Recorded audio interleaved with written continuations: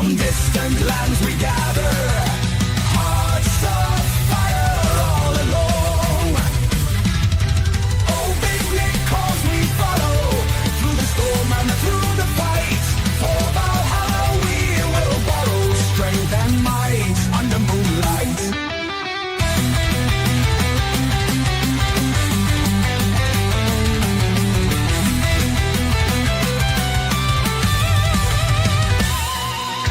Warriors of the ancient sea, songs of glory dark and bold. In the night, our spirits free, legends born, tales unfold. Oh, big because we follow, through the storm and through the fight. For Valhalla we will borrow strength and might under moonlight.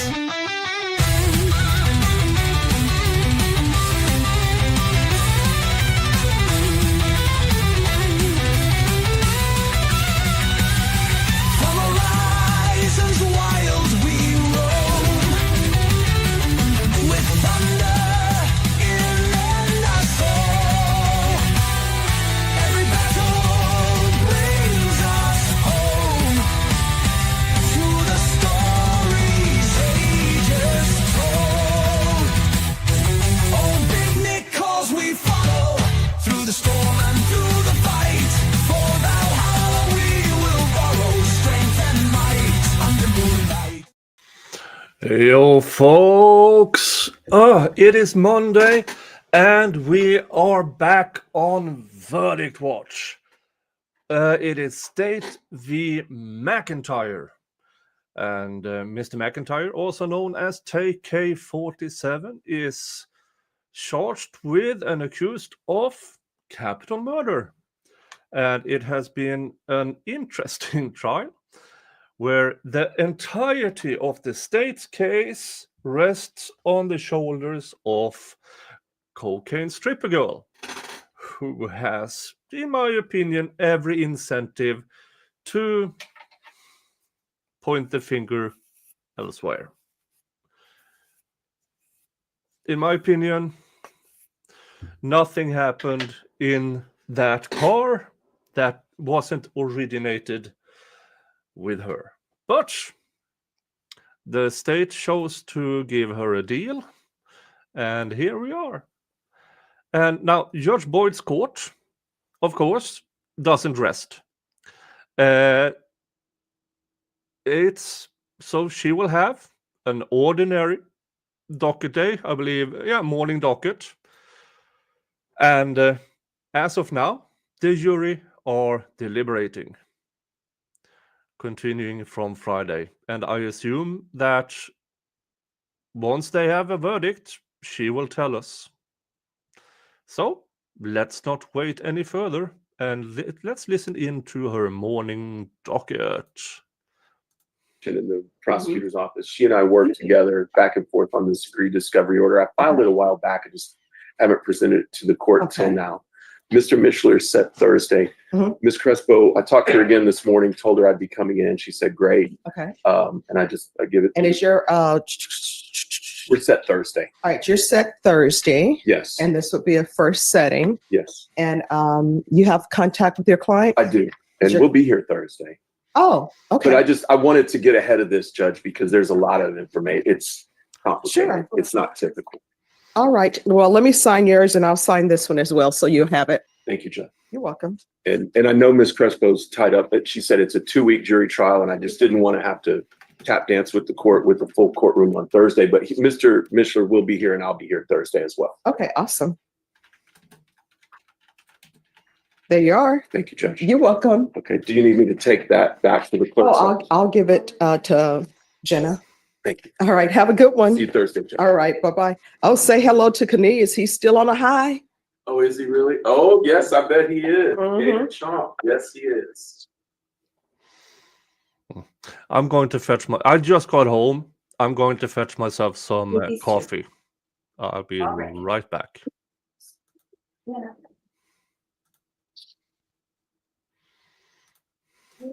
All right, and Deputy Laura? Yes. The alternates are here. Yes, I'm waiting for all of them to show up so I can take all their, Phones and everything? yes, ma'am. I know that there's a few that's still missing. All right, thank you. And the, one of the alternates said they forgot their badge. So I told them you could give them another one. Did you charge them $5?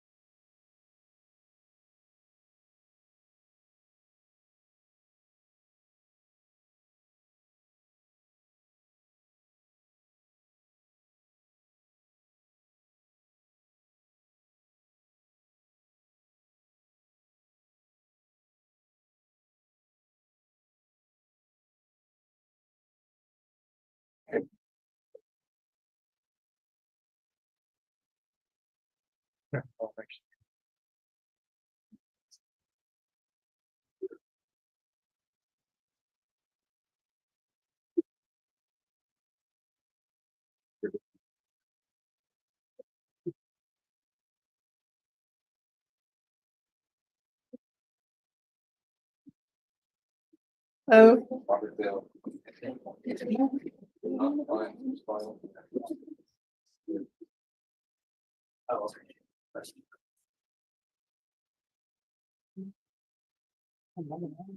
but Sean, this weekend was so busy for me. Yes. Okay, so I did the book fest. Book fest is always great. I'm so shocked not many people come to it. Of course, I should say Whataburger, or is it Whataburger? What's up? But do people pronounce it here Whataburger or Whataburger? Kinda, yes. Yeah. Waterburger. They were there giving out free coupons, so I brought some coupons in today. But I had a chance to escort some great authors. And one guy has a podcast, which I don't understand how to do the podcast, but I'm going to see if I can listen to his thing. And then put down plants in the yard, although it was 92 degrees. All right, everyone, I'm going to call the docket. When I call the docket, you need to stand and let me know you're here. Otherwise, I'm going to assume you're not here and a warrant may be issued for your arrest. Patrick Michael Cuellar. Thank you. Carrie Lampkin. Well, it started off well. Freddie Ariano, custody. Michael Bernal, is he in custody? Yes. Taryn Allen Trevino. Michael Keaton. Here. Right. Not Batman, but Michael. Well, that's Keaton, Keaton, correct? Yeah. Rico Silva, custody. Logan Martinez. Alex of Avila, custody. Early Ramirez Hernandez, custody. William Barnes, custody. Humberto Rodriguez. Leroy Bill, custody. Jesus Cabarrubia, custody. Douglas Cup. James Webb, custody. Paula Diaz. Nicole Villarreal, custody. Kevin Huggins. Thank you. Robert Hitnick. Thank you. Juan Lozano. That's an update on the mental health evaluation. Israel Medellin. Judge is in custody. This is property. Yes. All right, thank you. Frank Torres, custody. Joanna Marie Reyes. Jalen Collins, custody. I'm here for that to confirm. All right, thank you. Deborah Aguilar, custody. Gabriel, how do you pronounce that? Archea? HRTF? Thank you. How do you pronounce your last name? Yeah. See, Deputy Laura, you got it wrong. That E is a long E. Luis Martinez, custody. Is there anyone present whose name was not called? What's your name? Oh, yeah, it was called. Second row, sir. Anyone else whose name was not called? All right, attorneys, you know the rules. Confer, talk to probation. They're an intricate part of these proceedings. If you don't speak to probation, what's going to end up happening, I'm going to ask for their input anyway. If your client is in custody, yes, they need to be brought out. Yes, you need to speak to them. You're not ready to approach the court unless you confer with the state and confer with your client. Once you have done those things, just ask the clerk to pull your file, have a seat. There's no need to stare me down. I'm going to call you in the order of appearance. If you wish to speak to me about something that's off docket, you need to come back in the afternoon, or either you need to wait till there's a lull in proceedings. It always amazes me. People will come off docket on matters and then they get upset when their case is not taken right away. It's like, you're not even on the docket. So we're going to have patience in our pockets today. Take it out as needed and share it with others if you see that they need it. So everyone, please confer and be kind to each other. Vashawn, you know what song is in my head today? Elton John, I'm Still Standing.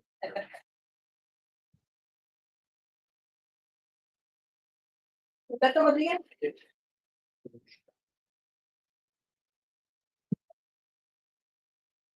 Richard Dale, Hebrew.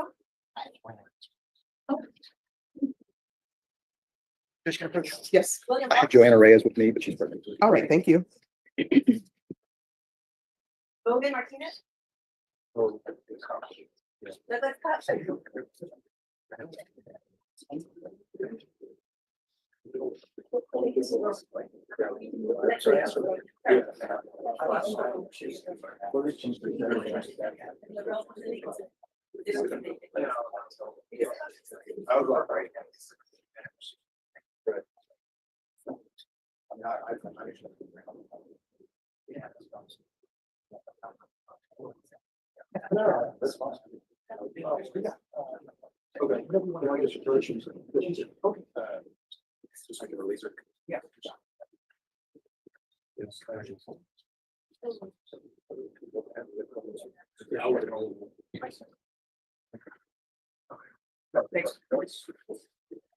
How do you know?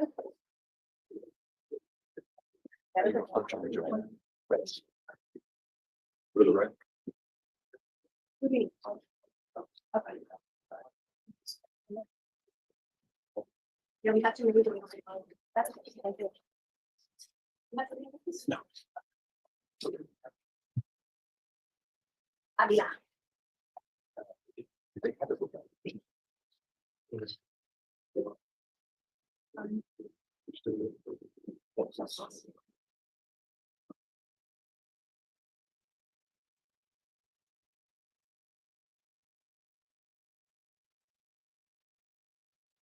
Avila Torres.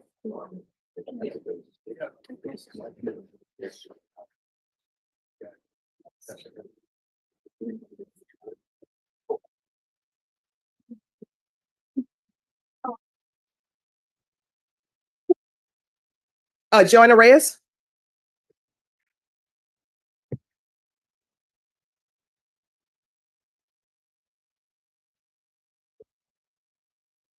Okay, on this case, what is happening? Jury trial, correct?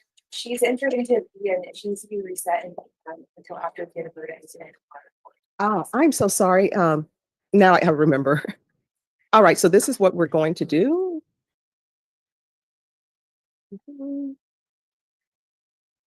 I'm going to reset you for May 5th.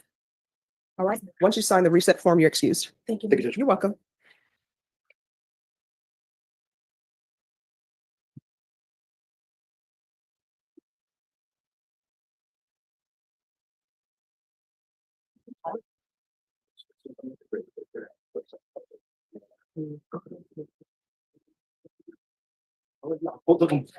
And then let's, the court work that way.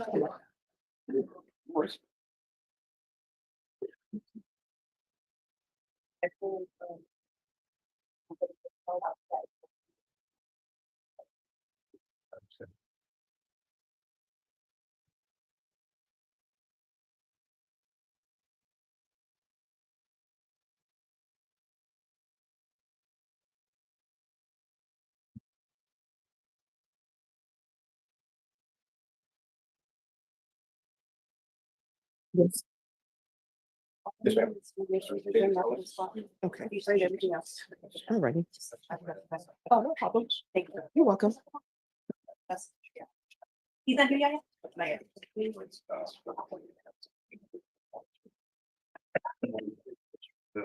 No, go ahead, I'm listening.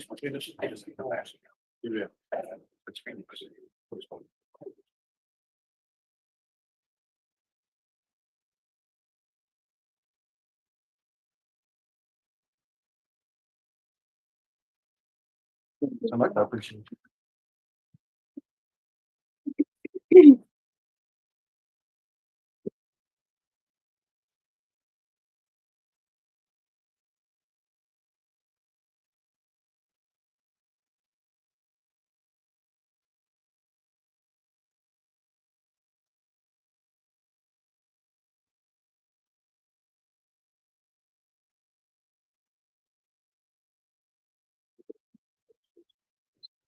And Deputy Laura, can you, have you checked on the jurors? I will do, because it's a women. Mhm. I see, we're missing one. All right, Yeah, when he's got an alternate, he was ready 15 minutes late, all right. And have the alternates have been moved? not yet. Okay.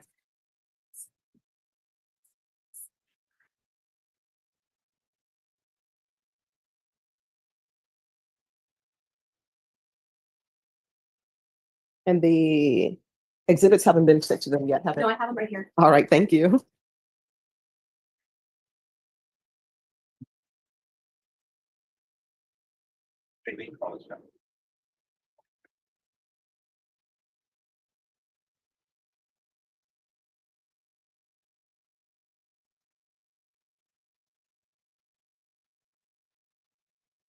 Yes, thank you. So.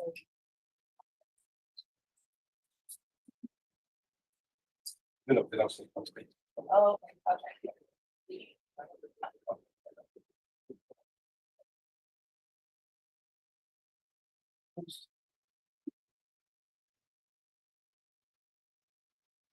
Thank you.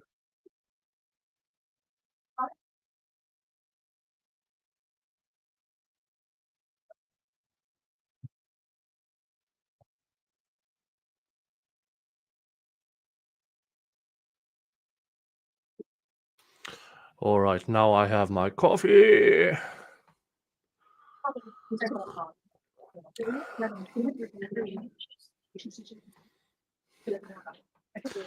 And Judge Boyd has her silver handbag and she got a bouquet of roses. If you're new to Judge Boyd, that's her standard handbag in plain sight and flowers. Refusing the Malcolm. Using Mal County, I'm Frank Torres. I'm representing the state from TayK. It's a sentencing, I believe defense is asking for a reset. I'm across the hall in trial. Sure. So I will do my best to pop over when the court needs me to be available. I just want to let you know, Judge. All right, thank you. Thank you, Judge. And where is he, Norma? He's in jail, I asked Lana to order him, so you can. Don't out here, Your Honor. Oh, Torres is here. So where's his attorney? He's in Comal County, I left you the paperwork. Speaking of jury in Comal County.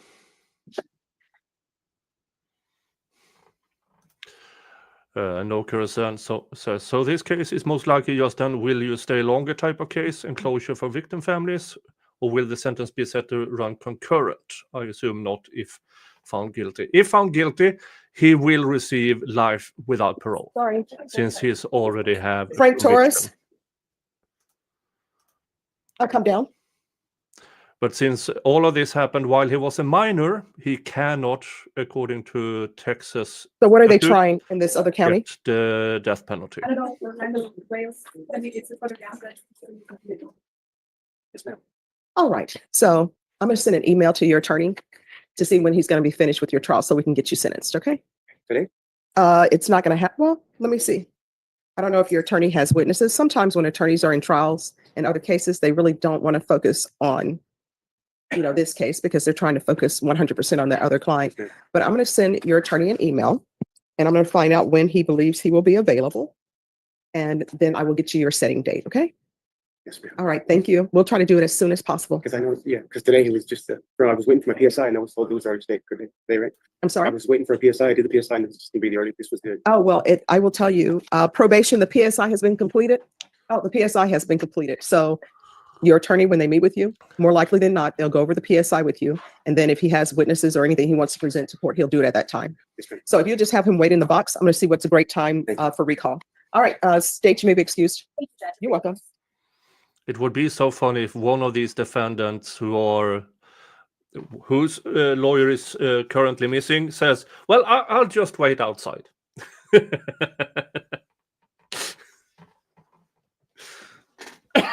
Sorry.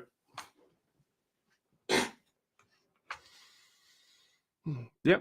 So today is a waiting game. Lucky for us, Judge Boyd has morning docket, and if she decides to take a break, there are other. Let's see. Who All right, Frank Torres is going to be recalled. And you say that Wednesdays work best for you?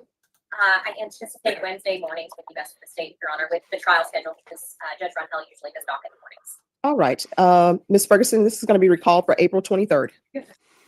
Sir, we'll bring you back on April 23rd.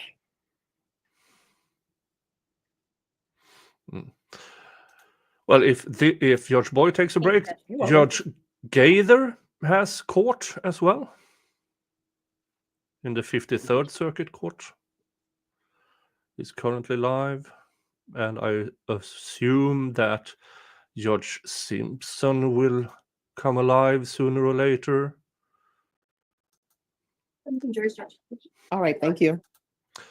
I'm subscribed to like 15 different All right. judges, so So if you we will can- find stuff to do. We'll see if they're here by 9:30.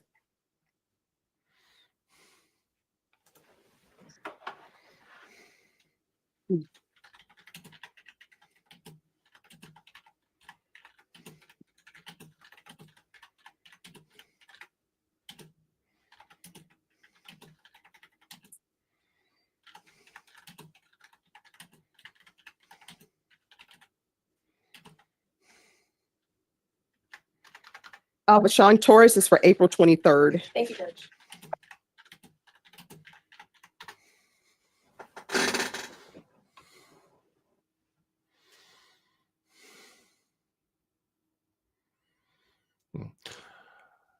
Yeah, the main thing in this trial with TayK-47 is that the only person who actually puts him in the car is cocaine stripper girl, who got the plea deal, who instead of capital murder pled guilty to evidence tampering and got probation.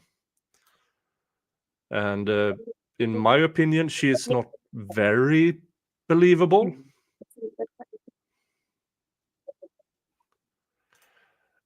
George Fletcher only has Zoom nowadays. He doesn't stream through YouTube, but Dali, our friend Dali, he usually restreams the proceeding because Dali has access to that Zoom feed. But I don't see Dali being live at the moment. Oh, he is. Yep, he is. Dali is currently streaming George Flight. Two certificates, please. Two certificates for Jalen Collins, please. That's Jalen Collins. Good morning.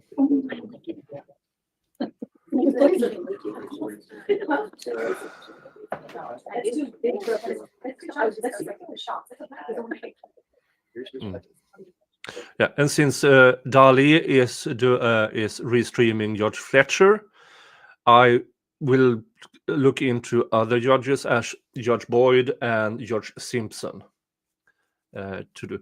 And I heard that Judge Simpson his Thursdays are the criminal court things that he usually does. Those are often the days I've heard where all the clips you see on YouTube comes from. It is his Thursday docket.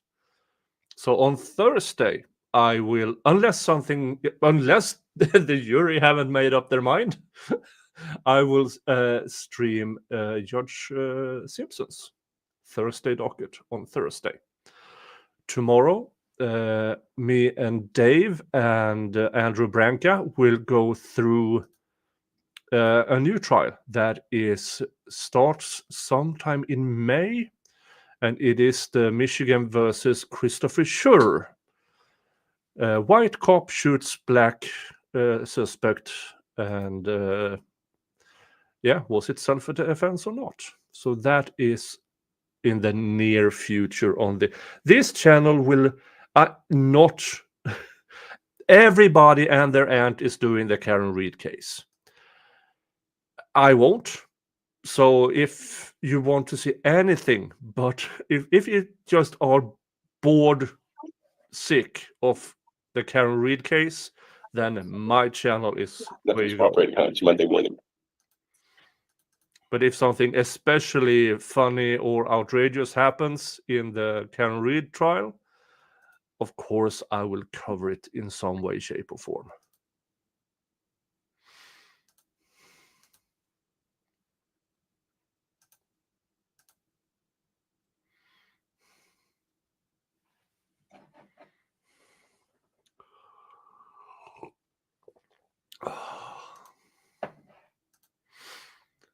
What are we here for on Hitnick? Judge, it's a, compliance probation hearing, Judge. Okay, I'm coming. okay. All right.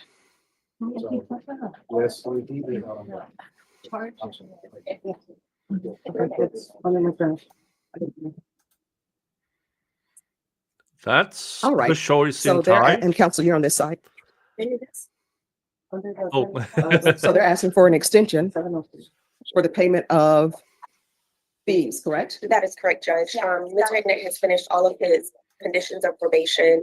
He reports as he should, no other indications other than his very, very, very first UA that anything was going on. Everything after that was negative. The fees do not have any restitution ordered or anything like that, Judge. All right, when can you give $500 towards your fees? I don't have the money on her. I haven't been able to work in 4 years. I had a heart attack prior to this DWI, and I've been unable to work since. I was having chest pains every time I tried to do something. The doctors ran tests, CTs, scans, x-rays, echocardiograms, everything, told me I was fine. And so finally, after 4 years, they finally put me back on the cath lab and found out that one of the stents they put in collapsed. So they put another stent inside that one. Now I'm going through cardiac rehab, and they're telling me it's going to be approximately 3 to 4 months, but that's normally for somebody that just comes out of a heart attack, not for somebody that hasn't been sitting around for 4 years. All right, so this is what I'm telling you. It says here that you owe $1,363. Every time I extend you, what ends up happening is you're not allowed to get off of probation early because it's a DWI. So I'm giving you a break, $500, and we'll call it a day, because some fees have to be paid towards probation because that's how probation officers are paid. So when do you think that you will be able to pay at least $500? And I'm giving you a discount. That's even less than half. I can ask my mom if she'll give me the money. I mean, I don't have the money. I mean, don't people receive income tax? If you're on Social Security, you don't have to pay any taxes. You get whatever they've taken. Yes, Judge. May I? Yes. He has provided documentation of his SSI, and he has provided all of his bills and everything. It does appear from his financial analysis that we've conducted that he is under a financial hardship. Just wanted the court to know that. Okay. I get $755 a month, and that goes towards every bill that we have, which we just been living off the credit cards, and they're coming after us now. We've already got 3 lawsuits on that for not being able to pay them, and there's going to be more because I don't have money to pay them. I mean, I can, like I said, the only thing I can do is try to ask my mom, see if she'll give me the money. I don't have the money, and I don't foresee anytime soon that I personally will have it myself. But You want I to can't talk work. to your client? Let me talk to him briefly, Judge. Okay. All right. Thank you. Thank you. Yeah. Now, if you have a heart condition, being, I feel for the guy. I really do. But he had that condition, and then he chose to do a DWI. I mean, that's not a great choice.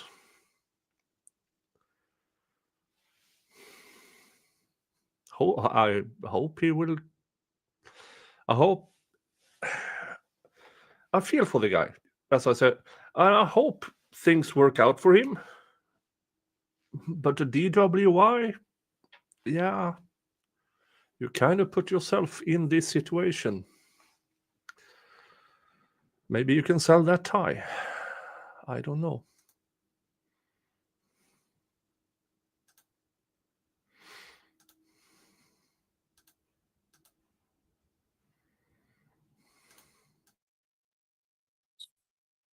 Sorry, got a phone call.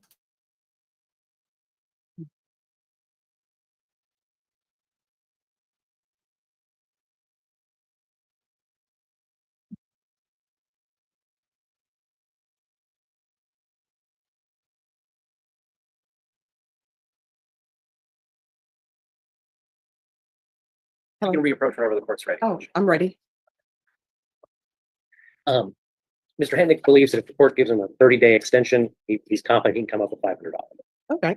So once you pay that, then I will allow you to terminate. Okay. But, and I will tell you, I understand the hardships that people go through. You know, I have relatives who have the same hardships as you do. But people think that the fees, you know, where do they go, right? When people say, this is your court cost, this is your fine. But what I can tell you is that the fees, it goes to probation, it pays their salaries for them to check on people, for them to do all of that, okay? All right, so what I'm going to do is, but other than that, they tell me you've been doing great on probation. I tell you what, I'll set it for May 27th. And if it's paid by then, of course, you won't terminate until May 27th, but they'll send me a termination form on that day, okay? Will I need to come back to court or is it just? No, once you paid the $500, you will be done. Well, done with as far as having to come back to court, but you won't be off of probation till May 27th. And of course, you'll have to keep abiding by the conditions of probation, okay? And on May 27th, if you paid everything, just make sure you don't fall back into old habits, all right? All right, so Ms. Abrams, he's going to be extended to May 27th, and he'll pay the $500.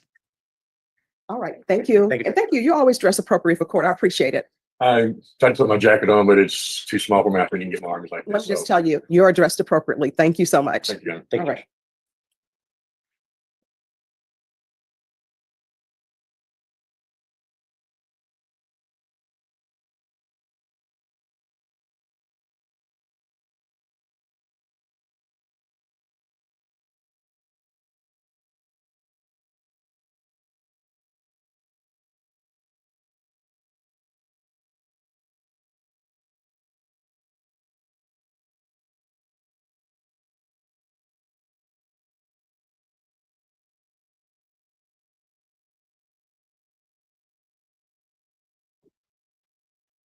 All right. You can see that there. This one. These little kids. All kinds of germs. No. Dude, I kept them inside and they still got sick. I don't understand. Well, they're not. There is, right? They're all full of germs. Oh, wash your hands. Wash your face. Touch each other's faces. Your hand. The person that I hate the person that was holding a kid. That'll be a no. For kids. No. Good morning, darling. I have Logan Martinez on the docket, but the system reflects that he's been transferred to the 226. Well, even the docket shows that he's been transferred. Okay. He's the one with the code. Do I approach you and just let the judge know? Okay. I won't let him. It was.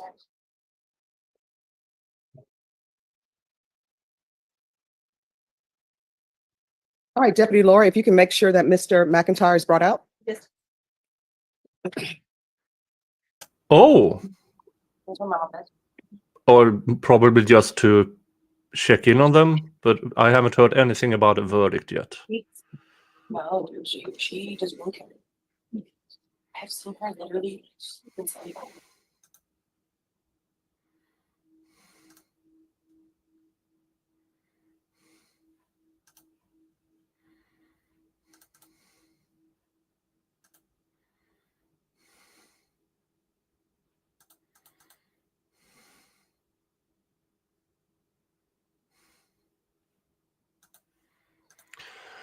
Michelle B. Not sure if you all saw, but Joanna Reyes, the stripper, was one of the first named Judge B called and left hugging the prosecution. Yeah, she was testifying on day. She started testifying on day 2 and then continued on day 3. And I understand why she is hugging the prosecution, because they gave her a sweetheart deal.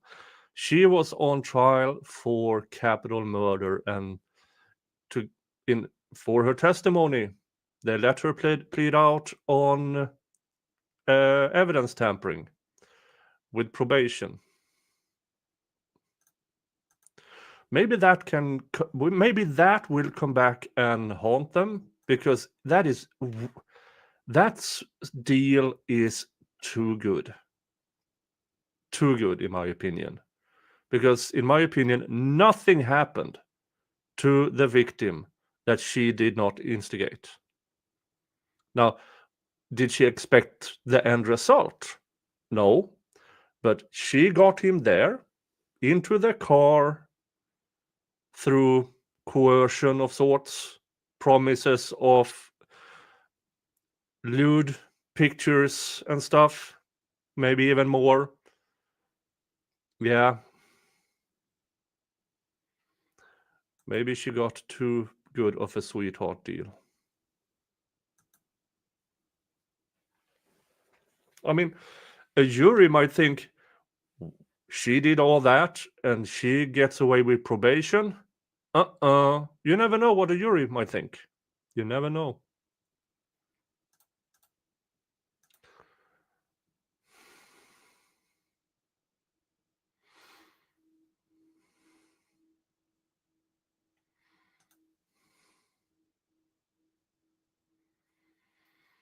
Yeah, we are actually live from court. So now it's a waiting game. And hello, by the way. Hello, you guys over at Rumble. Hello to Slidey Pie. And you others over at Rumble. Hello, you over at X. And hello, all of you here on YouTube. Streaming on 3 platforms. So let's go see here. Yeah, Christine is here. Gwendolyn is here. J-Town is here. Karate Cat Mom. Ghosts. Nicola Koch. All right, state defense. No Kurasan. These are the questions. And these are the proposed answers for the court. Oh. Your new jury questions. We have jury questions. I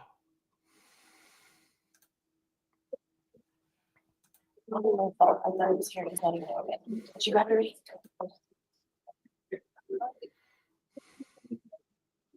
Yes. Great. Okay. We just say you have all Okay, the evidence okay. before you. No, I'm not gonna do that because they have a specific. They want testimony read back, and to say you have all the law and the evidence doesn't answer it. So I'm just telling them if they want witnesses' statement, it has to be a dispute. So this is this one. Yeah, and I have usually they have two to answers to that. rely on their recollection when it comes to testimony. Yeah, I'm okay with that answer. No problem. There's 2. Okay, sorry, yeah.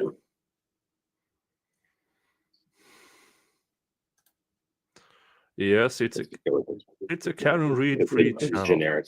One This of gives few. the thing about attorney statements are not evidence. Yeah.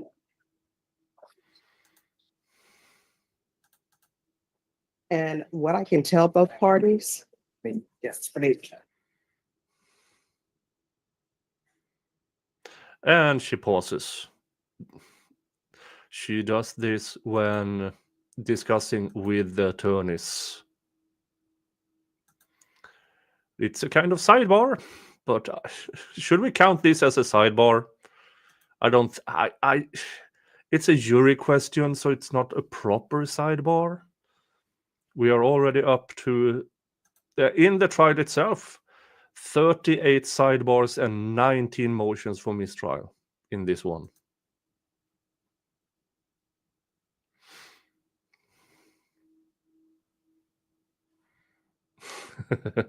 Half a sidebar, yeah.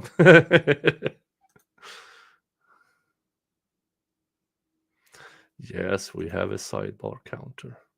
We actually had a sidebar counter, and we had a motion for mistrial counter.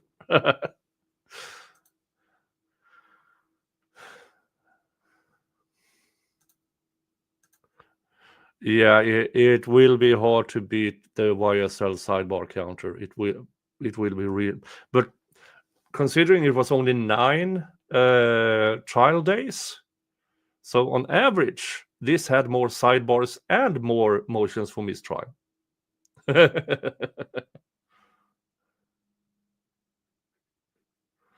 Hi, Ronan. Yes, we are still on verdict watch. And the jury had some questions.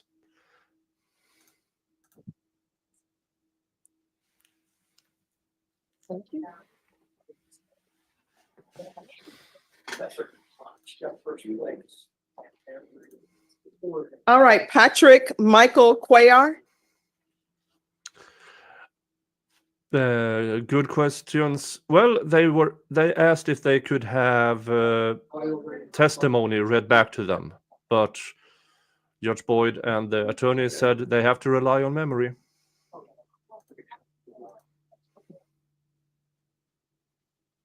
All right, so on this case, today's plea deadline date. And Judge, I believe this one is just. Mr. Guerin has tendered an offer, Judge, and I admittedly have yet to go over it with Mr. Cuellar. So I'd like, one, some time to do that, but two, I don't know that the court made notes. He has a federal case that I believe stemming from similar incidents that Mr. McCrum is representing him on. They have a pretrial conference date in June. I'm not asking for a reset to that date, but at least wanted to discuss his plea options to come back and let the court know what our intention is. And I would like to talk to Mr. McCrum so we can all kind of create a global game plan for Mr. Cuellar. All right.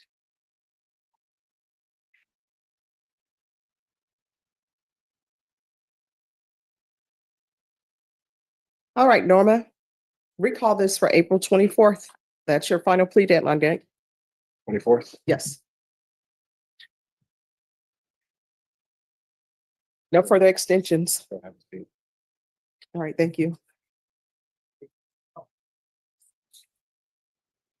I don't know if the jury got to keep their note. We're supposed to hear that, Judge.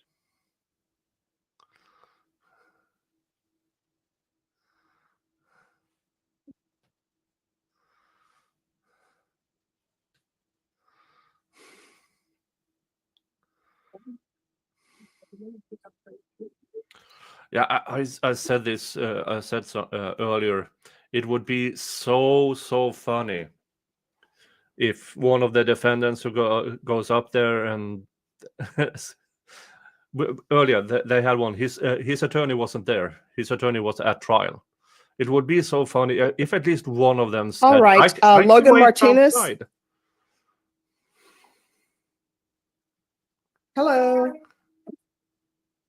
Yeah, but we've been waiting for that to be fixed forever, and it's not going to be fixed. Good to see you, Your Honor. That case has been transferred to the 226. I just wanted to. All right, thank you. And he has checked in with it. All right, and you say the 226? Yes, ma'am. All right, thank you. Thank you. It's Have a good one. you. You too. Bye.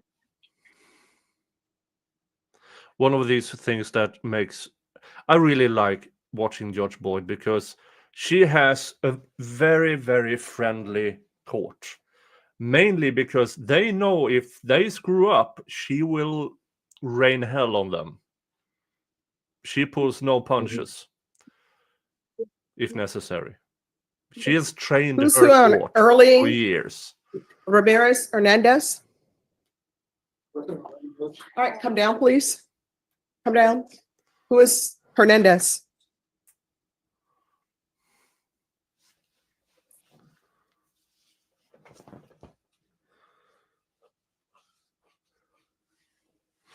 All right, so where are we on discovery? We received discovery, Judge, and we also received an offer. This is our first setting, so I'd like to reset it to talk to the family, and he needs to consult with the family as well. All right, how old are you? How old are you? He's 18, Judge. He doesn't speak English. Oh, okay. Well, you know the rules. Somebody bring an interpreter down. All right. Thank you. Toma asiento.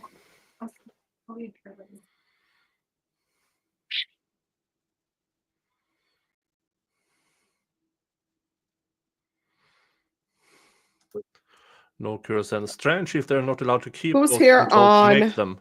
Jalen Collins? Yes, Your Honor. Yeah, sometimes they allow juries to take notes because that in itself helps them remember things. But some courts don't allow them to take it with them when they deliberate, and I don't know why.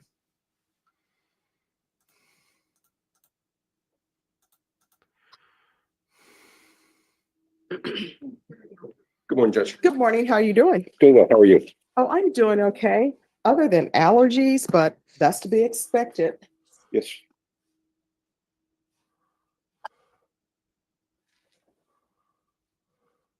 So are we ready to proceed on the motions to revoke? Yes, Your Honor.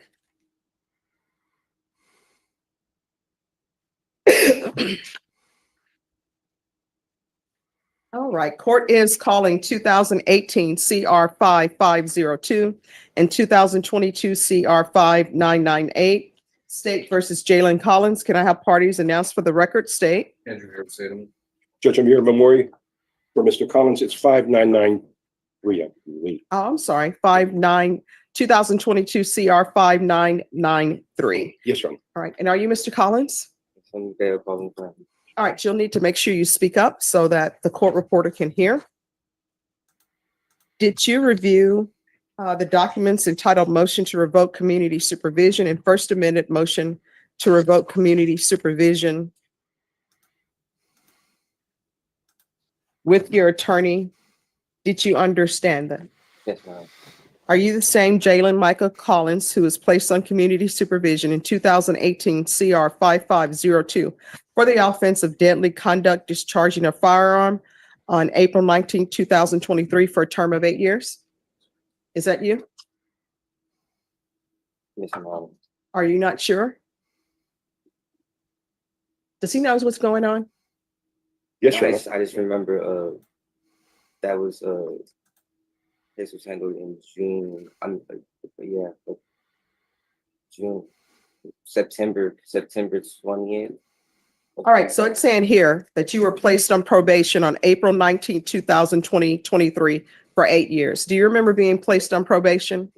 Do you remember that being for deadly conduct discharge of a firearm? Do you remember that being in cause number 2018 CR 5502? And do you remember being placed on probation on April 19, 2023 for 8 years for possession of a controlled substance penalty group 1 to 200 grams? Yes, ma'am. And cause number 2022 CR 5993? Yes. All right, state, are you proceeding on the same allegations in each motion? All right, you may proceed. Texas, the defendant, Jalen Michael Collins, to then and there failed to attend and provide verification of service support / Alcoholics Anonymous / Narcotics Anonymous meeting for the month of January 2025 as directed in violation of conditional approval. How do you plead to that? True or not true? I plead. True. All right, so let me ask you this. Do you understand what's going on here? Yes, ma'am. All right, so if you've worked out an agreement with the state with the state, I don't have to follow that agreement because your contract is with the court. Do you understand?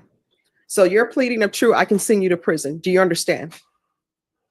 So do you understand the violation that was read by the state's attorney? Yes, ma'am. Are you pleading true to that or not true? All right, I'll let you all sit down so you, no. I'm gonna let you sit down so you can discuss things with the attorney so I can know that you are intelligently, voluntarily, and knowingly entering into your pleas are true or not true. So I'll let you do that with your attorney. That is a All right. good call by Judge Boyd. Luis Martinez. And this is something that she does. She does not do the rubber stamp thing. If she's not certain that a person is actually there, she will send them back. Talk to your attorney, make sure that the defendant knows what is going on. Because it is not unusual for a person in court to be in court who has some kind of mental deficiency. So they, even though they say they understand, you can tell that something's not right here. And that is one of the things that I really admire with Judge Boyd. She makes sure. Judge, maybe excuse, I need to run for this. I'll be back. Oh, if you'll just talk to him, because we're going to have a jury coming in, and I'll take you right up.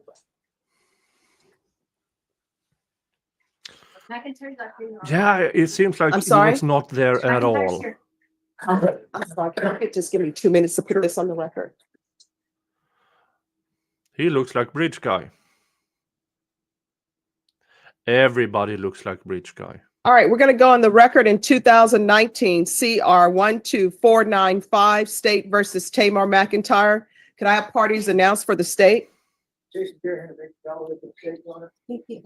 All right, now we get to hear about the jury questions. Okay.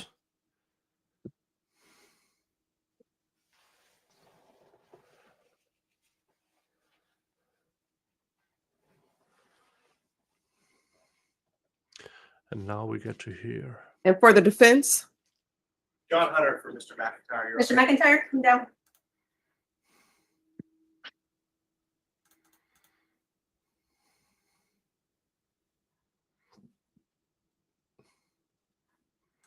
All right, the court is in receipt of 2 questions from the jurors. Defense and state, have you had a chance to review the questions? The state has. Defense has as well, Your Honor. All right, the first question, can we have the transcript of the witness's testimony? The court proposes the following supplemental charge. Members of the jury, I have received your note. Under the law, I cannot read testimony back to you generally. You must have a dispute about the testimony that you are asking about, and you will need to specify exactly what you are in dispute about. If the jury specifies as to what they are in a disagreement about with regard to the statement of any witness, then they may, upon application to the court, have read to them from the court reporter's notes just that part of such witness testimony or the particular point in dispute and no other. Any objections to that as the answer, state? No, Your Honor. Defense. No, Your Honor. Next question. Can we have the transcripts of the opening and closing statements of the statement of the state and the defense? Have both parties had a chance to review the question? Yes, Your Honor. Yes, Judge. Court proposes the following supplemental charge. With reference to your inquiry, attorneys' opening statements and closing arguments are not evidence. You now have before you all the testimony, exhibits, and evidence that was admitted, and you have all the law before you. Please continue your deliberations. Any objection? No, Your Honor. None from the defense. All right, any objection to the court sending the questions with the answers back to the jurors? Not from the state. No, Judge. All right, thank you. Thank you, Judge. You are good. Now, it's not unusual for a jury to want to have entire testimony read back to them or transcript entirety. So, yeah, it's a completely proper answer. Now, I'm curious about the second. Why do they want the opening and closing statements from both parties? Because they have been told before, during, and after trial that the words of the attorneys are not evidence. Maybe they found some discrepancy in either the state's opening and closing argument or the defense opening and closing argument that they are not sure of. That's interesting, but they can't have that because it's not evidence. They can only find judgment on the actual evidence.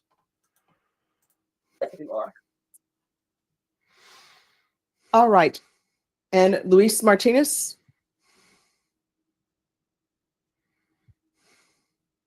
And Mr. Hunter, when you're ready for him to wait, just let us know. Yes, Judge. I'm going to chat with him real quick. Sure.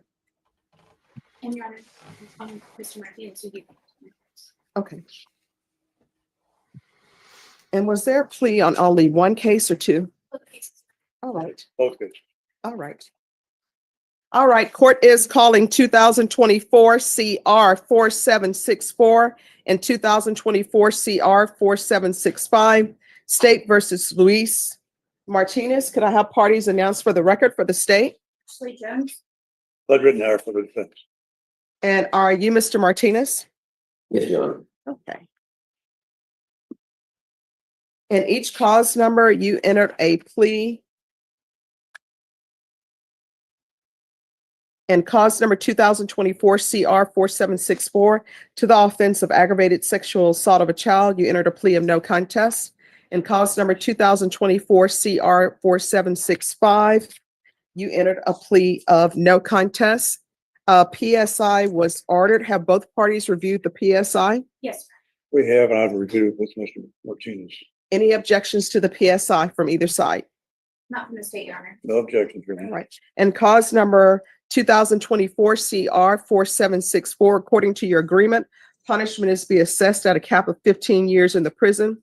There's a $1,500 fine, no applications. The cases are to run concurrent, and you're to comply with chapter 62.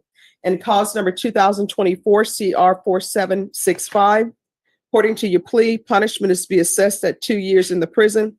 There's a $1,500 fine, run concurrent with the other case, and you're to register. All right, are there any witnesses from either side? Not from the state, Your Honor. Not from the defense, Judge. All right, the court will hear argument. State. Yes, Your Honor. The court would just, the state would like the court to consider the fact that the defendant took advantage of the most vulnerable victims in our society, not only due to their age, but also to their broken home and their living situation. They put their trust in their defendant when they lived with them, and the state would like the court to consider that this defendant took that trust and violated their bodies for years, which will follow them for the rest of their life. And the defendant's apologies, while welcome, do nothing to alleviate the egregiousness of these offenses. And it's the state's position that the only thing that the victims would want is to see the defendant in prison for the cap of the 15 years, and that is what the state is asking. Yes. Your Honor, you've read the PSI. Mhm. He expresses here, he has asked me to express his apologies to the victims. He knows he has no words to properly express how sorry he is in this case. He did wrong. He understands that. He understands he's going to get punished. He accepts that as well. But his background, as the courts noted, he did not have a great life. He has a high school graduation degree, but he can't read or write.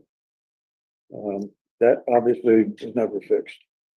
The court will recall that he suffered significant abuse, physical, mental, and sexual, from his stepfather from age 10. Mhm. Was forced to watch his sister get raped. Never got any help for that. He suffers serious mental issues, panic disorder, anxiety disorder, paranoia, bipolar, sex abuse, substance abuse since 13, when his father would beat him if he didn't drink. Mhm. That's not an excuse, but that is somewhat of an explanation for where he is. He has obviously been in jail for a while, thought about this. He does want to learn to read and write, if it wish. Therapeutic community, I think, would be appropriate here in this case. Training, so that he can do something productive. He's lived an isolated life. He needs to learn to socialize better. There are some things that he thinks he can do in TDC. Although that is punishment, he understands that. All we're asking, Judge, is a fair and just punishment within the range. All right. So I still, it always amazes me that people just trust their children with anyone and let them sleep in beds with grown men when they're children. And I guess people don't bathe their children, their own children anymore, or have conversations with their children to find out what's going on in their household. So I want you to know, Mr. Martinez, I understand what your counsel is saying. I've internalized what he's saying. And I understand that some people have worse childhoods than others. Some people have gone through a lot. But at the same time, at some point in time, your choices become your own choices. And even though you've had this rough childhood and you've witnessed things and you've gone through your trauma, you shouldn't be visiting that trauma upon others, especially children. All right, this is what the court is going to do. And cause number 2024 CR 4765. As previously stated, the court has found you guilty. The court will sentence you to 2 years in the prison, give you credit for any time served. There's a $1,500 fine. Time and money will run concurrent. This will run concurrent with 2024 CR 4764. There's to be no contact with the complainants or the complainant's family. And there's to be Chapter 62 registration. And cause number 2024 CR 4764. As previously stated, the court is finding you guilty. The court will sentence you to 15 years in the prison, give you credit for any time served. There's a $1,500 fine, time and money to run concurrent. This will run concurrent with 2024 CR 4765. There's to be Chapter 62 compliance. And there's to be no contact with the complainant or the complainant's family. And each of the cause numbers, did you review the document entitled Trial Court Certification of Defendant's Rights to Appeal with your attorney? Did you understand it and sign it? And I'm sorry, counsel, in each case to deal with his trauma, I recommend the therapeutic community. Thank you. They may not accept him due to the nature of the charge, but he's going to request it as well. All right, did you review the document entitled Trial Court Certification of Defendant's Rights to Appeal with your attorney? Did you understand it and sign it? All right, because these are plea bargain agreements, because I followed your plea bargain agreement, and because you waive your right to appeal, you do not have the court's permission to appeal. Because these are felony convictions, you're not allowed to own or possess any weapons or ammunition. If you have a question over what a weapon or ammunition is, you'll need to speak to an attorney. Do you understand? Yes. All right, and I want to tell you, one of the reasons why I followed your plea bargain agreement was because of your past trauma. But your past trauma does not excuse you. You understand? All right, good luck to you. What's going to end up happening? My understanding, there's victim impact statement. I always tell people, internalize what people are saying. Sometimes people are angry. You know, that's the way they feel. All right? Yes, sir. All right, if you'll step over to the side. Deputy Laura, we have victim impact. Oh, this might be rough. This might be rough. Oh, she's not going to show it. That's unusual. I was just about to give you guys a trigger warning. Yeah, no, as Judge Boyd says, people can have severe trauma from their childhood. But at one point, you have to take responsibility for your own life. And this guy apparently has been in and out for many, many times. And now he's going away for 2 + 15 concurrently. So 15 years, may be eligible for parole. I think Texas has 75%. He has to, which makes it around 11 and a half years.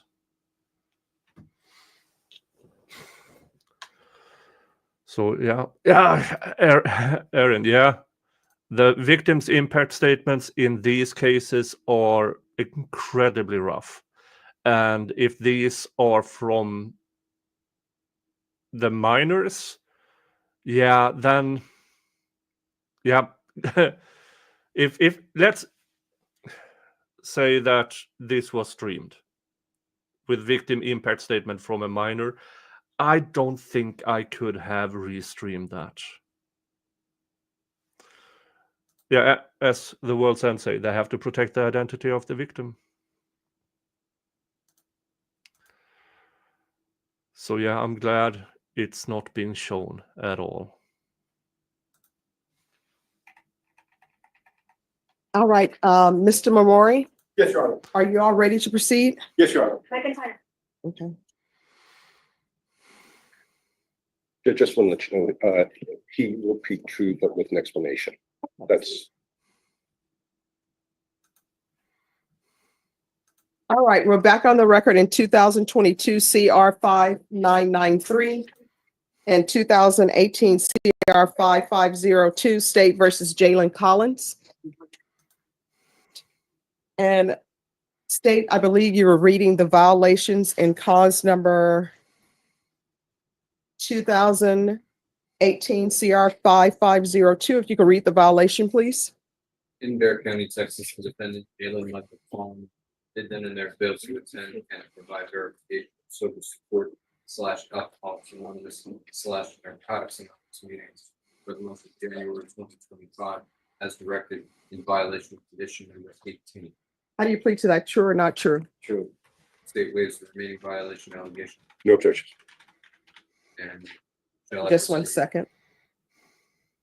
Did you understand by pleading true to violation of condition number 18? Just one second.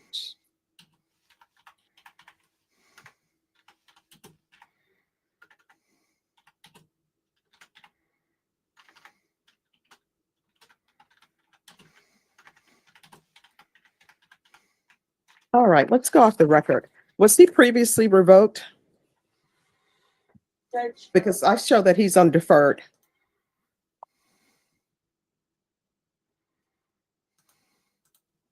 My understanding, they were both adjudicated, Judge. All right. Sorry, just 1 second, Judge. All right, thank you.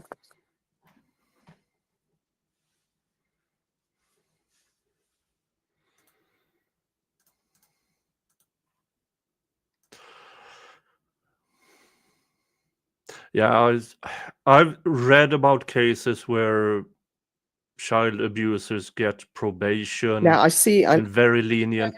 I don't get it. Judge intervening. I really don't. Deferred on both cases. Statistically, abusers, especially child abusers, are the hardest ones to rehabilitate. They simply don't stop.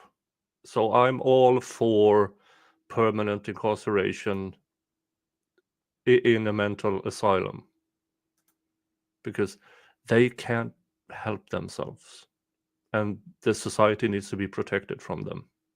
Now, this guy here is not, who was shown on screen, is not one of these. It's a different case. This is the guy who barely understands where he is. all right, and did he make his underlying 8 years in each case? Oh, yes, he did. All right, we're back on the record. So did you understand by pleading true to violation of condition number 18, the court could find it true, grant the motion, sentence you to 8 years in the prison? Yes, ma'am. Knowing that, do you still wish to plead true to violation of condition number 18? Yes, ma'am. Court will find violation of condition number 18 true. Let's move on to cause number 2022 CR 5998. State, what allegation are you proceeding on? In Bear County, Texas, the defendant Jalen Michael Collins did then and there failed to attend and provide verification of sober support / alcoholics anonymous / narcotics anonymous meetings for the month of January 2025 as directed in violation of condition number 15. How do you plead to that? True or not true? Judge, on that case, it was 5993, not. Oh, I'm so sorry. Just want to make Thank sure that you. it's clear. So it's 2022 CR 5993. All right, to the violation of condition number 15, how do you plead? True or not true? State. Waives the remaining violation allegations, Judge. No objections. All right, did you understand by pleading true to violation of condition number 15, court could find it true, grant the motion, and sentence you up to 8 years in the prison? Knowing that, do you still wish to plead true to violation of condition number 15? Yes. Court will find violation of condition number 15 true. Is there proposed agreement? There is not an agreement. State, what are you requesting? Amend conditions for static followed by aftercare, or recombination therapy, weekly reporting for 90 days, twice weekly delays for 90 days after completion of aftercare, enrollment in Project Quest and residence in a sober living facility for a minimum of 1 year. All right, and defense, what are you asking for? Judge, Mr. Collins would like to address the court on a couple of issues, Judge. Sure, can you raise your right hand? Do you solemnly swear or affirm the testimony you give will be the truth and nothing but the truth, so help you God? All right, you can lower your hand, state your name for the record. My name is Mikael Collins. And Well, Mikael Collins. all right. So why are you not doing your sober support meetings? I was doing my sober support meetings, ma'am. Did you provide proof? I did not provide proof, ma'am. I had gotten robbed from my paperwork. I got robbed from my paperwork and my phone. That is also why I wasn't able to do the hotline.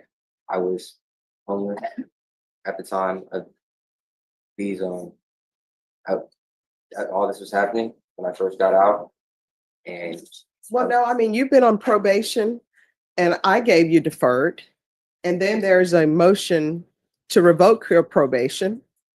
So is this a second motion to revoke or third motion to revoke? Second, Judge. All right, this is your second motion to revoke. And all of it is about you doing drug testing. It doesn't appear to the court that you are appropriate for probation. I was still submitting drug tests for my probation officer after that, and I was passing my drug tests. Is this true? Judge, I don't have any indication. The last drug test we have is March, well, that was a no-show. The last negative was January. Yes. In January, I was reporting, and I was still taking my drug tests. The hotline, my phone and my paperwork had gotten stolen multiple times. Mm-hmm. And that is why I didn't report to the hotline. I talked to my probation officer about this. We communicated about this, and also me having trying to get myself back on my feet at the time and having to report to the hotline and take a drug test, a drug test every week plus a random drug test. A job is really difficult that's gonna carry those stipulations off for a random drug test is very hard to keep. I would also like to say, man, that I'm hoping community because I have a 5-month-old son and a 5-year-old daughter that I don't know why people don't think about these things when they're picking up cases that they have children to support. Because you say your child is 5 and what else? 5-year-old daughter and a 5-month-old son. All right, so 5 years old. And that means that you were placed on probation in 2023, correct? Yes. So if you do the math and you have a 5-year-old, that means that 5-year-old was in the world when you committed these offenses. Yes. Okay. So why were you not thinking about your 5-year-old at that time when you were committing these offenses?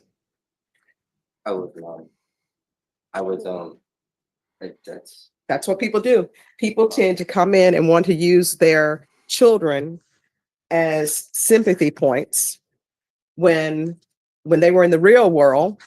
I'm sure their children did not see them for birthdays. They were not taking their children to the parks, taking them to school and reading books. They were committing offenses. And now when it's probation time, that's when people want to bring their children out.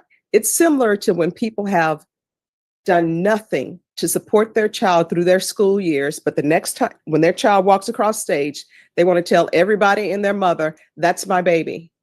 Or when you see all these celebrities who they say their father was never in their life, or either you see these people who are now basketball stars making millions of dollars. Here comes the no account father, no account mother who wants to say, that's my baby. I've always been there for them. And the child wouldn't even be able to pick them out of a lineup. And so now you're coming to me for sympathy because you have a 5-year-old and a 3-month-old.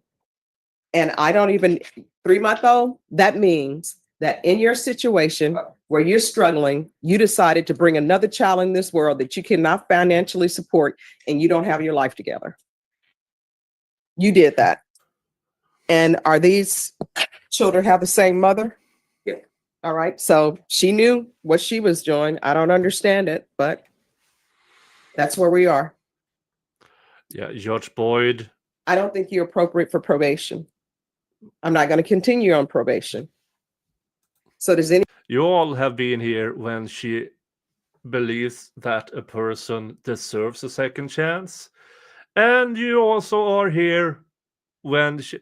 Remember, this guy, in my opinion, pretended to not be all there. So he had to go to the back with his attorney, who probably told him to clean up your act. Nobody's buying it. Go talk to the judge. Hope for the best. And all of a sudden, he's all there. Everything is clear. Yeah.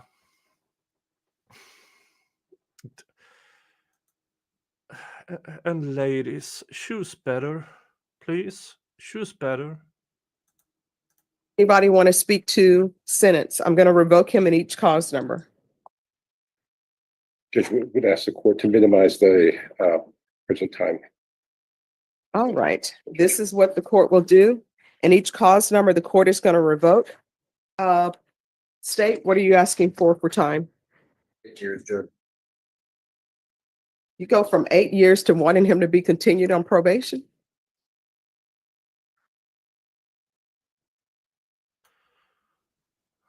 I mean, well, these are questions I'm asked. I'm just wondering what the thought process is, because y'all say you want him to be continued on probation. I'm saying it's not appropriate. And now we're at 8 years. All right, why are we at 8 years? That is his underlying sentence, and since Mr. Collins does not seem to be motivated to solve whatever problems that he has, the underlying sentence seems appropriate given the circumstances. All right, in each cause number, the court is going to sentence you to 4 years in the prison, give you credit for any time served. The court will recommend the therapeutic community. And let me see if there's any restitution. All right, and both cause numbers will run concurrently. Did you review the document entitled Trial Court Certification of Defendant's Rights to Appeal with your attorney? Did you understand it? And did you sign it in each cause number? Yes. All right. You do have a limited right to appeal. That right to appeal is as it relates to the allegations in the motion, not the fact that you were on community supervision. Because these are felony convictions, you're not allowed to own or possess any weapons or ammunition. If you have a question over what a weapon or ammunition is, you'll need to speak to an attorney. We can go off the record. Here's the thing with regards to the therapeutic community, you're going to have to request it. I have no jurisdiction over them to force you into the program, but you do have a drug problem. It's clear to the court that you have a drug problem. I've tried to help you solve that. You didn't take advantage of it. Once you're released from prison, if you cannot find a place to help you maintain your sobriety, come back here. If I'm still here, I'll pick up the phone, call the place that can help you. You understand? Yes. All right, good luck to you. Yes. What's it called? I was gonna ask, ma'am, did you say I give my back time to? Yes, you'll get credit for any time that you serve. You're welcome. Maybe excuse Judge. Yes. Thank you. And she still manages to get in some empathy towards this guy. Yeah. I have to say, I really enjoy watching Judge Boyd and how she conducts herself in court. I don't always agree with her, but I do believe she's one of the good ones. Okay. All right, Jason and Megan, this is the question. And then if I could have the interpreter come forward.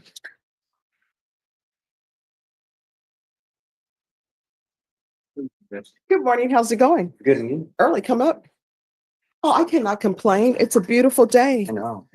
It's not too hot outside yet. It's perfect. Yeah. Having a hearing outside. Yeah. It reminds me in school, sometimes they would let you have class outside. Yeah. I think they stopped that after elementary though. Yeah, last year I went to Texas in August. I might not choose to go to Texas in August again. It was warm and it was hot and humid, and I'm big and fat and Nordic. I did not have the best of times. But I did get to the Buc-ee's, which was great. Yeah. All right.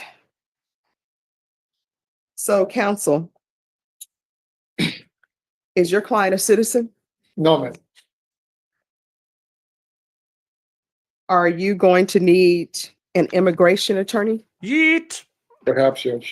Not perhaps, either you do or you don't. Is he appointed? I'm appointed, yes. All right, so do you need an immigration attorney? Yes. All right, Ms. Ferguson, on this, I need an immigration attorney stat. Send the MAC meeting. They have to just sign it. Now, see if, are you fine with another attorney, a private attorney? No, I mean, that's fine. All right, see if a private attorney can take care of that. MAC takes too long with regards to that. Thank you, Ronan. I will. All I right. will take it into So, consideration. sir, my understanding is that all the discovery has been received and offer has been tendered. I'm going to set this for a plea deadline date, and it's going to be set for a plea deadline date in 45 days. The immigration attorney should have have given you advice at that time. What I can tell you for your charges, you're going to get deported if there's a plea on an aggravated robbery. If you go to jury trial and you're convicted, you're getting deported. Those are the rules on aggravated robberies and violent offenses. So what's a 45-day reset?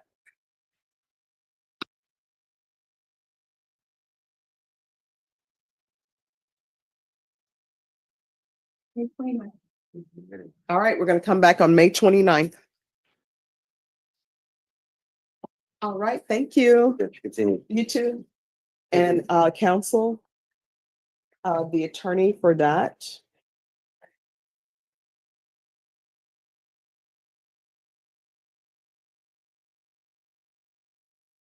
I was texting her. All right, thank you. Thank you, yes. You're welcome.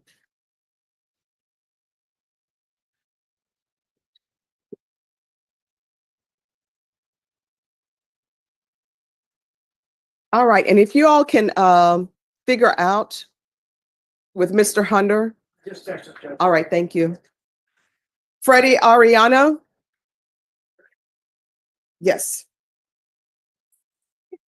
Good morning, how's it going? Hey, there. Hey, I filed a motion to have him psychologically assessed like in May or February, and he still has not been called to the magistrate court. All right, for Norma. informal.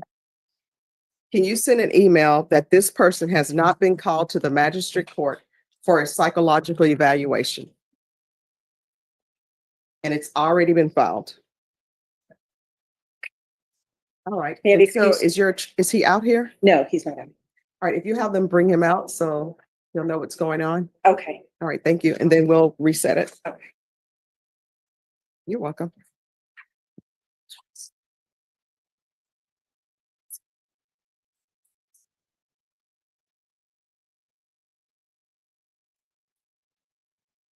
And Melissa, I can recall this back for April 24th to make sure that it's done. Sure. All right. If you want to, that's fine. Yes. It's been lingering. I can't tell you why. Mm-hmm. Put it on my calendar. All right, thank you. Hi, little Slav. We are waiting for a verdict. And while we wait, Judge Boyd is having morning docket. So that is what's going on at the moment.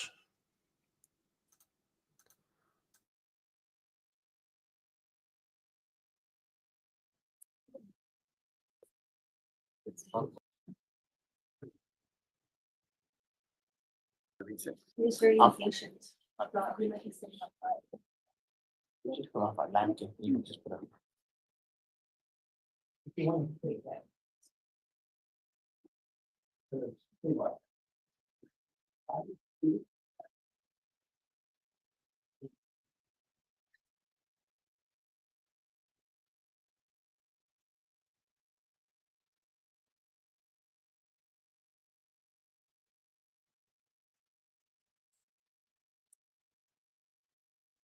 You see him to be, he's needed into 399. Okay. Yeah, so this is a perfectly normal morning docket at Judge Boyd's court. Sometimes there is silence. And who is he? Alex But unless they take an actual morning Alex break, I will not. Avila? Yep. Thank you, Deputy Laura. And unless when she takes the morning break, I will go find Judge Fleischer or Good Judge morning. Simpson, so we can watch that until she gets back.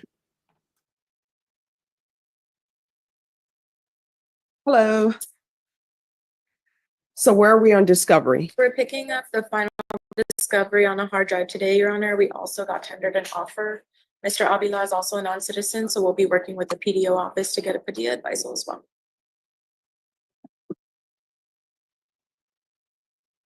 All right, the issue with the immigration, that needs to be completed no later than May 29th.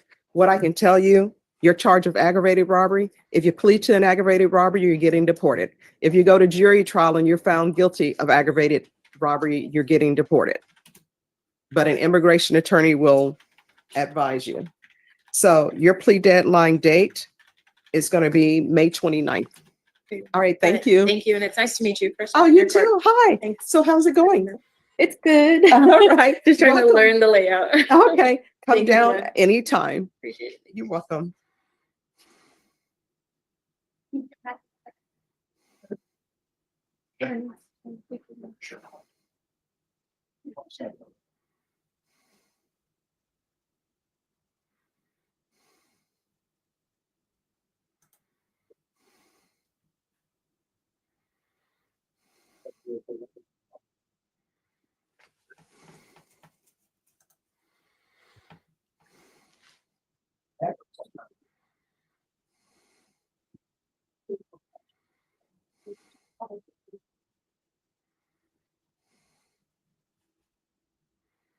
Carrie Lampkin. Carrie Lampkin. Yes. Have you conferred with the state? We have conferred with the state, not Do you today. have all, well, you all need to confer today. They're not ready on that. Nicole Villarreal. Yes.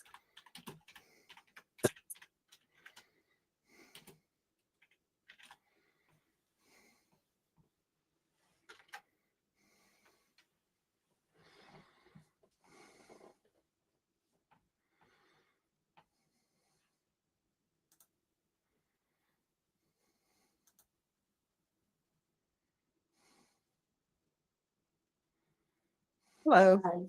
Hi. All right, so where are we on This is our discovery? first setting. Okay, I believe I have all the discovery. I have an offer today.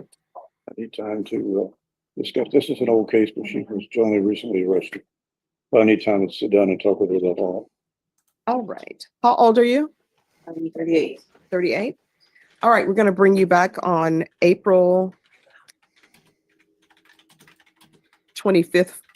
I'm sorry, April 24th for your plea deadline date. All right, thank you.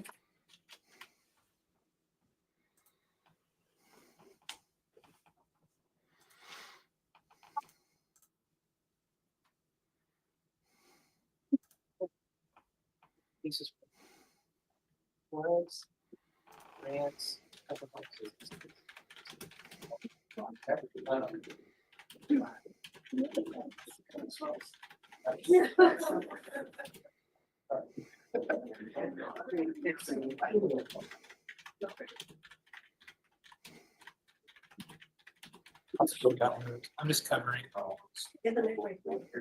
Is it on print forms? Mr. Lampkin back on. Thank you. Good, how are you doing? Morning, Your Honor. Good morning. Could I see that printout, please?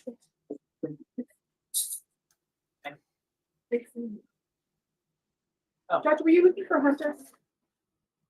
No. Hi, Judge. Hi, Hunter, how are you doing? I'm well, Judge. Good to see you. Hi. No, I don't know why they called you. Well, I'm covering for Andrea. So I'm down here on a case of hers. Oh, okay.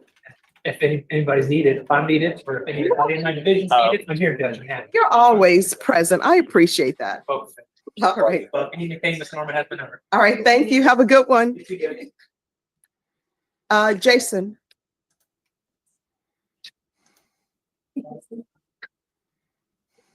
Said he's on his way, Judge. All right, and that one, you all need to confer with the court reporter to see where it is.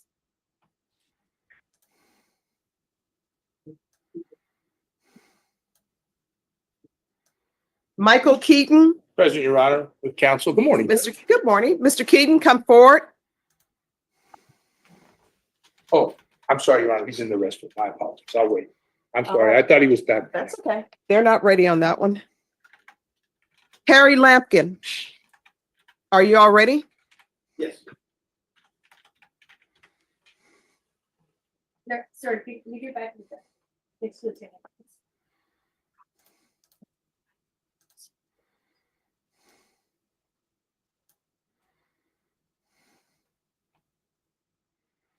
All right, has an offer been tendered? Yes, it has, Your Honor. Oh, I'm sorry.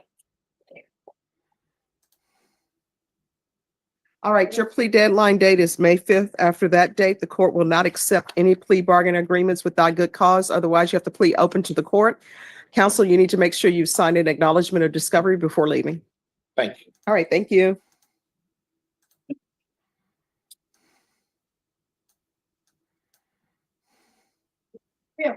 Thank you so much. Thank you.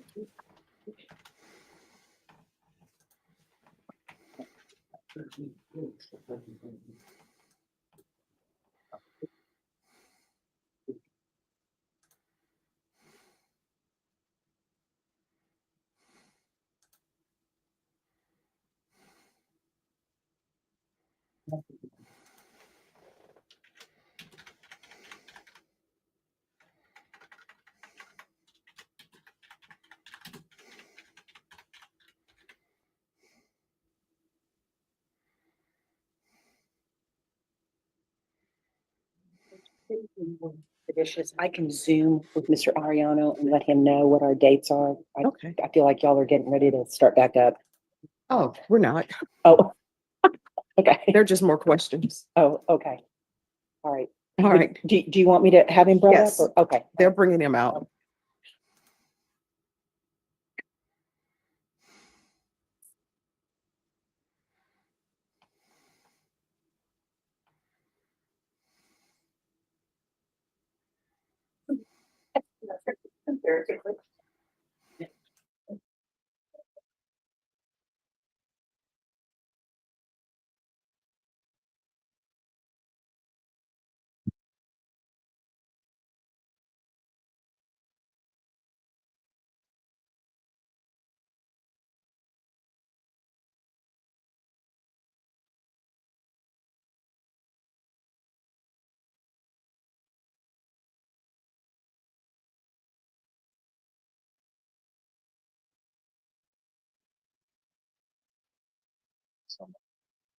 Thank you.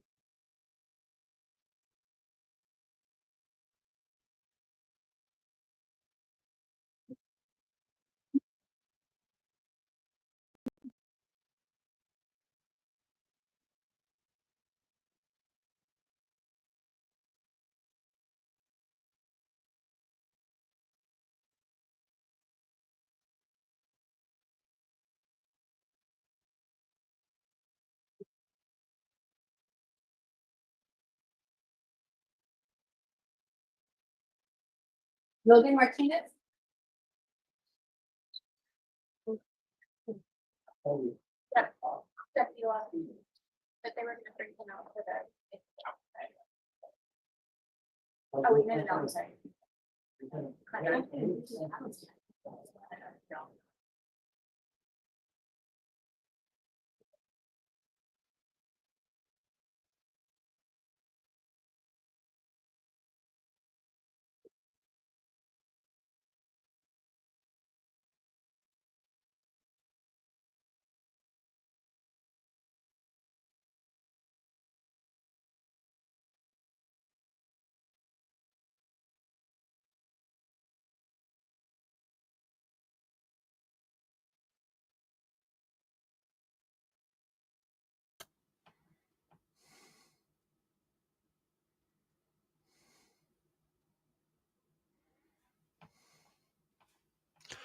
Yeah, still waiting.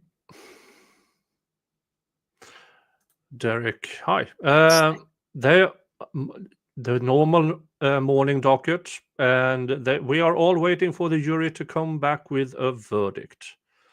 We have had 2 jury questions today. One was they wanted a transcript from witnesses. They were told that they need to be specific and there need to be a dispute over what a certain victim or a certain witness said. Then they can tell the court, we And I'll are give you in the dispute documents with that over in just this a part moment. of a witness testimony, and then the court reporter Yes. can Thank read you. that specific part to the jury. The other question was they wanted a transcript of both the prosecution's and the defense opening and closing statements. And the judge sent back the information that the attorney's words are not evidence. You can only deliberate on on evidence in this trial.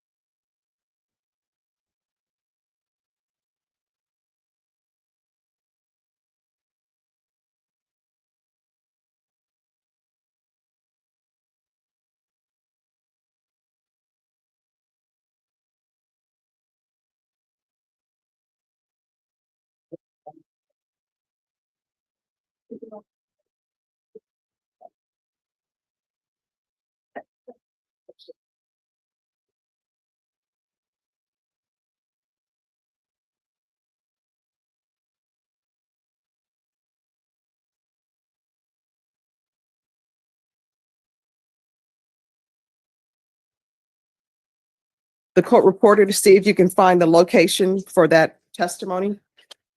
All right, thank you.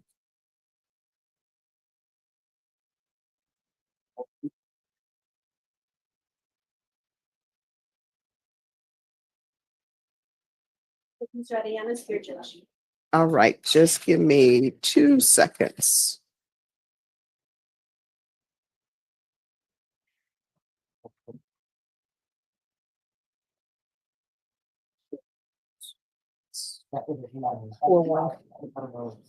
That's a section.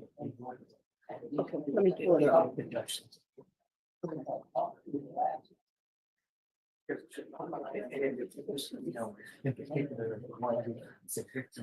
Saying outside.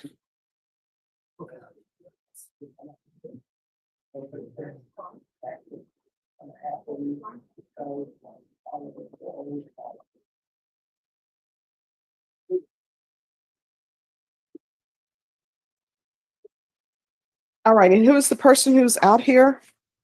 Deputy Laura, you said? Mr. Ariana? Ariana. Come down.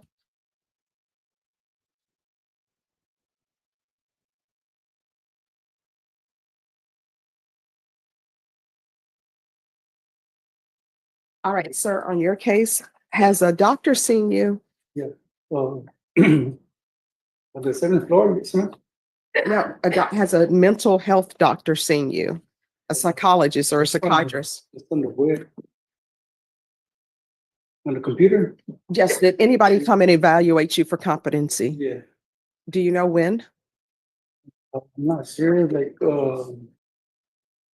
don't know the date exactly, but it was, The first week or? No, I'm not serious. All right, just have a seat. We're going to see if we can find that. Norma, he says he's been seen by a doctor. Can you double check on that, please? Leroy Bill? Who's the attorney for Leroy Bill? I'm sorry, Jack, we're here. All right, come forward.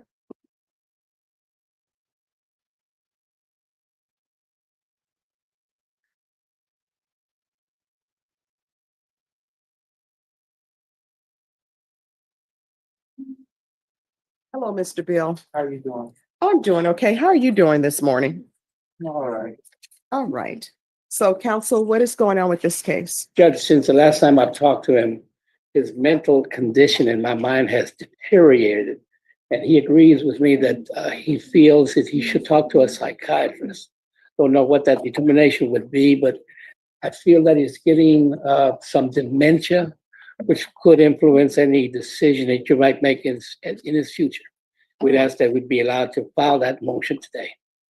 All right. So Mr. Bill, what we're going to do is we're going to reset your case so that a doctor can come speak to you. All right. All right. Is there anything else you need from the court?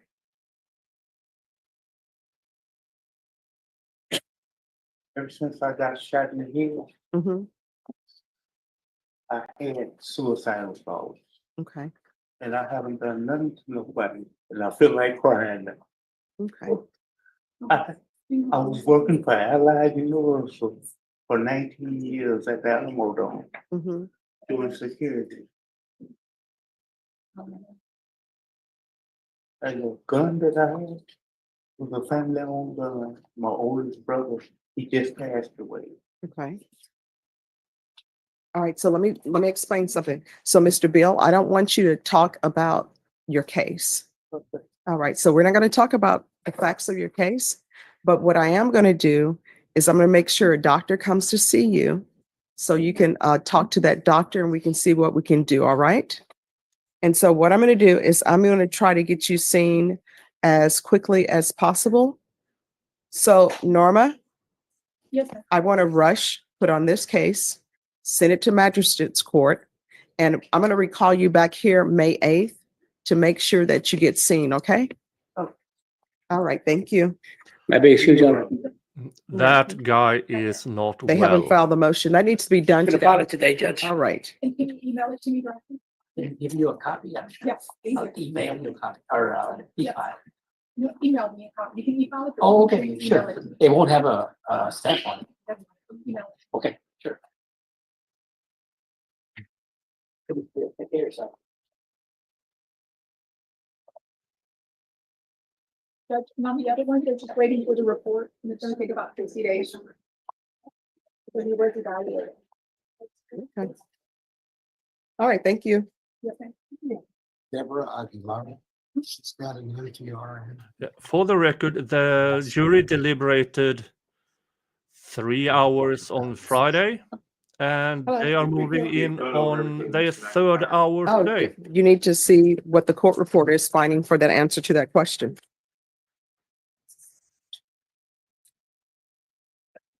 She thinks she may have found the answer.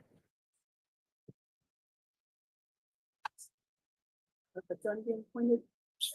Let the gun know that's wrong. I'm gonna put it up there. You can have it. So I'm sure it is.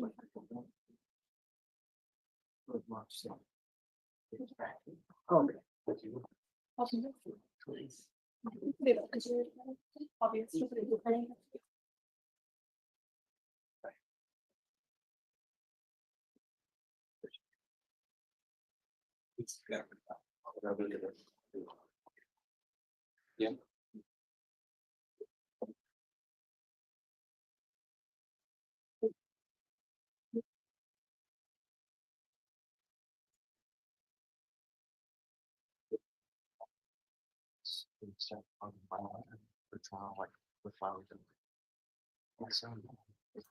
Yeah, Judge Boyd has this thing with her handbags in focus, with a new bouquet of fresh flowers each day. And today it is roses. Yeah. The silver handbag.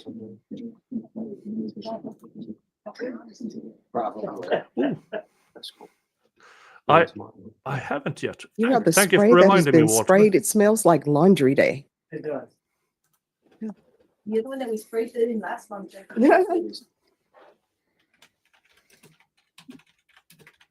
well, let me see that.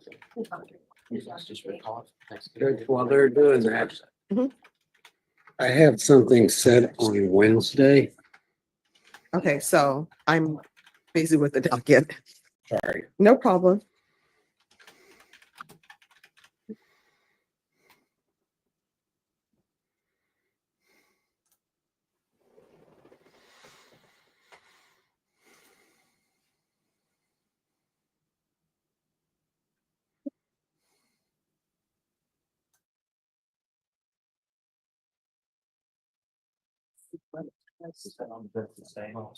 Oh.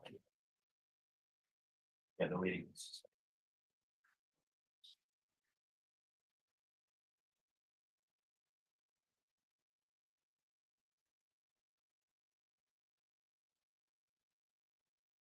Michael Keaton?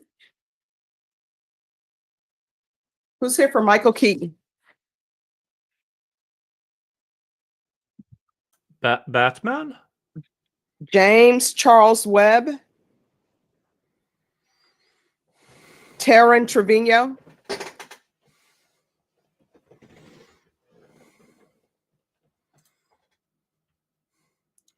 All right, where's your client?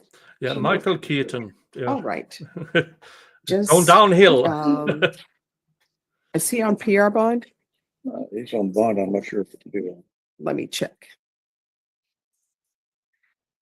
You didn't come in, Judge. Turn to you miss something. Okay. Somebody's cough has transferred to me. How many times did I warn people about that?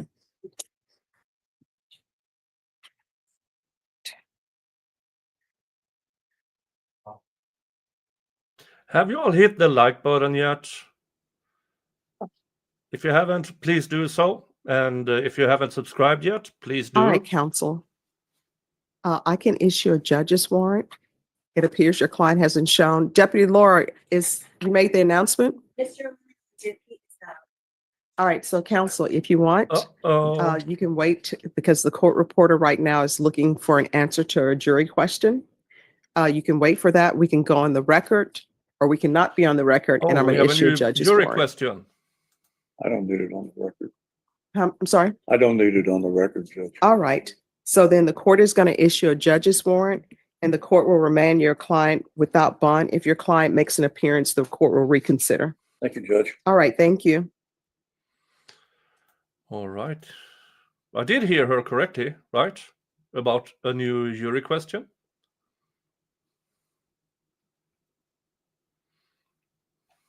That will be interesting.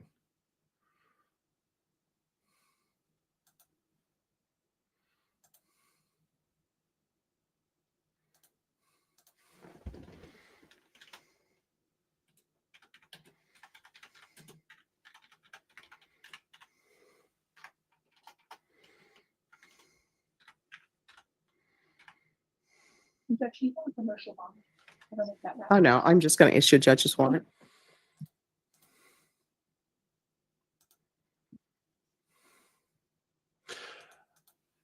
Yeah, no, Kurosan.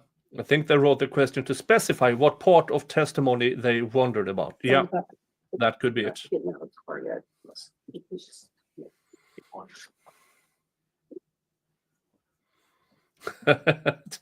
The Kevin Huggins. Cam Asylum.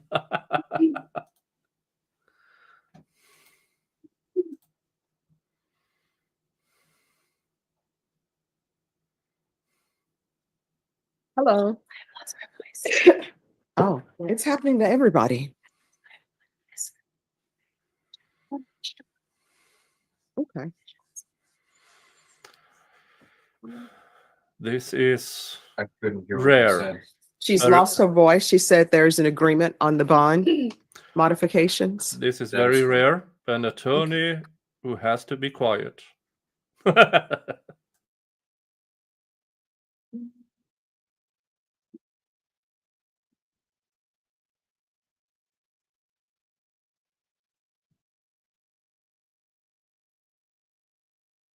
Let me see, this number isn't pulling up.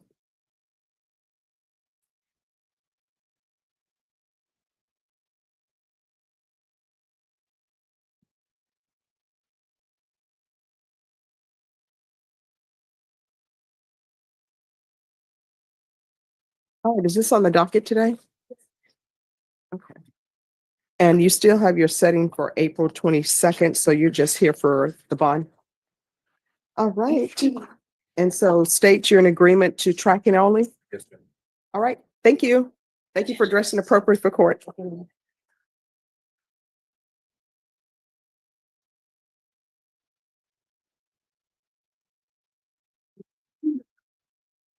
Oh yeah, and if you think you're already subscribed, please check again because YouTube for some reason likes to unsubscribe people.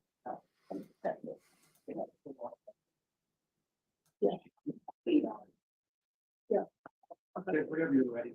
Okay, so have you all found the answer? We found a portion of the judge. Mhm. I don't know. I think. I would like to submit a motion Go in back, we think limine it's specific enough in song.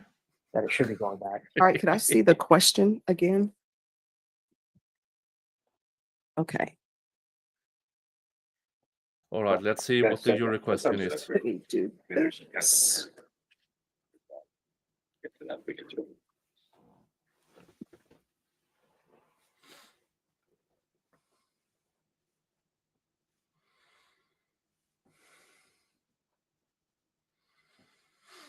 All right, so have you all found the testimony? We have found the testimony. Your Honor, the question specifically is about what he said when he was trying to get back in the car. Mhm. The testimony that reporters found that she believes is the most descriptive is about what he says is he's getting out of the car and being pulled back in, which is unique No, to. let me see what's being pulled by the court. Oh, that's not a good question. What he actually said? Well, there are a bunch of different testimony. It something give me my stuff back or something of the sort.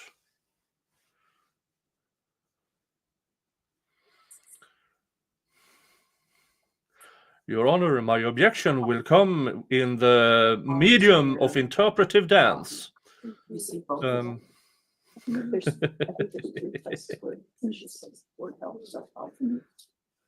All right, if you can print out of the those, and if you can do it.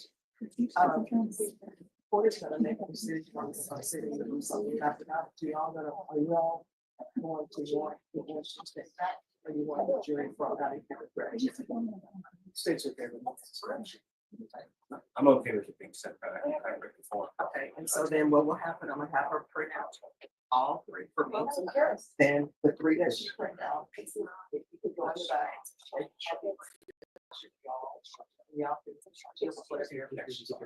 Could you also kind of record the portion where she's talking about how she didn't see the guy who wanted to be out of the car?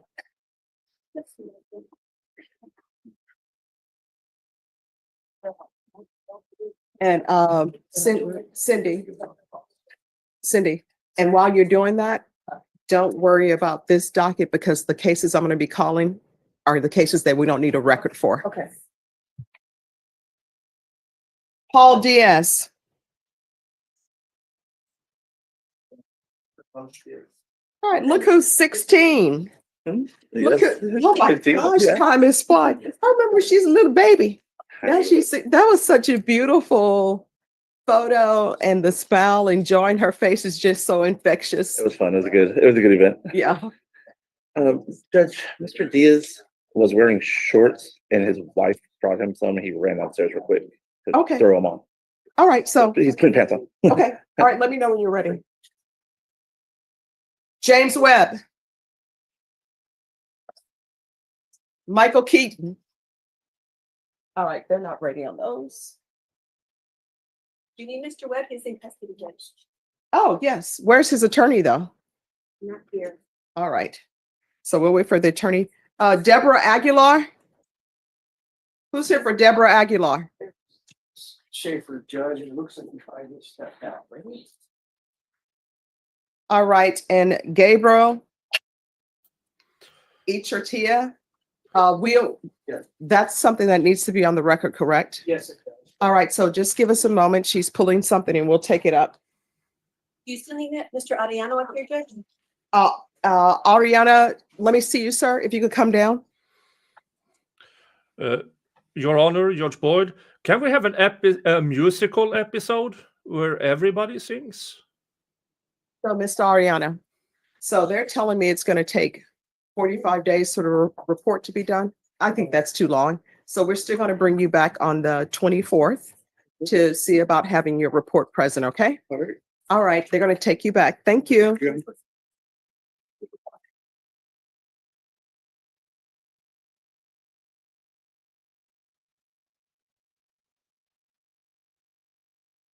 Hi, how's it going? Good. How are you, Judge? Oh, all right, can't complain. Are you off docket? I am. Afternoon. Okay. All right.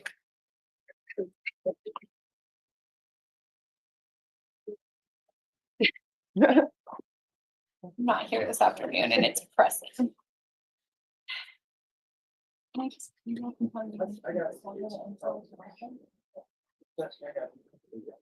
Are you get John's house ready to get out of that? For sure. Jill, time, Jill, time, but it's-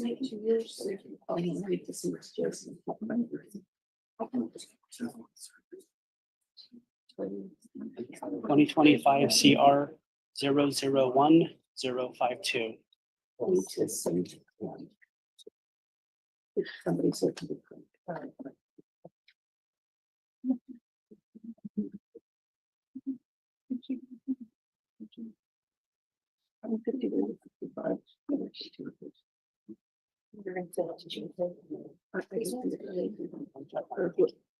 Somebody that can print it.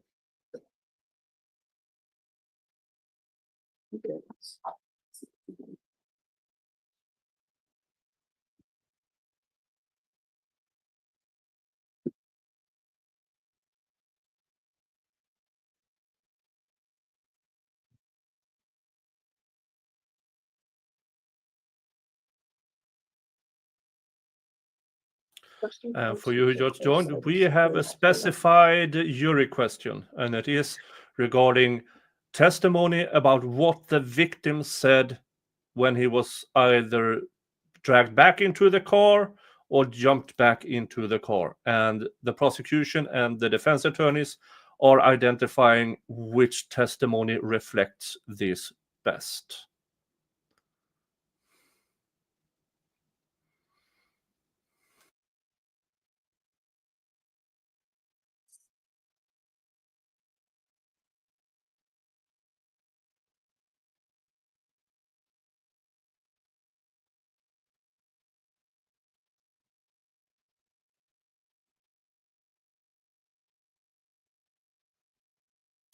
Dave says, I like to see a jury doing its due diligence. This is a good sign for the defense, but it's also an excellent sign for justice.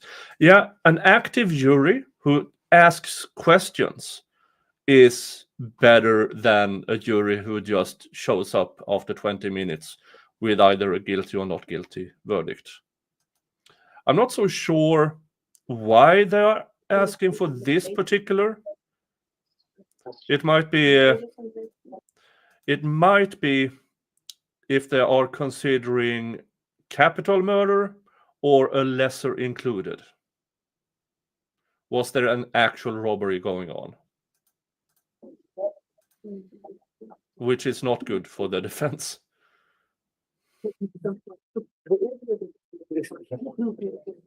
Hi, Walter, says Nick. I hope you and the missus is doing okay. I'm doing fine. Miss Viking is at work at the ER.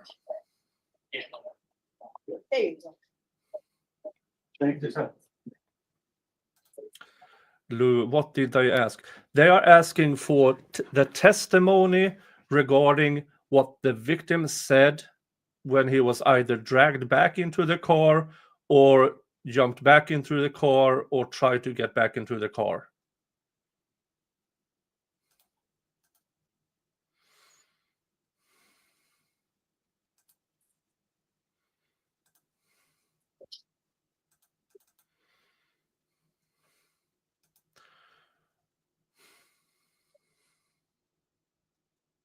For me, it should be several points of testimony because no, they were not in agreement of what he actually said and what he actually did.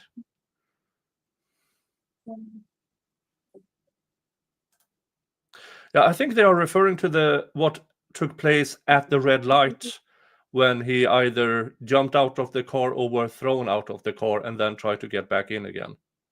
So I'm not entirely sure. This case is so confusing because there are, in my opinion, no reliable eyewitnesses to this. Sebastian Miller says the cocaine stripper made things worse for the state.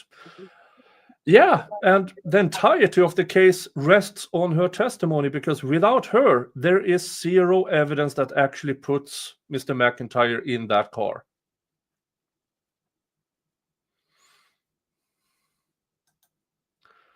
But I must say, I am surprised that they are taking this long. I was expecting a fast verdict. Not entirely sure if they would vote guilty or not guilty. But I was expecting a fast verdict.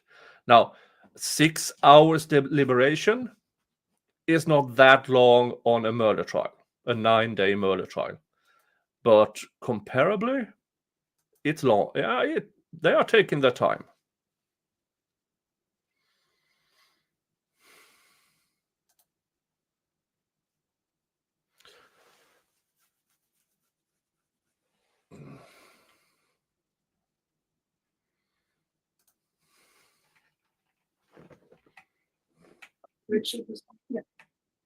So I have the printouts.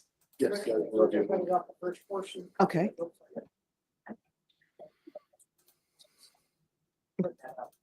All right.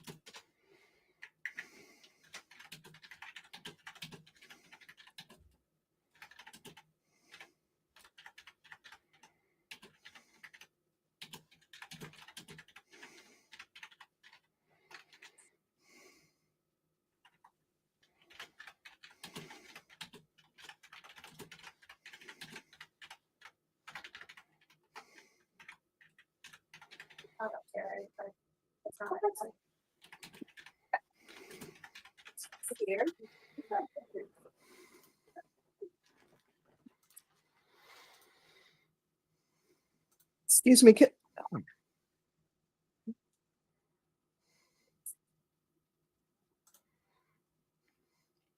Yes, Derek says some of the witnesses said he was in the middle back seat and got dragged Oh, and out. did you all print out a copy for me? Others said he jumped out. Everybody's copy text. So the top one's all of it, and then the other two are the extra report.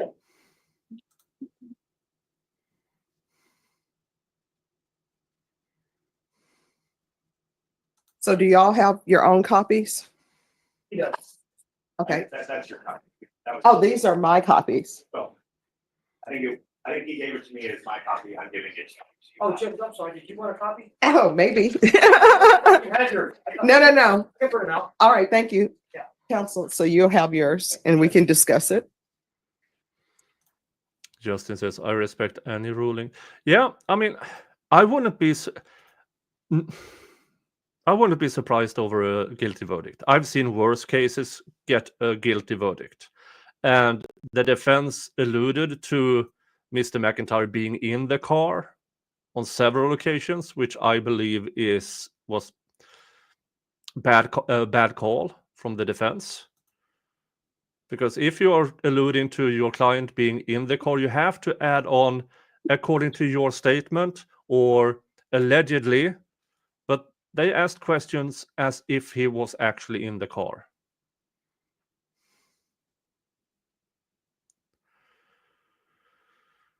But I wouldn't be surprised over a not guilty verdict either, because the state's case is so thin and it relies solely on a cocaine stripper girl putting Mr. McIntyre in that car and the sequences of events. And she got a sweetheart deal. Will a jury take that into account, that she went from charged with capital murder to probation for tampering with evidence? Yeah, they might. You never know what a jury will find their conclusions on.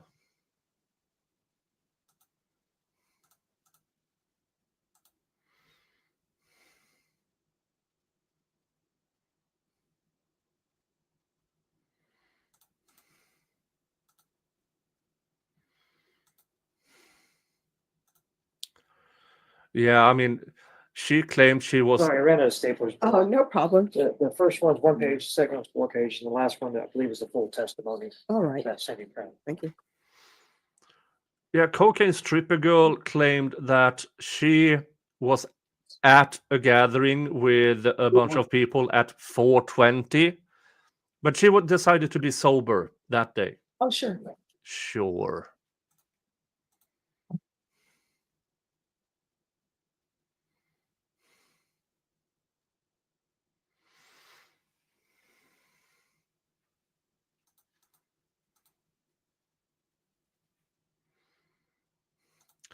Yeah, might be a hung jury. It is a possibility. We've seen a lot of hung juries the past few years.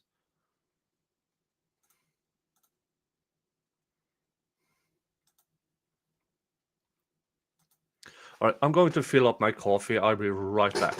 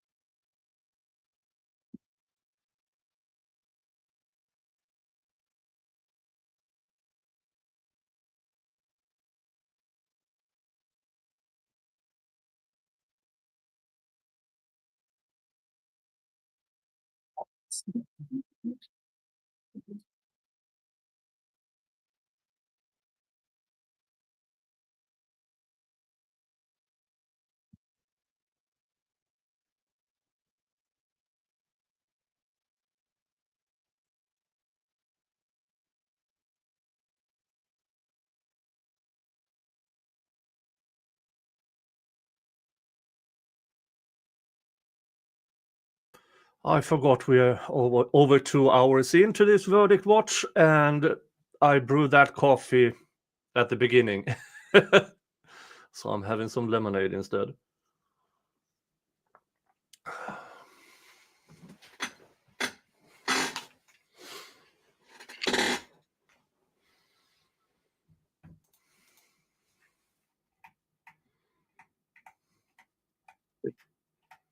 I'll try Mr. Diaz's back. All right, just give me a moment.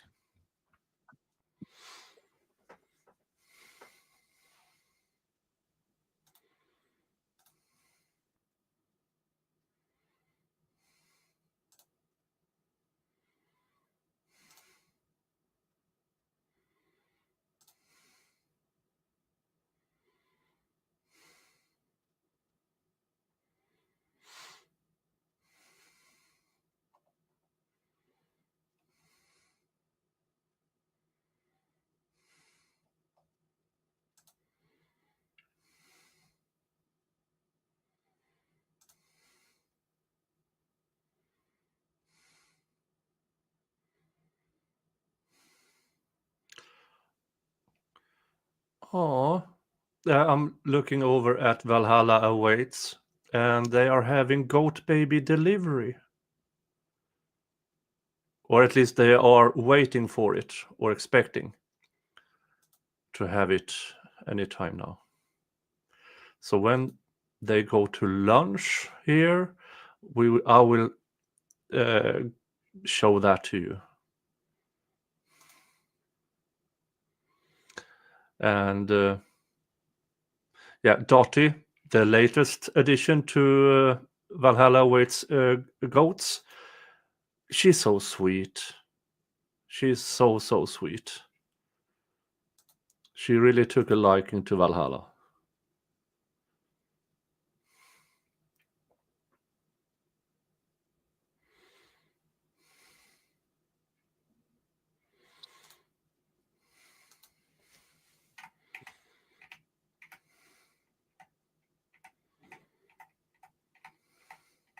Yes, Your Honor.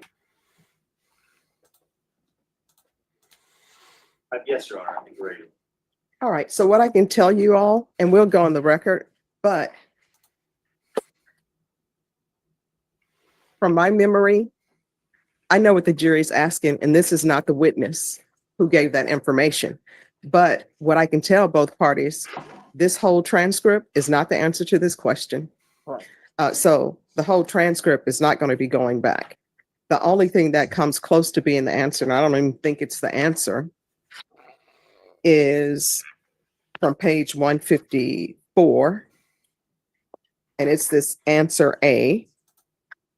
Well, I happened to notice a fight in the car. You know, the front passenger was turned around and was fighting somebody in the back seat. And I didn't know who it was. And then the passenger in the back seat jumped out and screamed, helped, and was yanked back in the car. That really got my attention. So it's like, wait a minute, somebody needs help. That's the closest thing that comes to answer the question. The entire transcript is not an answer to the question. So the entire transcript is not going back. To my recollection, Your Honor, I don't think the question is specific enough based on what we've reviewed in the transcript for any of it to go back. Oh, no, I mean, the question is very specific. We're going to go on the record.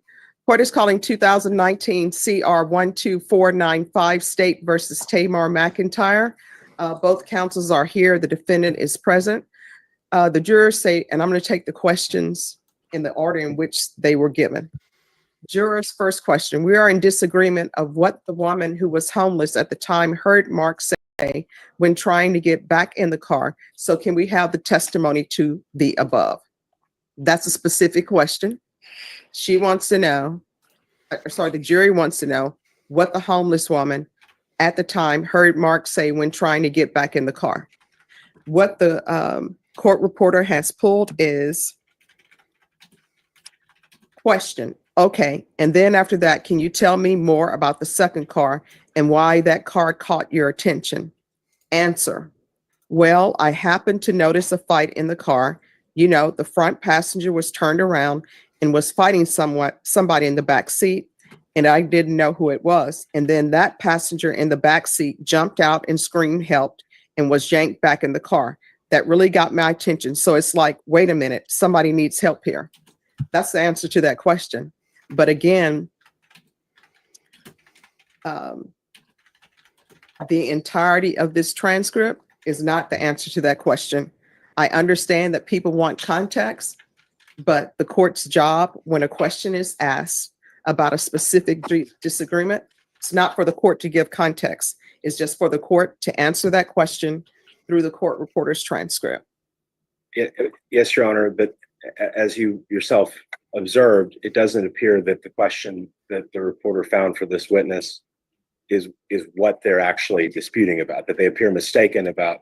No, what the court is saying is from the court's memory, there's another witness who gave an answer, but for this specific question through the homeless person, this is the answer. And this is the answer from the homeless. And I hate to say, I don't want to just say homeless person, but I'm saying that because that's what's in the question. Yes. This is excellent. All right. So that's her answer to their question. Now, do I know that there's another witness who came to testify? who said something from their perspective? Yes. But the jurors will need to ask that question and they haven't asked it. So the only question I am focused on is what has been asked here. And the court is not going to send back this entire transcript because that's context and it's not an answer to their question. So the answer to the question is as the court has read it. That's the answer. And if y'all have objections to that answer being sent back, y'all can put it on the record. But what I'm telling you is the entirety of this transcript of that witness is not going to be sent back unless both parties agree that the entirety of this transcript of her testimony be sent back. We're okay with the answer posed by the court. And your objection would be? We would object to just that portion going back, Your Honor. I don't believe that that answer is in direct enough response to the question that we can believe that that question is truly specific as necessary to get testimony read back to the jury. And without the entire transcript, the question out of context, I think, places undue emphasis on a very small portion of the witness's testimony, who is in and of herself just one of many witnesses similarly situated who testified in the trial. We believe that that is not what the point of the rule that allows jurors to look at transcriptions of portions of the record they dispute was designed to accomplish. What it's designed to accomplish is to really drive down to, like, was the light red or green? You know, was the answer yes or no? And this is way too vague. No, they said they're in a disagreement as to what the homeless lady heard Mark say. Well, I understand, but I think that it, as the court indicated, might not be what they thought it was. And I think it does place undue emphasis. And in particular, we need to keep in mind that, for one, there were two previous objections to the testimony in question elicited, one of which was sustained, one of which was overruled. So I guess for the record, we want that objection noted Well, again. what I can tell you about your objection, counsel, and from reading the entirety of the record, there was no objection at that time to that question. The objection came later in the questioning, and I can tell you what page that is on. So on page 154, there was no objection to the witness's answer. Your objection came in on page 156, where it says question, okay, and then you said you heard the person in the back seat yell help. Is that correct? Answer, yes, ma'am. You objected to leading and the court sustained that. So this answer came well before that objection. Well, and correct me, Your Honor, I don't know the order. I do know there was a second objection for hearsay that was overruled. I don't know if it came before or after. Okay. My primary objection is that it places undue emphasis on a very small portion of this woman's transcript, and that out of context, it could be misleading to the jury. I don't believe the question is specific enough. We would object to any portion of the transcript going back. All right. And so it's not when, as both parties know, y'all have been attorneys, when somebody asks a specific question, when they have a specific dispute, they are not given the entirety of someone's testimony because they're not allowed the entirety of the testimony, because then there is no need to have a jury trial with people asking questions in front of a jury. You just give them the transcript to read. So in answer to that question, the court is going to either have the jury brought out, if you want the jury brought out, and I am going to read to them. Well, I happened to notice a fight in the car. You know, the front passenger was turned around and was fighting somebody in the back seat, and I didn't know who it was. And then that passenger in the back seat jumped out and screamed, helped, and was yanked back in the car. That really got my attention. So it's like, wait a minute, somebody needs help here.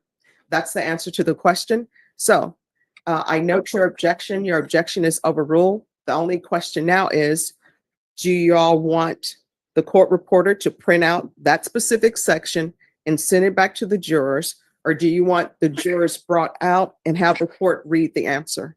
If it's just going to be that portion, Your Honor, then it can be printed out, just the answer, and just the answer sent back to them, but without waiving the objections I just made. All right. So Cindy, with regards to that section, and I will highlight it,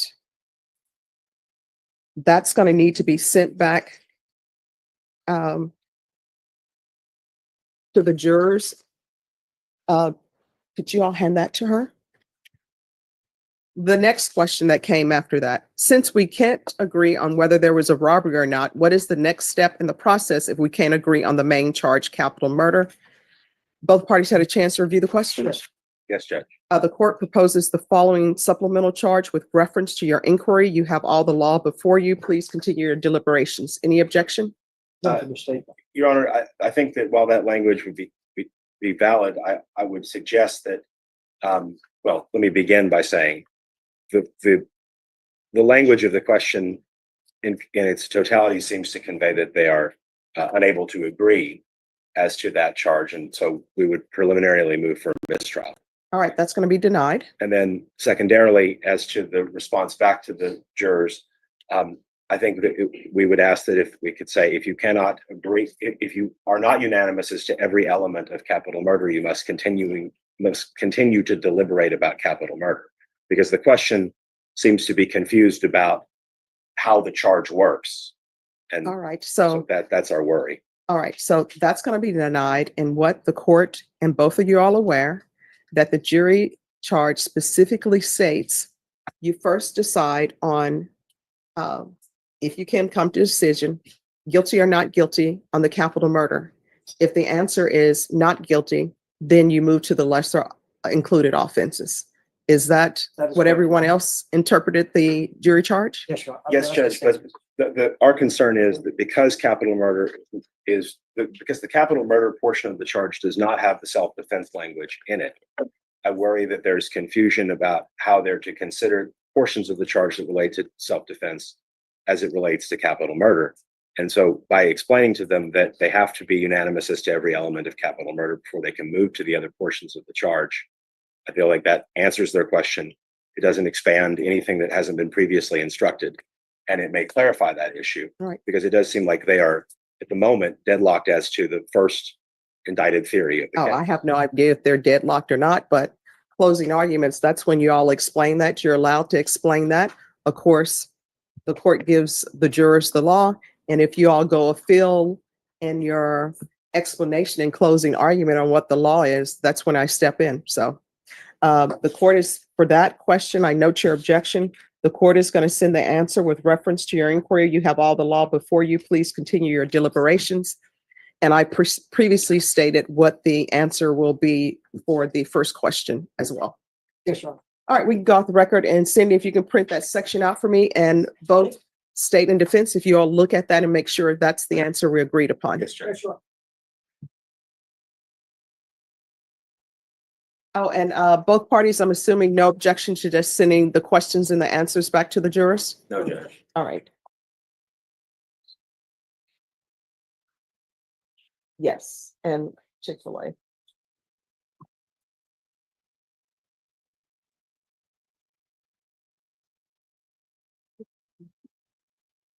Oh, defense? Yes, Judge.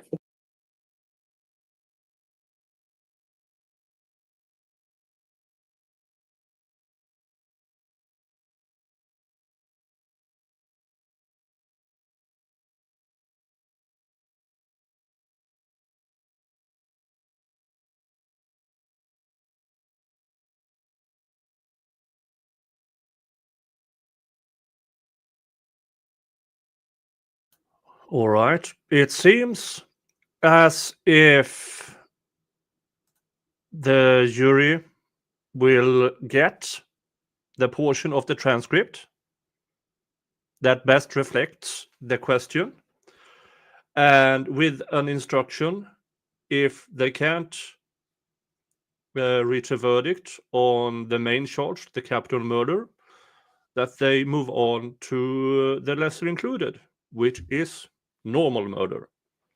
Now, this might not be, it doesn't matter, sentencing wise, but it does mean, in my opinion, that the jury did not buy the robbery part, or at least couldn't reach a verdict. And that's interesting. Because if the if some or most of the jurors does not believe cocaine stripper girl, it might be hard for them to get to a verdict. It might be that we are in the works of a hung jury, but that will take a while. I don't think Judge Boyd will immediately call for a trial. But she will instruct them to continue to deliberate. It's just, yeah, I Yeah. think she was saying. Can't redact it. It makes me print a full page. All right.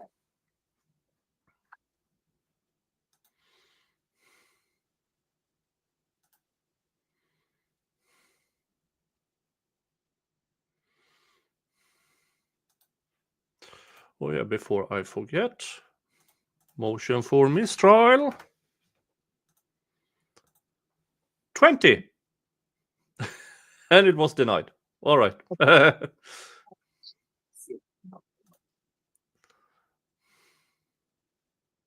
All right, and will it allow me to edit? You should be able to edit it. Let me see. Would you like to? Yeah, robbery was the main aggravating factor for the capital All right, it's offense. not letting me edit. And All right, then.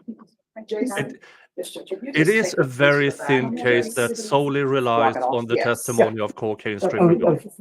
Yeah, because it won't let me edit it out. And if your defense can go to the back. Okay. And so. Yes, let's block that portion off. I mean, the only other option, maybe, let me see if I can do a copy. Let me see if I can do a copy.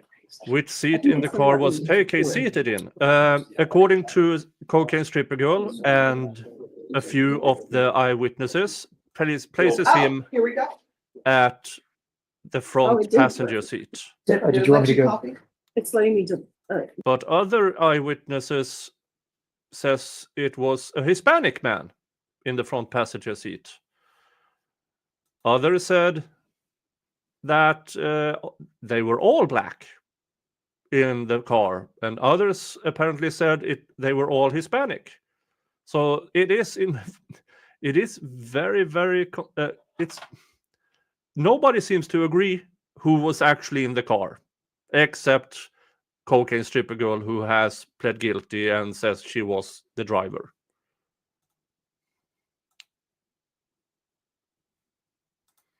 Redacted. Oh, okay. Okay. Awesome.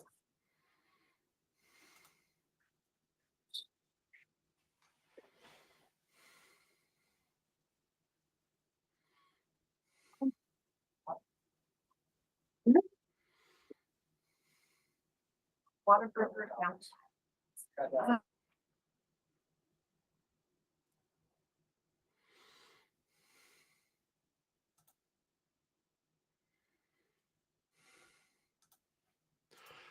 Yeah, I believe regardless of which, if he's And found those of you who are guilty, waiting, I just give think us a moment. it We're almost done. even if it is murder, manslaughter, any of the lesser included, since he's already serving time for murder, it will be an automatic life in prison.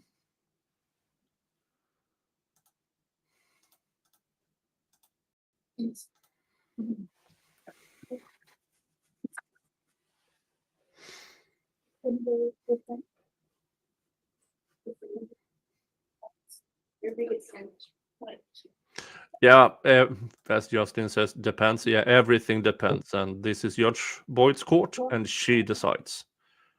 I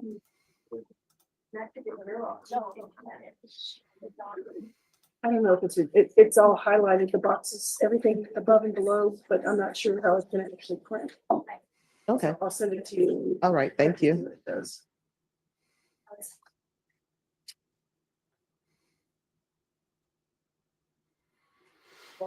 Yes, sir. Yes, sir. No, there's ice man. Oh, thank you.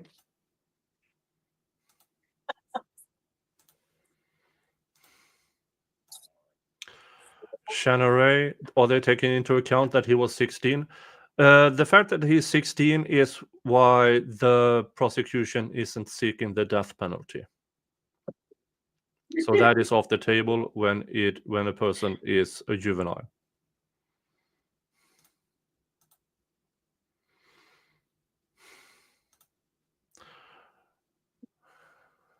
You cannot second guess the jury. We've seen that plenty here. Yeah, we have seen some wild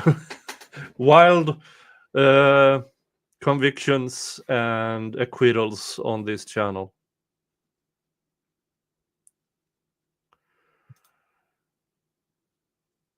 Justin Booker, you still can get released on 70+ years. Yeah, I think I have had this said to me, so I'm not sure. Correct me if I'm wrong. But as a juvenile in Texas, you automatically can apply for parole after 30 years. But I'm not sure. This is what I've been said to me. Let me see. I just did it real quick. Oh. That'll be good and all, but. Hey, Purple Rain. Oh, yes, this is better. Oh my gosh. Yeah, it didn't come out correct.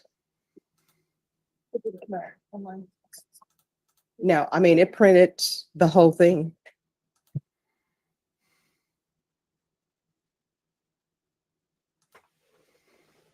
This is how it looks. I don't like the way that looks, but I don't know what's wrong with the copy machine back there. Oh, this is so old school Texas courthouse. I think it's great. Mhm.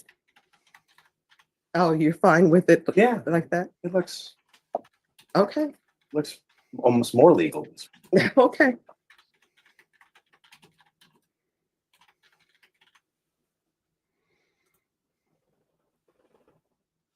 All right, so we're on the record.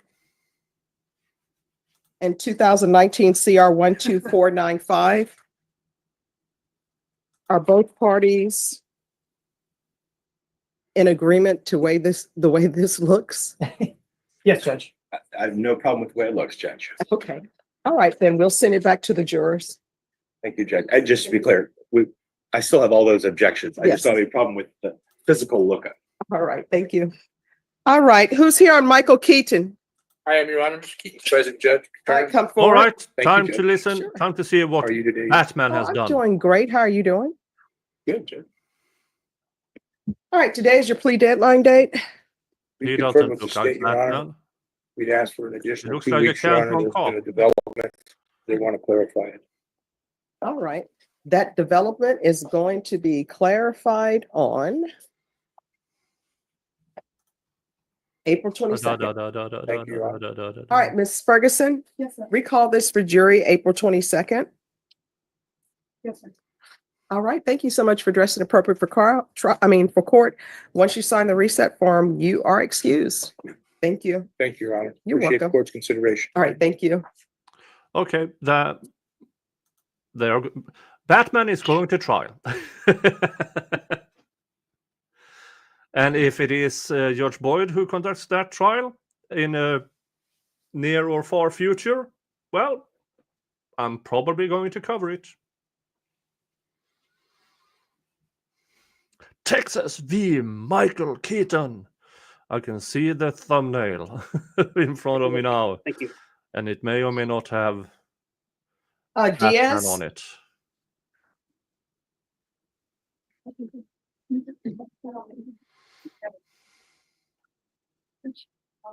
all right, Mr. Diaz, you're not supposed to wear shorts to court. You understand? All right.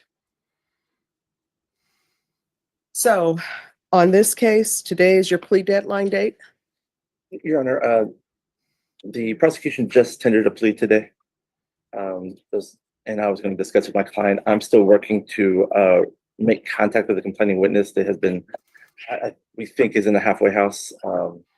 And so, Your Honor, I would ask for a little bit more time to discuss the plea that was tendered today. Okay. All right, we're going to bring you back on the 24th. Once you sign the reset form, you're excused. Thank you, Your Honor. All right, thank you.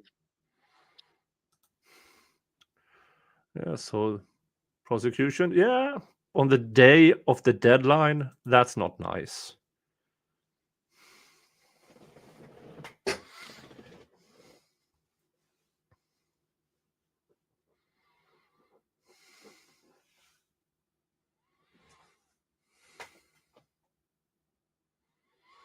All right, the parties on Douglas Cup. What's a Douglas Court is Cup? calling 2025 CR 002754 State versus Douglas Cup. Can I have parties announced? So it's not the Stanley Wolf Cup, for Mr. it's the Cup. Douglas Cup. And are you Mr. Cup? Yes, I am. Counsel, have you received all discovery? Did you review it with your client? Yes. Court will find that the state is in compliance with discovery. Probation, this is an application. Mr. Cup, did you review the application for community supervision with your attorney? Did you understand it and sign it? Yes, Your Honor, I did. Did you review the true bill of indictment with your attorney? Did you understand it? Yes, Your Honor. Counsel, do you waive the reading of the indictment? Yes, Your Honor. State, are you proceeding on the indictment as presented? That's good. Mr. Cup, did you review the court admonishments with your attorney? Did you understand it and sign it in all the appropriate places? Yes, Your Honor, I did. By indictment, you're charged with possession of a controlled substance, penalty group 1 grams to 4 grams. That's a third-degree felony. Range of punishment is anywhere from 2 to 10 years in prison. If you have a plea bargain agreement with the state, the court does not have to follow your plea. If for any reason the court does not follow your plea and gives you more than you bargained for, the fact that you entered a plea will not be used against you, and you will be allowed to withdraw your plea. Did you understand? Yes, Your Honor. All right, off the record. Are you all in agreement with his receiving probation? Yes. Any objection to the court checking that box? No. All right, you have a right to jury trial, a right for you or your attorney to cross-examine and confront any witnesses the state would call, and the right to remain silent. Did you understand by entering this agreement you were giving up those rights? Yes, Your Honor. And did you intend to give up those rights and enter into a plea in this case? Yes, Your Honor. Counsel, has your client been able to provide you with any defenses? Yes, Your Honor. Do you believe he has a rational as well as a factual understanding of the charges against him? Yes. Do you believe he's currently competent and was legally sane at the time of the offense? Yes. Mr. Cup, has anyone threatened you, coerced you, or placed you in fear to get you to enter this plea? No, Your Honor. Anyone promised you anything other than the plea? No, Your Honor. Are you satisfied with the way you've been represented? Yes, Your Honor. Are you a U.S. citizen? Yes, Your Honor. Court will find that defendant has knowingly and voluntarily waived his right to jury trial. Did you review the plea bargain page with your attorney? Did you understand it? I did, Your Honor. According to the plea, punishment is to be assessed at 6 years in the prison. There's a $2,000 fine. State recommends community supervision. This will run concurrent with 2024 CC 738359. Did you understand that to be the plea? Yes, Your Honor. Defense? Yes. State? Yes, Judge. Did you review the waiver of appeal paragraph with your attorney? Did you understand it and sign it in both places? Yes, Your Honor. Did you understand by signing that you're waiving your right to appeal? The only items that can be appealed are written pretrial motions that have been filed, heard, and ruled upon by the court. Did you understand? Yes, Your Honor. Counsel, are there any such motions? No. Outside the agreement, the state is requesting that your community supervision be for a term of 6 years. There be a top evaluation and 200 hours of community service restitution. Did you understand those were recommendations from the state, and the court does not have to follow those recommendations? Yes, Your Honor. Then to the offense as charged, how do you plead? Guilty, not guilty, or no contest? No contest, Your Honor. State any evidence. And any exhibits and attachments, Judge. No objection. State you may be excused. Did you review the waiver and stipulations with your attorney? Did you understand it? Yes, Your Honor. Did you sign it in all the appropriate places? I did, Your Honor. Again, did you understand you have a right to jury trial, a right for you or your attorney to cross-examine and confront any witnesses the state would call, and the right to remain silent? Yes, Your Honor. Did you understand that today the state will be presenting evidence in the form of witnesses' statements and police reports, but most importantly, there'll be no live testimony? Did you understand? Yes, Your Honor. Court will find that defendant has knowingly and voluntarily waived and consented to stipulation of testimony and stipulations. Court will accept into evidence states exhibits 1 and attachments, and the court will review the same.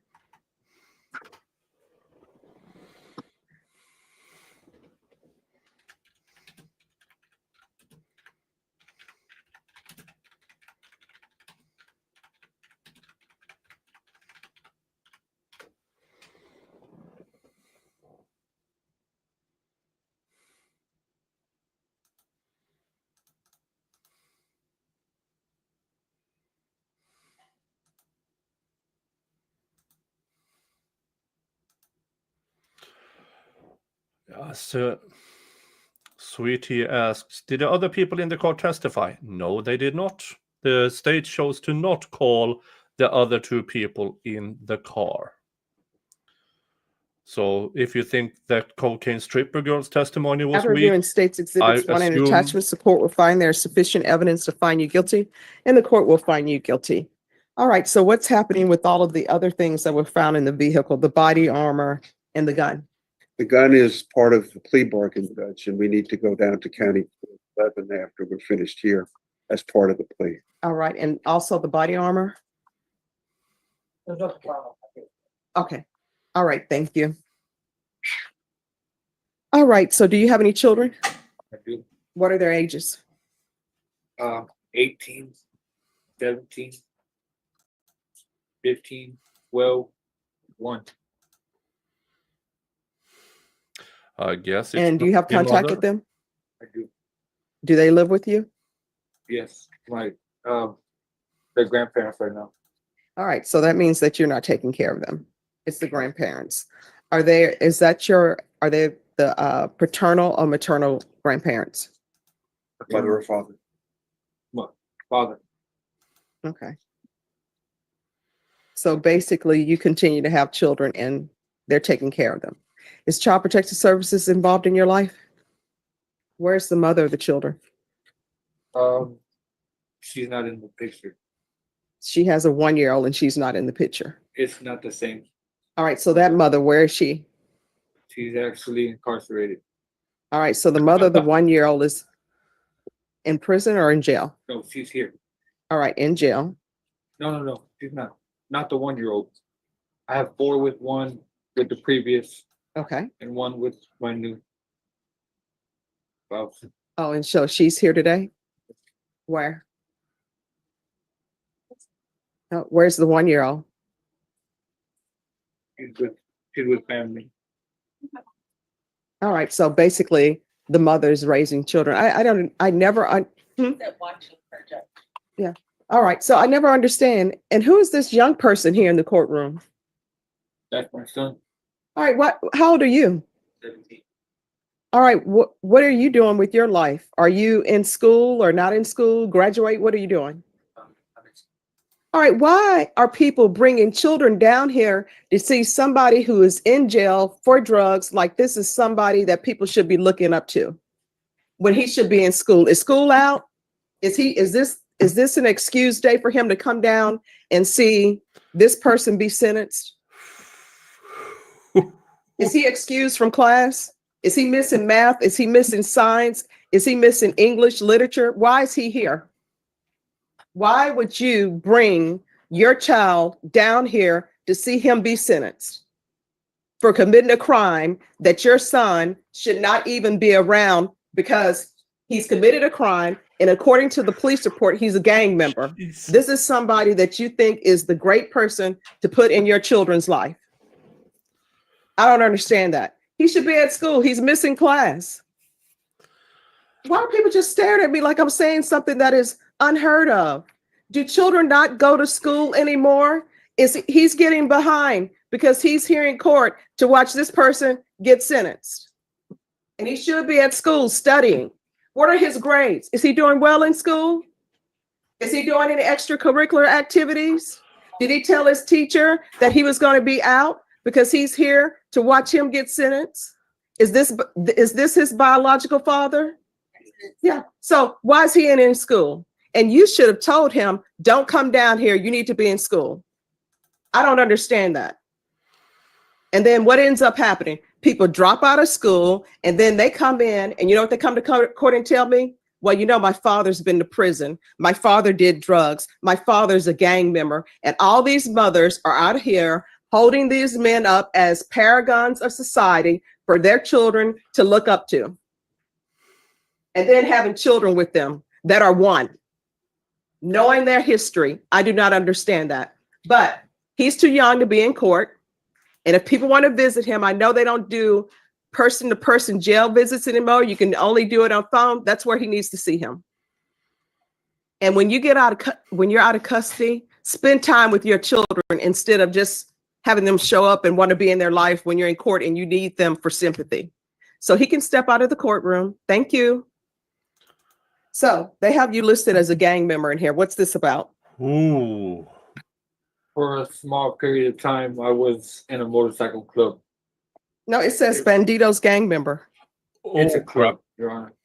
All right. Folks, Bandidos, you're not a member for a short period of time. You're either a member or you're dead.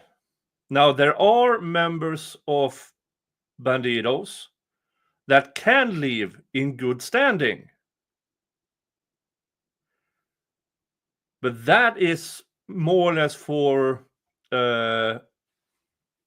leadership. This guy is not leadership. Yeah. Folks, if you don't, we have those motorcycle clubs here as well. We had the great MC war in the 90s, where they actually fired actual military grade weapons like rocket launchers at each other. And so, yeah, most Swedes my age know about the motorcycle clubs, what it takes to get in one, and what you have to do to get out of one. This guy, if he is a member or was a member of Bandidos for a short while, he should, if he, let's say he was just a member for a short while, in, yeah, no, prospect, foot in the arse, out. No, that's not what's going to happen. So yeah, I don't buy this. No, Dave, I have not been in a motorcycle gang. When's the last time you had employment? I'm self-employed. Doing what? I move mobile homes. I have a trucking company. All right. And is that registered? Yes, it's an LLC. All right. This is what the court is going to do. The court is going to sentence you, find you guilty, sentence you to 6 years in the prison, suspended and probated for 8 years, regular reporting by Zoom or in person, regular random UAs, proof of employment within 30 days. There's to be no employment as a home health care provider or with minors. I'm going to want a gang evaluation done. So when's the last time you used? Your Honor, I don't use. All right. So these drugs that were in the vehicle belong to somebody else? Yes, they do. The mother of your children? Yes, they do. All right. So, and that's the lady here, another one? Oh, yeah, my wife. Oh, so you have your wife and your girlfriend. My ex-wife, Your Honor. And so recently you were with your wife. Long story. Oh, I know it's a long story. So you're cheating on your wife with your girlfriend or your girlfriend with your wife, and she's here for you. But okay. What's your wife's name? Jaslyn Pettis. Jasmine Pettis? Jaslyn. Jaslyn. There's to be no contact with Jaslyn Pettis. Sorry. Yes. That's his current, Oh, that's the current girlfriend. correct. Who The is your former wife? group is, Or is she just your girlfriend? Jessie Solis. Is that just your girlfriend or did you all get That's my married? wife. We got married. All right, so no contact with the wife, Jessie Solis. Solis, that he is still currently in a relationship with. That's why it's in her car with her drugs. So tell the girlfriend he's still in a relationship with her. And, Oh, you know, that shakes out the way it shakes out. Either she's the number one girlfriend or not. That's what he's doing. So no contact with Jessie Solis, no unsupervised contact with minors. oh, oh, wow. UA hotline. Field This is visits one time amazing. per month until I'm further still going notice. to clip this into a 200 video. hours of community service restitution. The court is going to order parenting classes. Once the parenting classes are complete, community service hours will be deemed satisfied. TAP evaluation. in custody, follow results. Is there anything else, probation? Is there anything else you need from the court in order to be successful? All right, did you review the document entitled Trial Court Certification of Defendant's Rights to Appeal with your attorney? Did you understand it and sign it? Because this is a plea bargain agreement, because I followed your plea bargain agreement, and because you waived your right to appeal, you do not have the court's permission to appeal. Because this is a felony conviction, you're not allowed to own or possess any weapons or ammunition. If you have a question over what a weapon or ammunition is, you'll need to speak to an attorney. And also, this will run concurrent with 2024 CC 738359. All right, we can go off the record. Let me just tell you something. Probation is very difficult. And if you are going to have a wife and a girlfriend and you're secretly still in a relationship with both of them, your probation is going to get very difficult, even more difficult. You know why? Because if something goes on in your household where there's an argument, you're cheating, and you're not letting them know, you know what's going to end up happening? They're going to call your probation officer, and you're going to be reported for whatever issues are going on in your household. So you're going to have to make a decision so your children are not confused. Either you're going to be with your wife or either you're going to be with the new girlfriend. For some reason, the new girlfriend decided to hang her moon and her stars on you. So you're going to have to be a better person. You understand? Yes, Your Honor. In order to be successful in this court, communication is key. Let probation know if you have any issues. If you feel they're not addressing it, you can always come back to court. You understand? I do, Your Honor. All right, good luck to you. Judge, we need to go down to 11. The Oh, bailiff can. the deputies are in charge of that. I just wanted to. Thank you. After you're done. Okay. Damn, that was a rant and a half. Who is here on Deborah Aguilar? Ready, Your Honor. Yes, where is she? In the box. All right, come down. Are you all ready to proceed on the motion to revoke? No, Your Honor. All right, what's going on? Oh, she has the new case. Yes, and discovery has not been accomplished yet on the new case. And I also intend to ask for a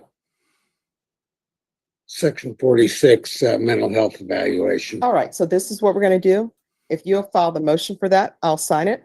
And we're going to come back on May 29th. I'll get it filed immediately, All Judge. right, thank you. So we're going to bring you back on May 29th, okay?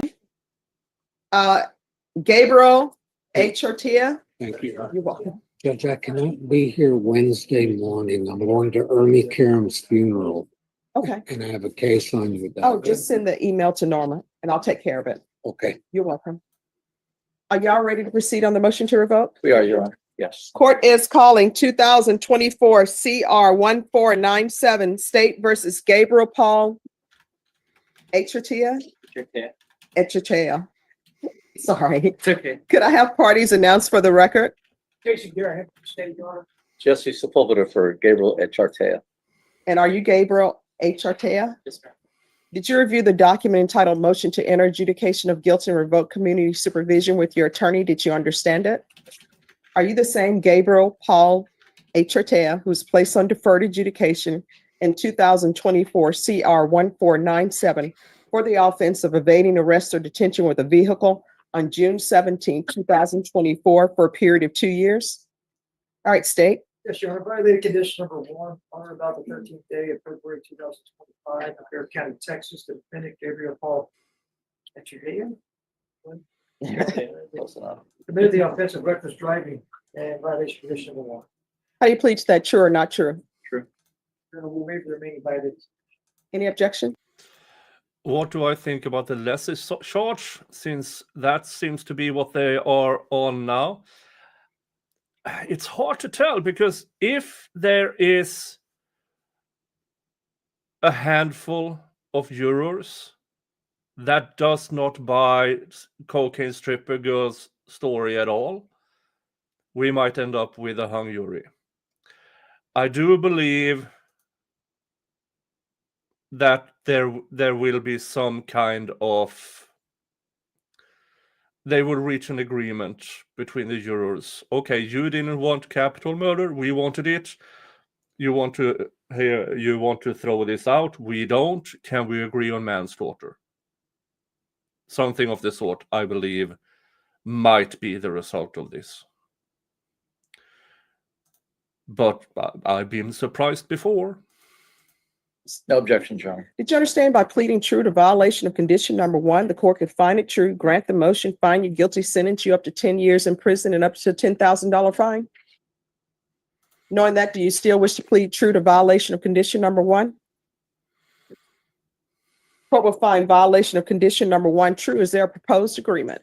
There is, Your Honor. Yes. The motion to adjudicate and continue the individual on his deferred and have it amended to include local ISF 2 and wait for jail for placement and monthly UA for 6 months and amend for IOP as represented by the TAP. And the state will take into consideration clause number 2025 CC 002773, which is the veterans driving he just pled true to. All right. Is that the agreement? It is, Your Honor. Are you asking the court to follow that agreement? We are, Your Honor. All right, can you raise your right hand for me? Do you solemnly swear or affirm the testimony you give will be the truth and nothing but the truth, so help you God? All right, you can lower your hand. How old are you? 21. You're 21. You want to go to prison? Do you want to be over in the box with those gentlemen over there? Some people at the jail, people at the prison, they're charged with murder, right? Yeah. They're charged with sex offenses. They're charged with robberies. They've been to prison before. This is their third time or whatever. It appears to the court that maybe that's where you want to go because you're not doing what needs to be done. You're here on an evading arrest with a vehicle. You live with your parents. I can't even believe they're still allowing you to drive. You shouldn't even be driving because obviously you're not mature enough to drive. And this reckless drive. Made a bad judgment. No. I didn't ask you whether you made a bad judgment or not. We know you did. That's why you're here.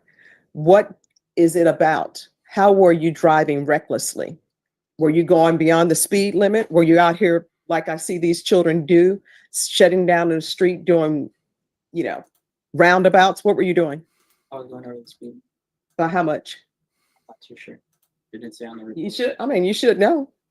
According to the report, Your Honor, I think he turned off his lights and he passed a few stop signs. They said he was driving at a high rate of speed, but they didn't say exactly. So let me how ask you fast. this. Let's think about this logically. You're young. Sometimes young people don't think logically.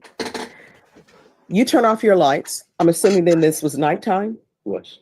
You turn off your light at nighttime and you're blowing through stop signs. What do you think the purpose of a stop sign is for?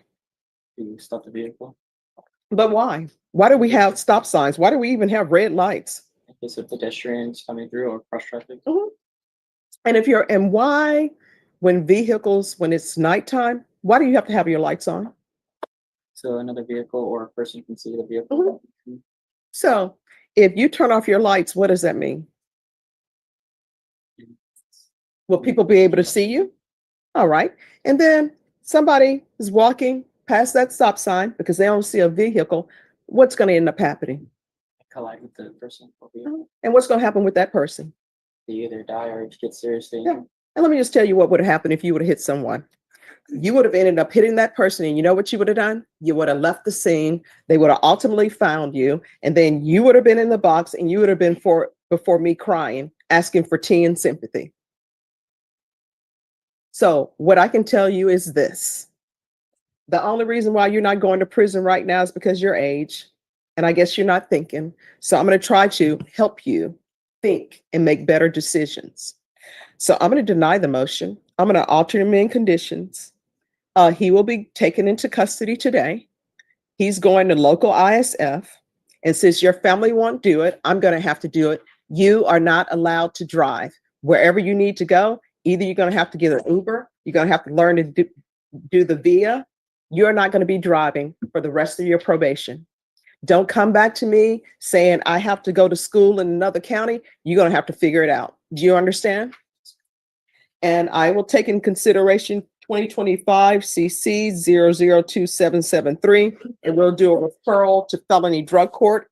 And all of that is to take place in custody And then you said intensive outpatient treatment, Yes, sir. Oh, no, actually, inpatient. inpatient treatment. Oh, sorry. Oh, I'm sorry, Judge, you're right. Yes. You got the other part. All right, Yes, so Your Honor. that'll be inpatient treatment. And I know that you all didn't go on the section about using marijuana. It's illegal in Texas. You're on probation. You're not allowed to use marijuana. If you want to sit around, fry your brains or whatever, you can't do it while you're on probation. Do you understand? And we can go off the record. What are you planning on doing with the rest of your life? Join the military. All right, well, the military, they're not just accepting everybody. And counsel, once he completes all of this, Yeah. if he signs up for the military and I need to see it signed on the dotted line, I will let him go. Thank you, Judge. Thank you. Be excused. Yes. Humberto Rodriguez. Yeah, joining the military might sound like a great idea, but if you're a slacker, you're going to have a really bad time. A really, really bad time.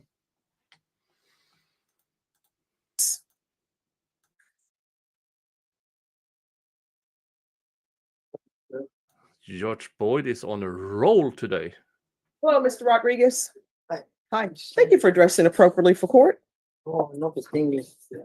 All right, we need an interpreter. Judge, I wanted to ask for a short, Need an continuance. interpreter.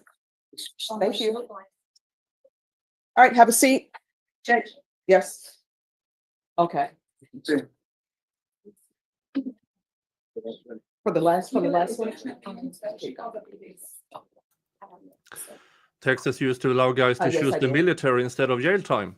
Yeah, I can see that happening. Jesus Covarubio. Judge.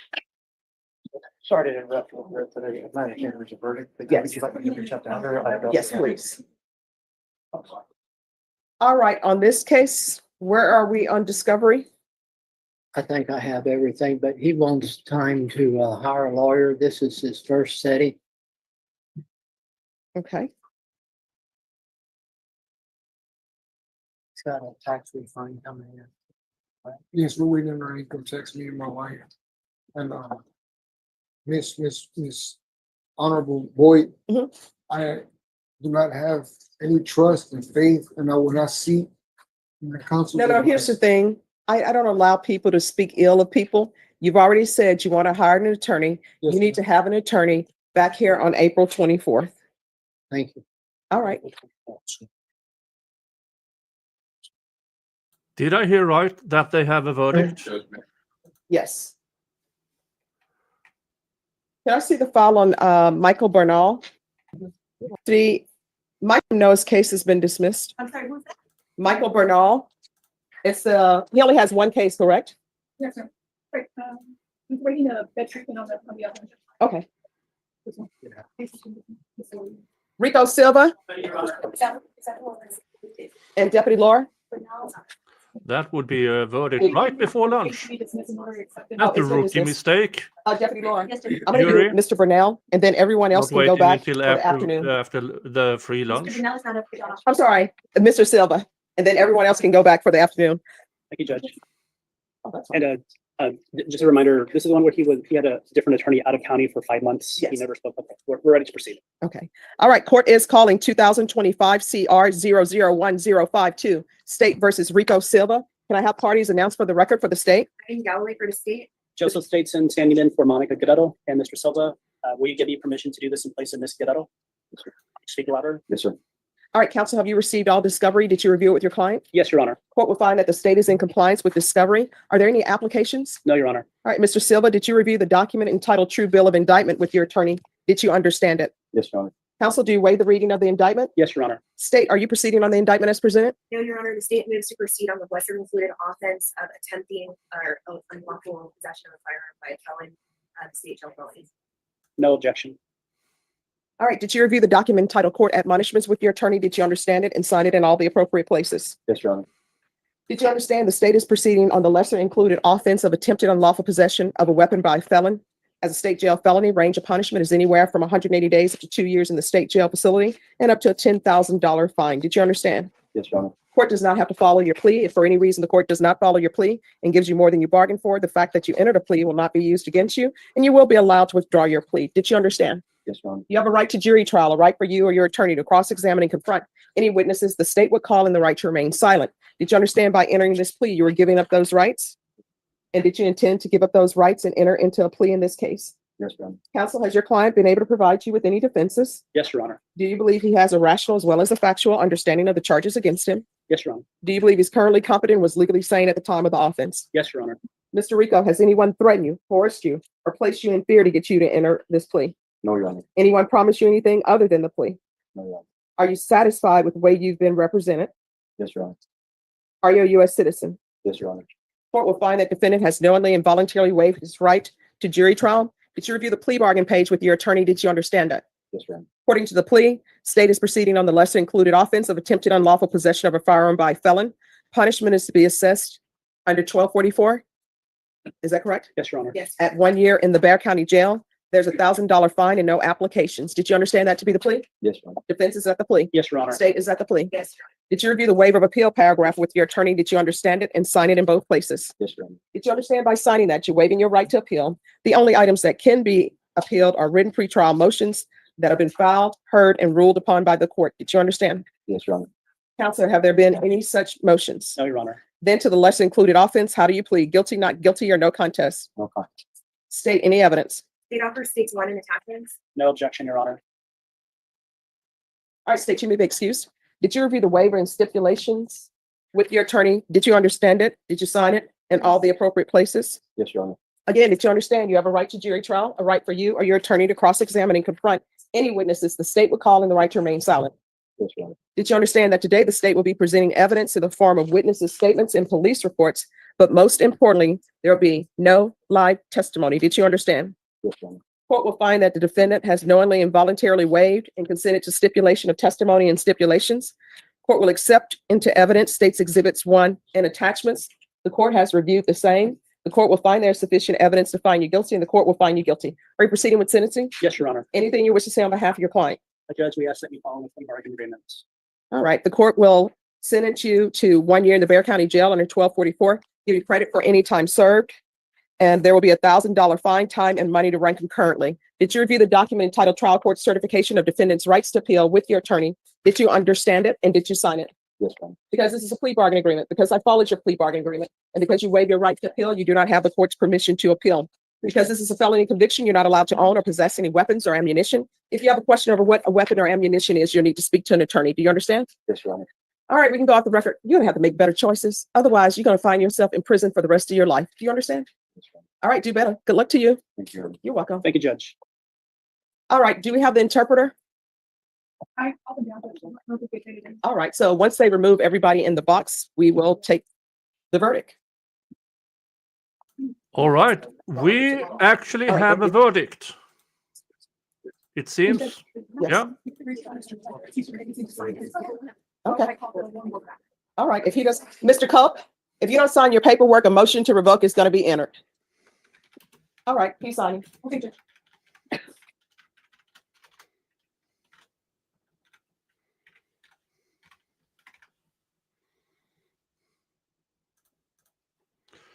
I would assume regarding the limited amount of time between the questions and them reaching a verdict, they're talking about either murder or manslaughter.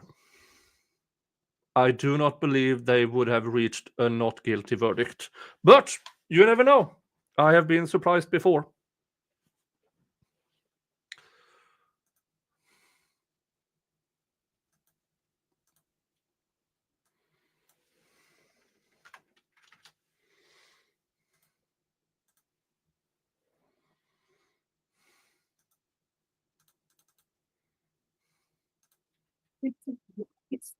Oh, we have the interpreter? Oh, thank you. Bring your client up.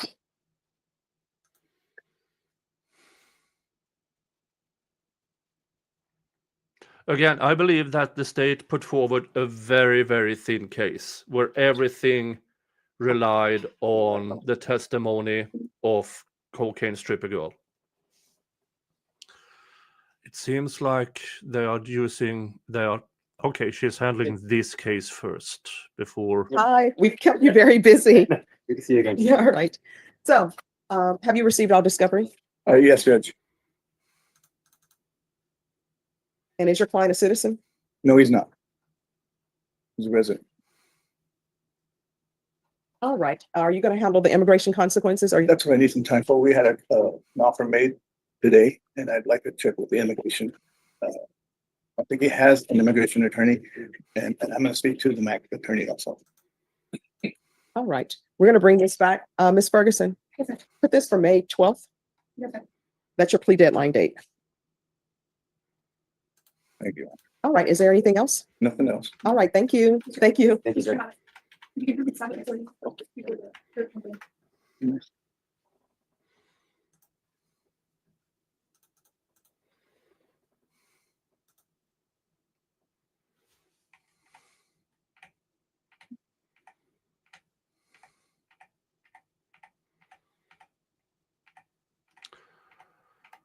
So Mr. McIntyre and his attorneys are moving into the courtroom.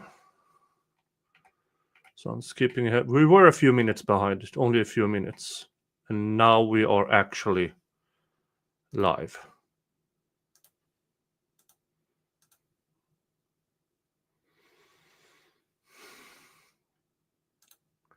It seems to be a guilty verdict of seems. No guarantees until it's actually read out in court. But it seems to be a guilty verdict and for a lesser included.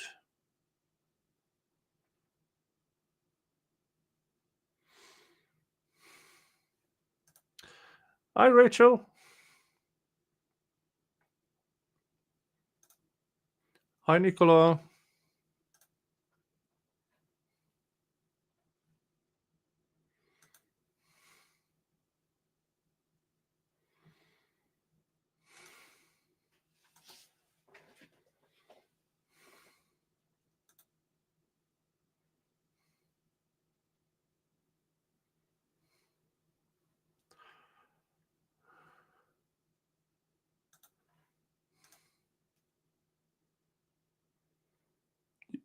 Okay, Shani Graham. Earthquake. I hope you are okay. Big And sis. LaShawn, on Archaea, there's supposed to be no driving for the remainder of probation. Hi, Snibbles.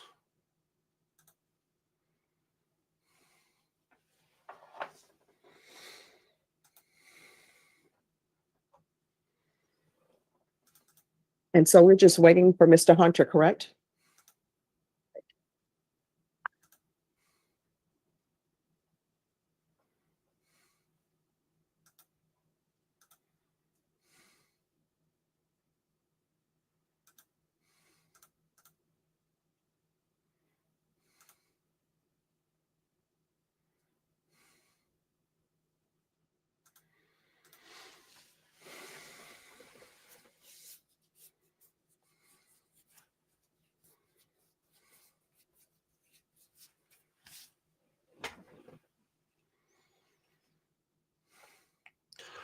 Let's see, that would be getting us to 6.5 hours of deliberation, or close to 7 hours of deliberation, combined Friday and Monday.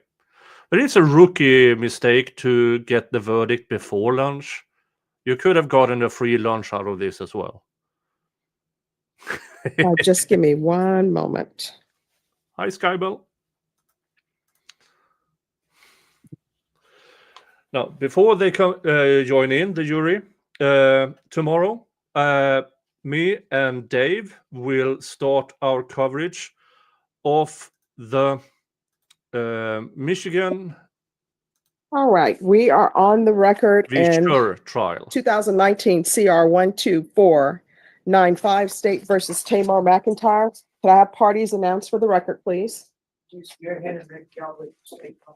Hunter, Thomas Lane, for Mr. McIntyre, Your Honor. All right, it's the court's understanding from the deputy that a verdict has been reached in this case. This is what I'm going to tell all the parties who are present in this courtroom. There's not to be any outbursts. If there's an outburst, what's going to end up happening is a deputy is going to tap you on the shoulder. There's no need to get into a conversation with the deputy. That tap on the shoulder is meaning that you are to leave this courtroom, and you will only be allowed back in this courtroom if you're going to be a witness. Does everyone understand? Yes. Is there anyone who cannot do that? So both parties, for the state and the defense, if you need to talk to members who are currently in court that are either with the state or defense, you may do so now. Otherwise, I'm going to bring the jury in. Everyone knows to be on their best behavior, Your Honor. All right, let's bring the jurors in. All right, for the jury.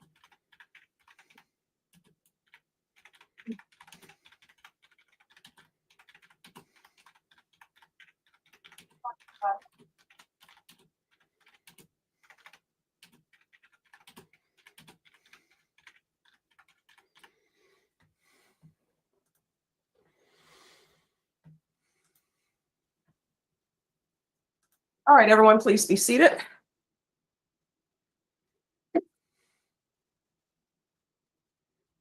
All right, ladies and gentlemen, it's my understanding that you've reached a verdict in this case. Is that correct? And is that verdict unanimous? All right, if you will give the verdict form to Deputy Laura, please.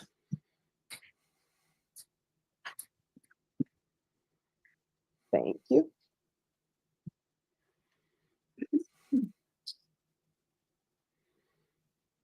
Ending the poll now. 50% said guilty, 30% hung jury, and 18% not guilty. Yeah, I think that's a reasonable. All right, if the assessment. defendant could please stand. We, the jury, find the defendant, Taymor McIntyre, not guilty of the offense of capital murder. What did I, excuse me, no. Okay, not guilty of capital murder, No, but that out of the courtroom. that we Out of the courtroom now. that we knew, not capital murder, because they said it in one of the questions. Yes.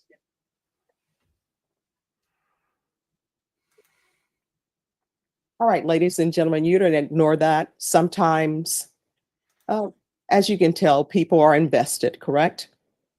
So it says, we, the jury, find the defendant, Taymor McIntyre, not guilty of the offense of capital murder as charged in the indictment. We, the jury, find the defendant, Taymor McIntyre, guilty of the lesser included offense of murder. Yeah. Does anyone wish to have the jury polled? Yes, Your Honor. Yeah. All right, ladies and gentlemen, and do you want them polled as to both counts? As expected. As to the count of conviction. All right, you may be seated. Ladies and gentlemen, I'm going to ask you if, in count 2, the guilty verdict for murder, if that is your verdict. If that is your verdict, I'm going to need you to respond yes. Does everyone understand? So we'll start on this end and work our way down. Is this your verdict? Is this your verdict? Is this your verdict? Yeah. Is this your verdict? Yeah. Is this your verdict? Is this your verdict? Oh, yes. All right. Back row. Is this your verdict? Is this your verdict? Is this your verdict? Is this your verdict? Yes. Is this your verdict? Is this your verdict? All right, ladies and gentlemen, what's going to happen now is I'm going to allow you all to have your recess for lunch, and then we'll begin the second phase of the trial. All right, everyone, please rise for the jurors.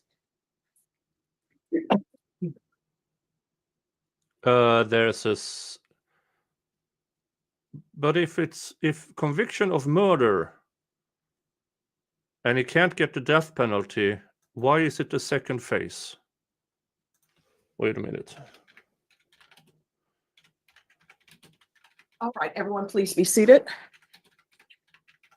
So what we will do is I think if we all come back at 2 p.m., that should give everybody a chance to have whatever witnesses they need to have present. So we'll come back at 2 p.m. for the second phase of the trial. All right, thank you. Okay, so second phase is regarding, will it be, let's see here. If it will be with or without parole.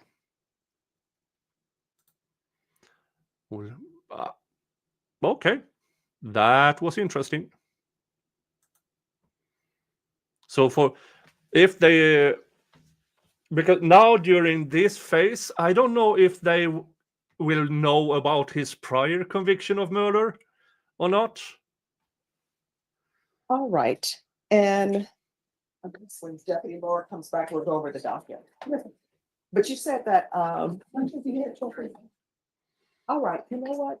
Okay, second If phase everyone at feels 2 up to it, we only p.m. have about 3 more Texas cases. time, If you can get which those is attorneys 9 here, we p.m. can do that. my time. But Sean, I'm being told that lunch for the jurors are not going to arrive to 12:45. Are you okay with finishing the last 3 cases? Okay. They know. Yes. Yeah, okay, so they are out for lunch and then come back for the sentencing phase.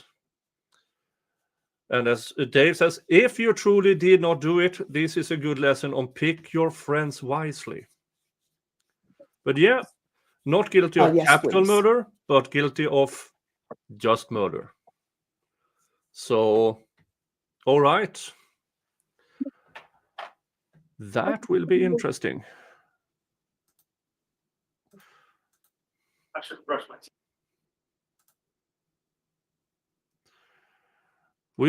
I'm going to do this. We are going to stream snipe Valhalla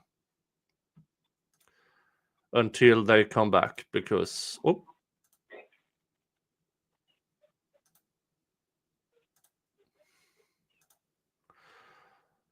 okay, let's see here. I need to have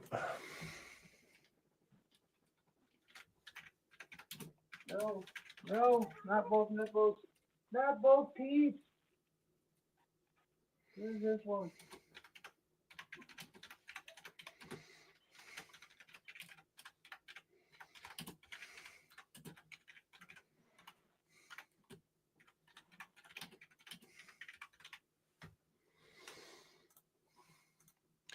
okay, so phase 2 starts 2 p.m. Texas time.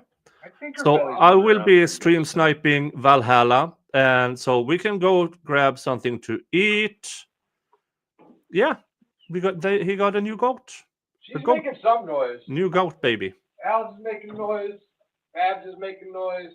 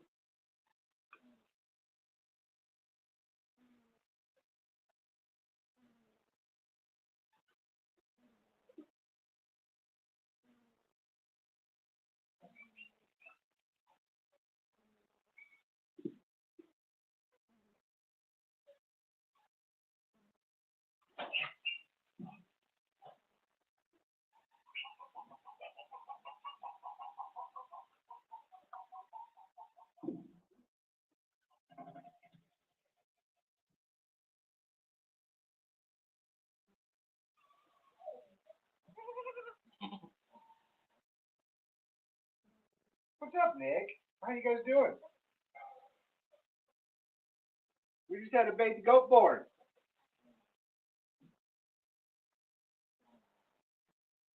Captain Kern just raided us? Thanks, buddy. Welcome in, y'all.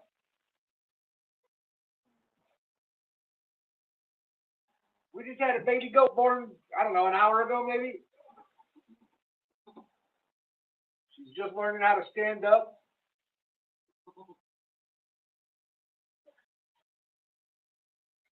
I don't know if we've got another one coming or not. I thought for sure she'd have 2.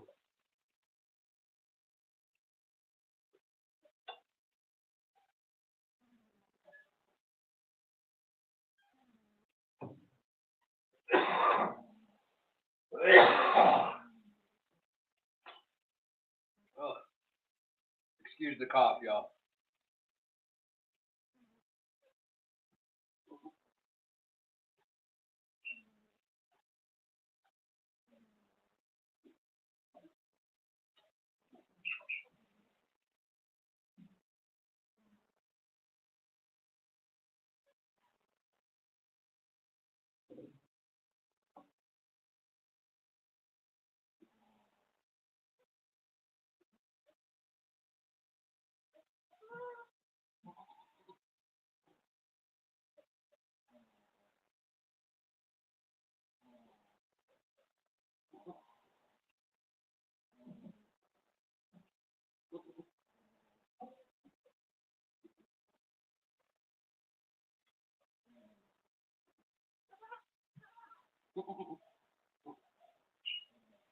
She's finding her balance.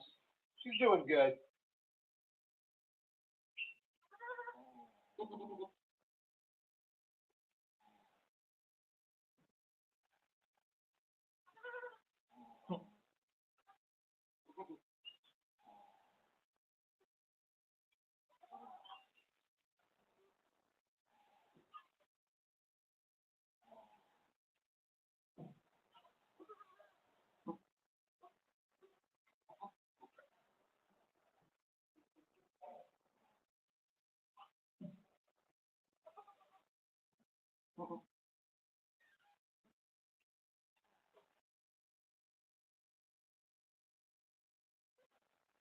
Mamas will have all their babies first, and then they'll pass the placenta. So we're waiting on one of those two things, either another baby or some placenta.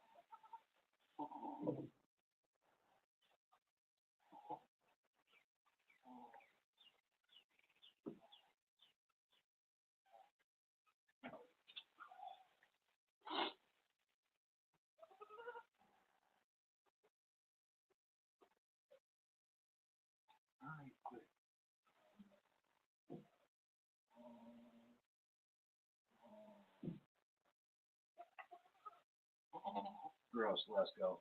Gross.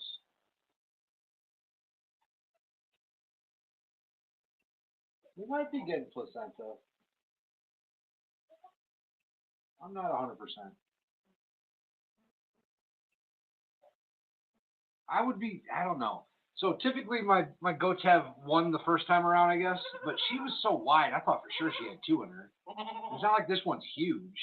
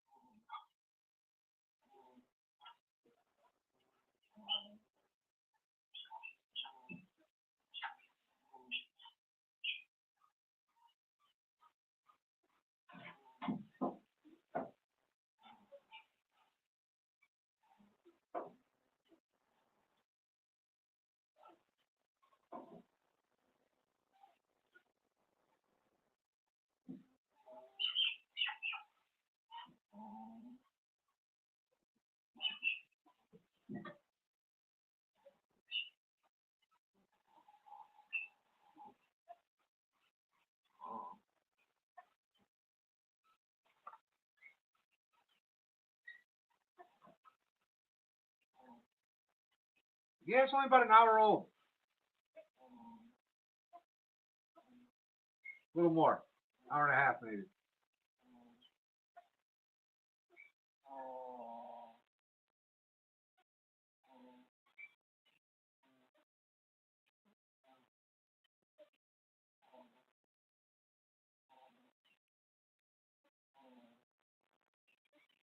Hour 20.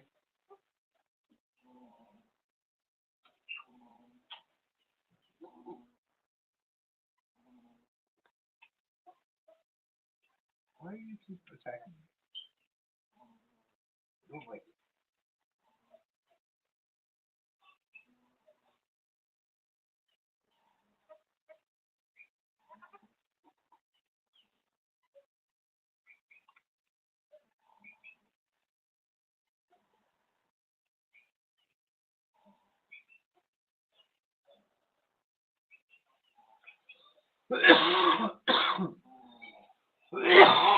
Jesus.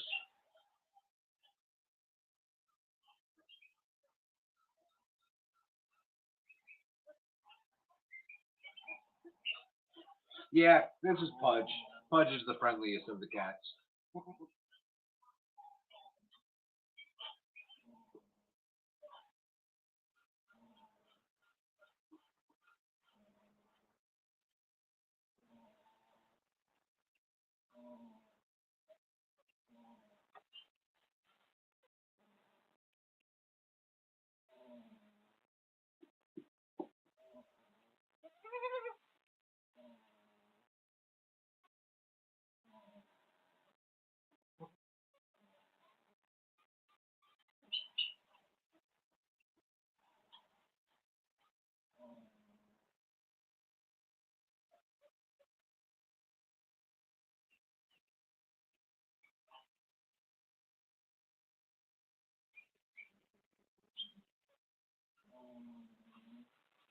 No idea on a name yet. We usually don't name them right away. They gotta like earn their name, you know? Generally speaking.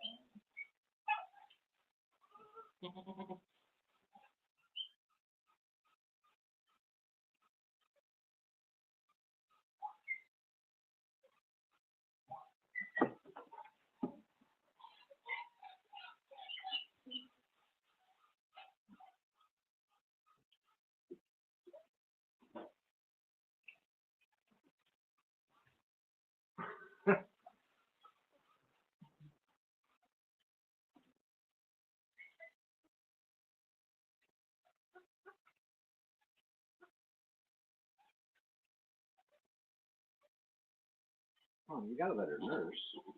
That's what babies do. They nurse. Here, go back over there.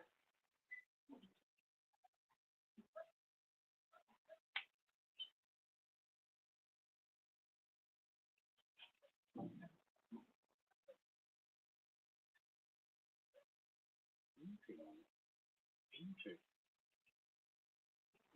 That's the leg. You're missing, little girl. You're missing bad.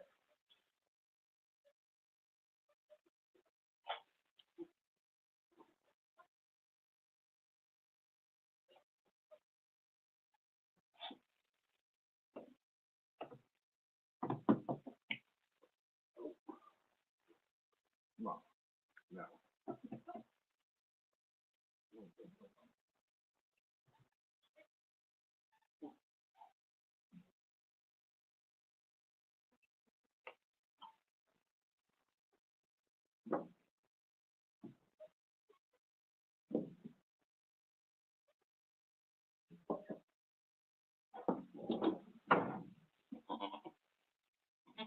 What was that about? What was that about?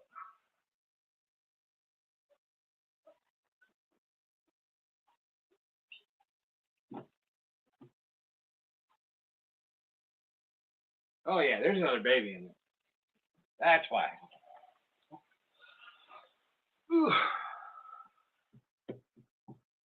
So why isn't she letting her nurse? It's because she's about to have another baby. I felt it kick me back that time.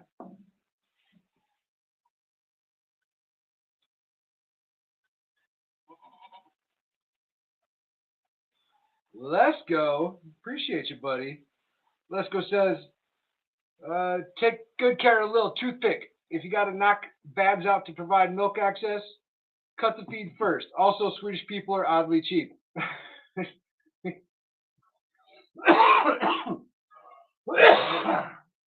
Oh, no, we got her on latched. I'm sure she got the colostrum.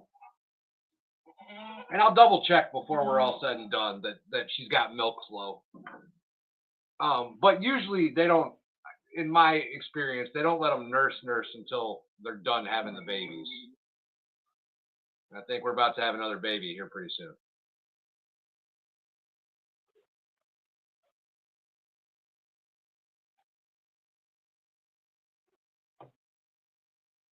Oh my God, y'all.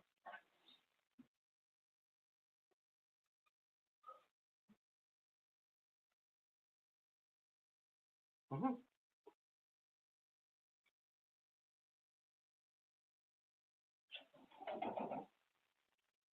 Okay, what?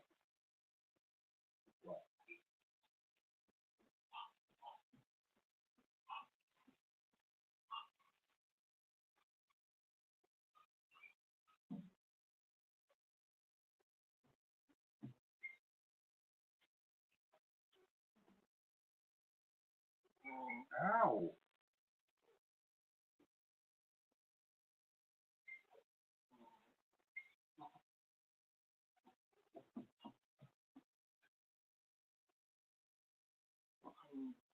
Baby's exhausted.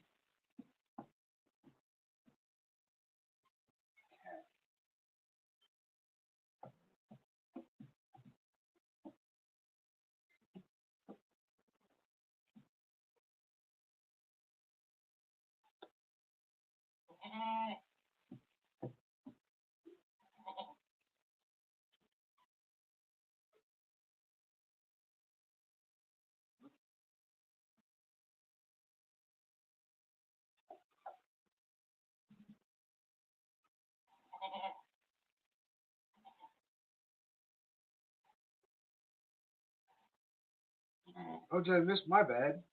I did miss one. Nick Dara says for stream snipe. Cool. Appreciate it, buddy. I didn't mean to miss it. Sweet.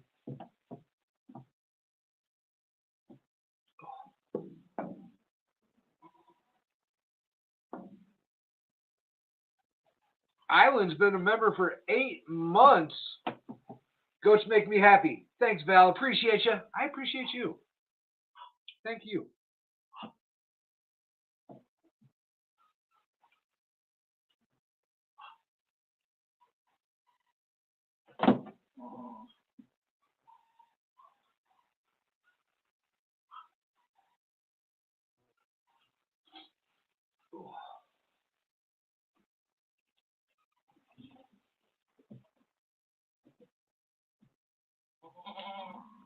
Baby's had a long day already.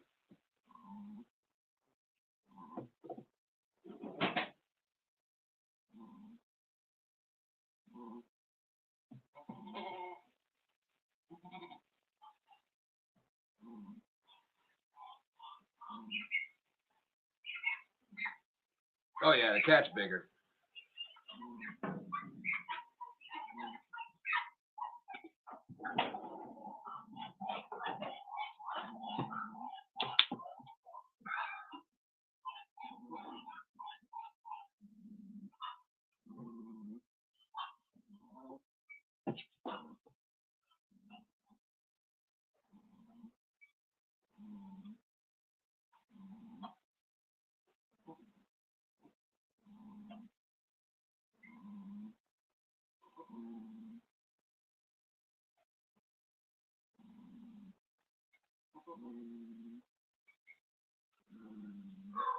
Shit.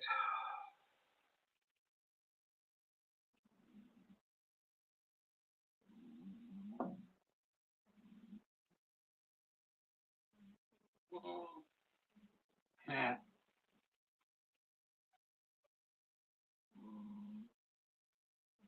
Liz, no. Most of the experienced moms, they'll have them before I even catch it.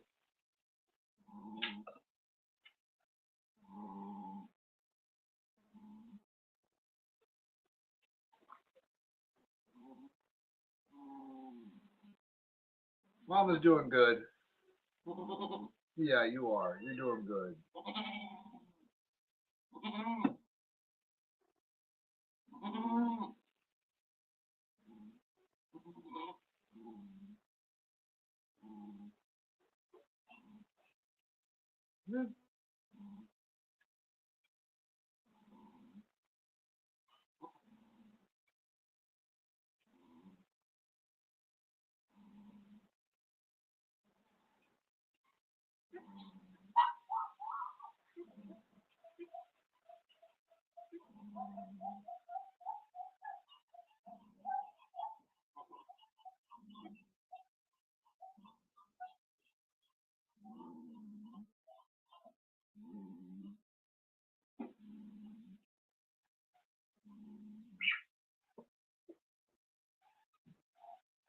She just cuddling, loving on her little baby.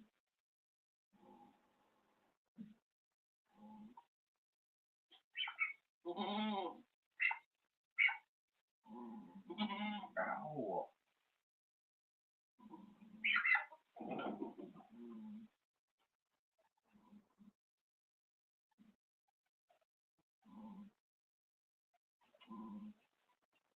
Liz Bird with a 2-month membership chat. Thanks to whoever gifted the second month free membership. Might have been me, actually. I gave like 10 of them away today. I gave my whole month. I blew my whole month's load on today.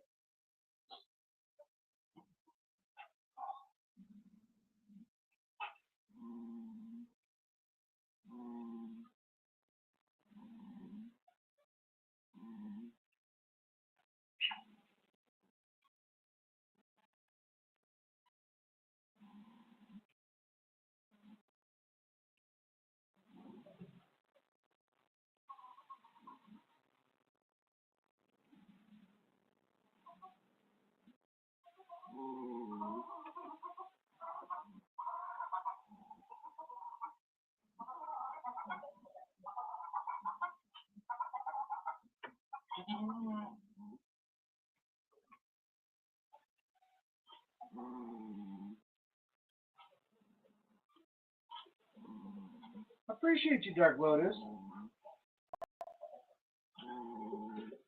Nana Misty just gifted 5 Valhalla Waste memberships. Congratulations, y'all. Welcome to the Goat Herd. You get fun new emojis now. Like Fluffy. Nah, we don't usually do names right away. Usually names come later. What is your deal? Why do you keep clawing my thigh? It doesn't feel good.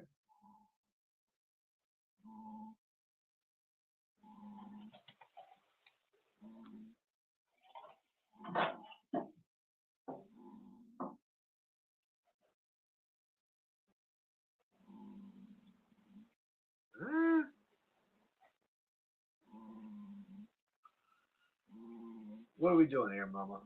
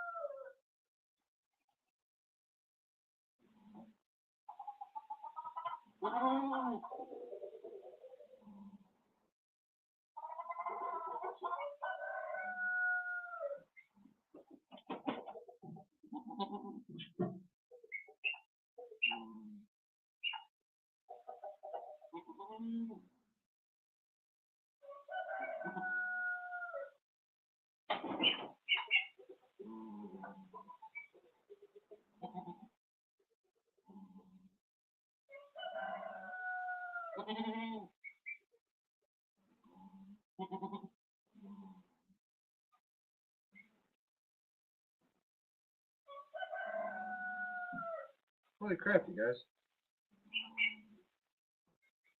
King Bob gifted a membership. Appreciate you, King Bob. Diane G gifted 5 memberships. Thank you so much. P. Lola's mom says, birthing train. Kids need a treat. You ain't wrong. You ain't wrong. Come on, Mama. She seems very nervous about the cat.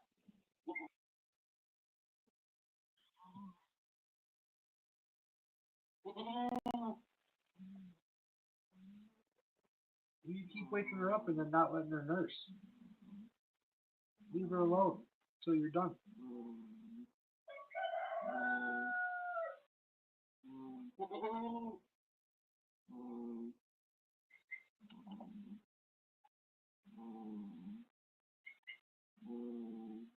We might be getting placenta, y'all.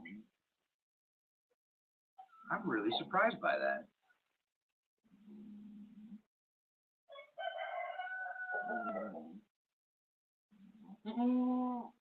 I would think, Diane G, I think I'm on the up. I think I'm on the mend.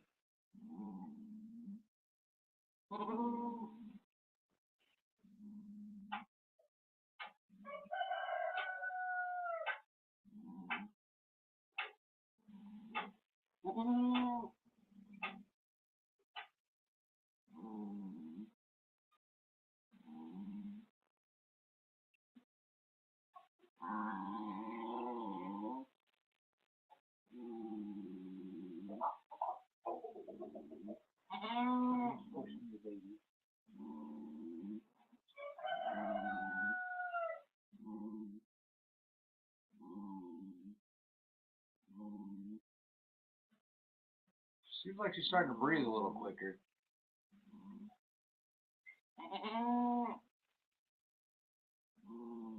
You about ready? Get the show on the road. You good, Mama? Yeah, you good, Mama.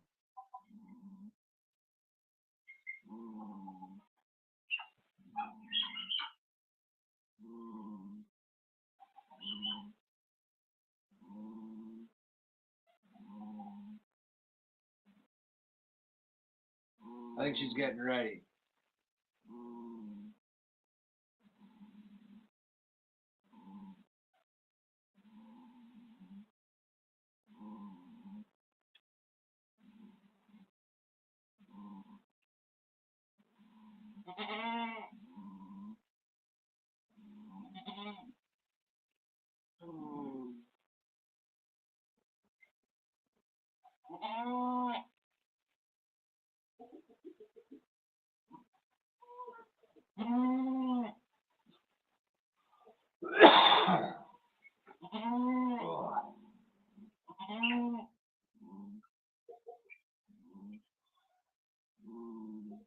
No.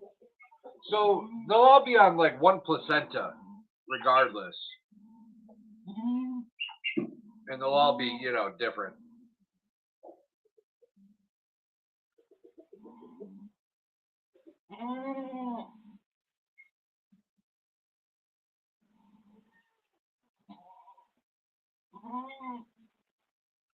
One cat and one new baby, Jude.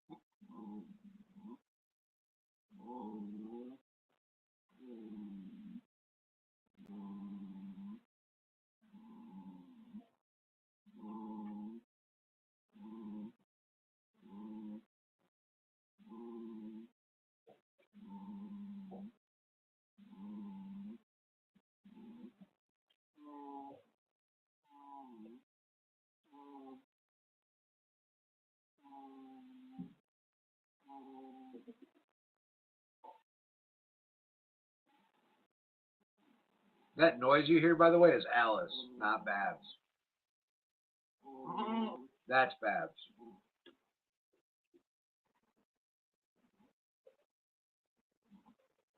Are you gonna have another baby or what?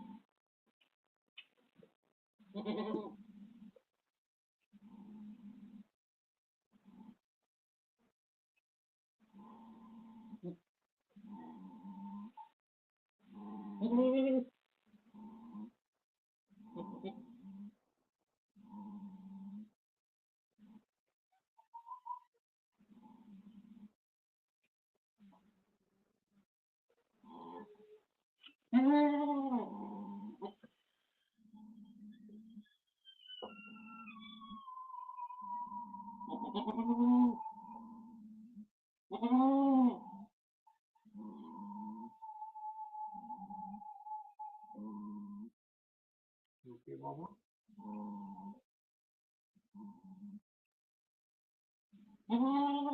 Doing a good job.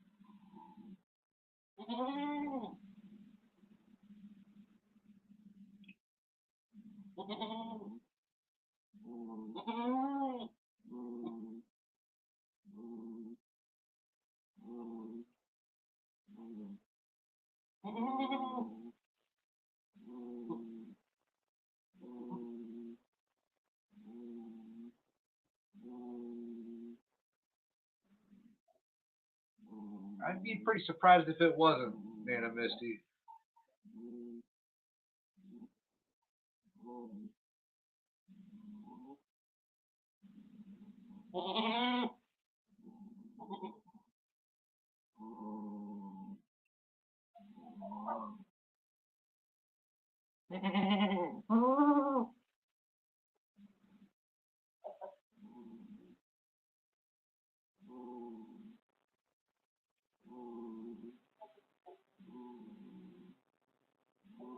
Yes, Little Red. This is the first time, Mama.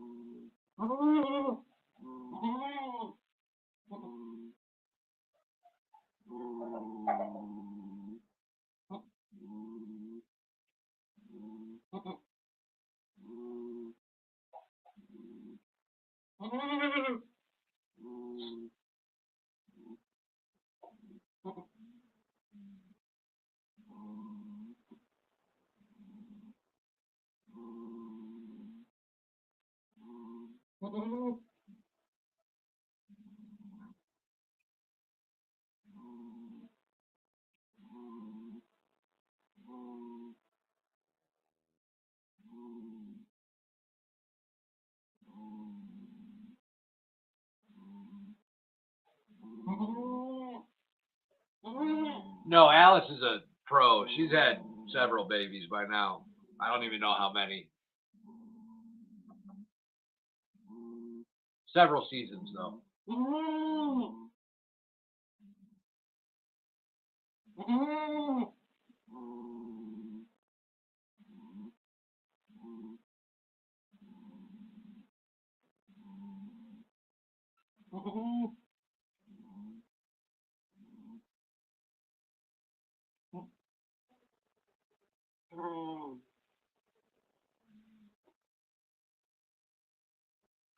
Yeah, she almost looks like she might have some placenta coming out though.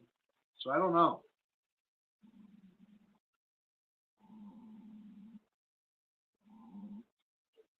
I thought I felt a baby in there. But what do I know, right? Might have just been something sliding back into place. She was awful wide. You go, mama. Don't worry about the cat. Cat's fine.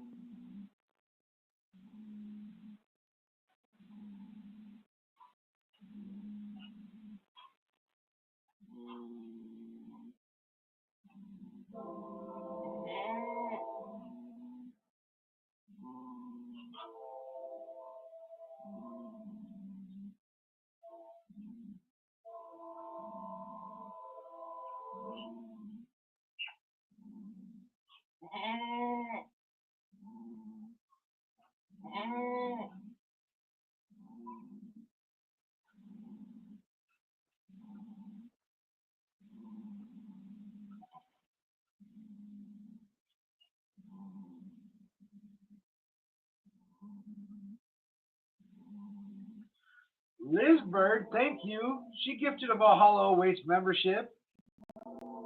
Congratulations, Birdie. The evidence will show B. Welcome aboard.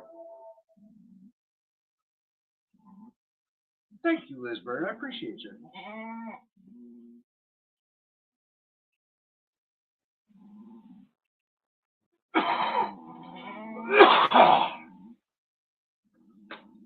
Ugh.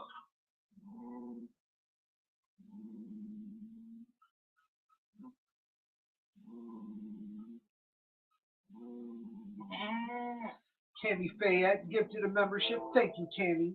Congratulations, Nancy. You guys are awesome.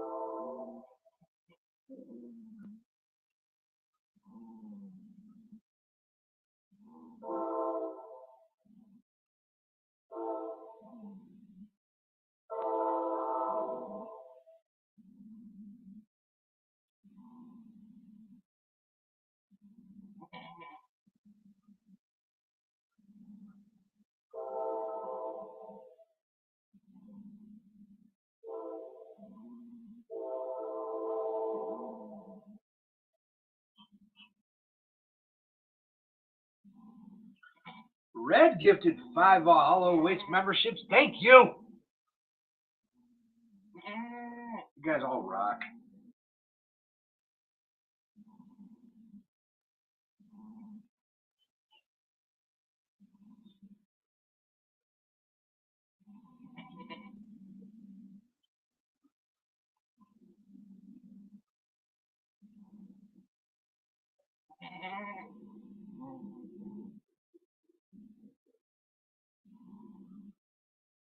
Lois Cox just gifted 5 Valhalla Waste memberships. You guys really are awesome. Thank you, Lois.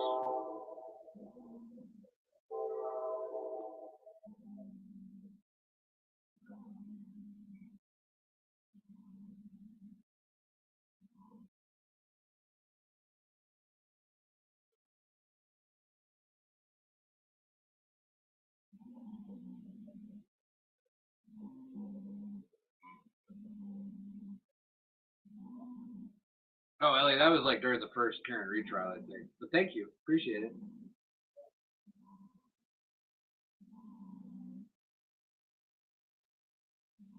Jack Black? I think I'm okay with that.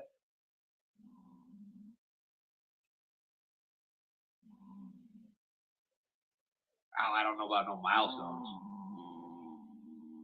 I've actually been kind of stagnant for a little while. After the Karen retrial, I got a bunch on one of the panel shows that Baker and I were doing. I got up to like 52.60 something, and then it dropped all the way down to 49.99, and I was like, no! So I started climbing again here recently with the goats and stuff, and now I'm starting to trail off again. So I don't know. Either people are getting unsubscribed, or people want lost stuff, Mac goat stuff, or whatever. I don't know. I don't really pay that close of attention to it. Like, I look at it, right? But it's whatever. It's cool. I appreciate y'all for hitting the sub button.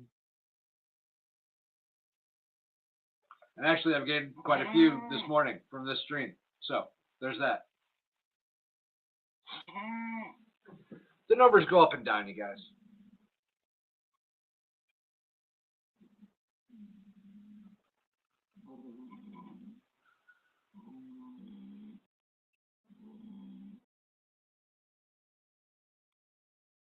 She's still breathing pretty hard.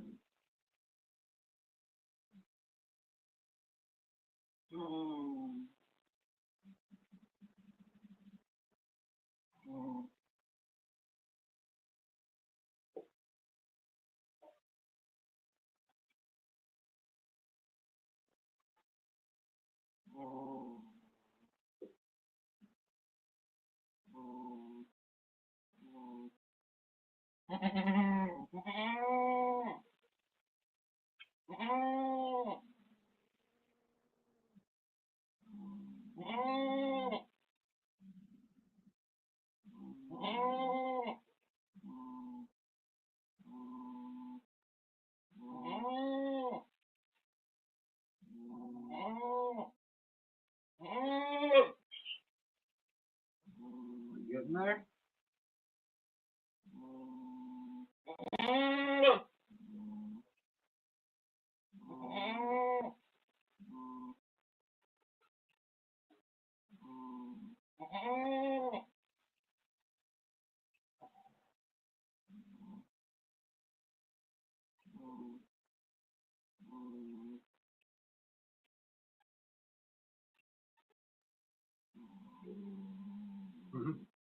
I don't know, Ellie. I'm not really sure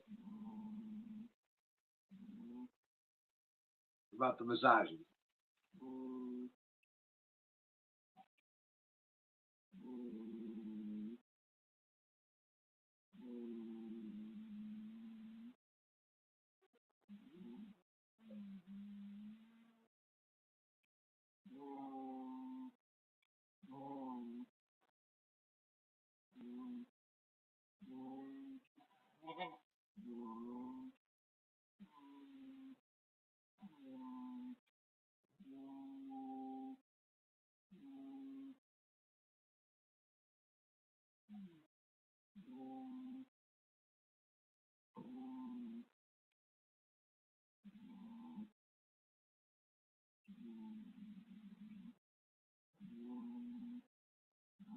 Let's go. We're still at 1.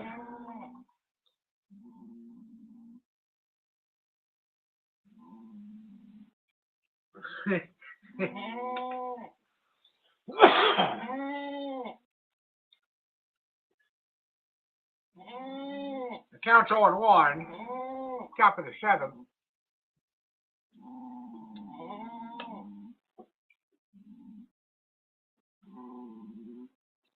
I think she's still getting little contractions.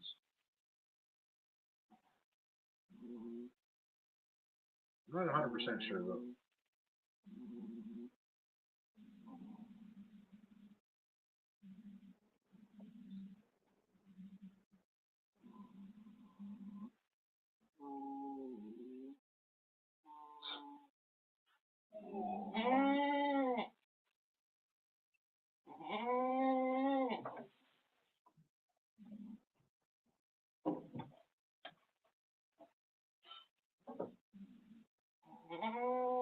You got this, Mama. I have faith.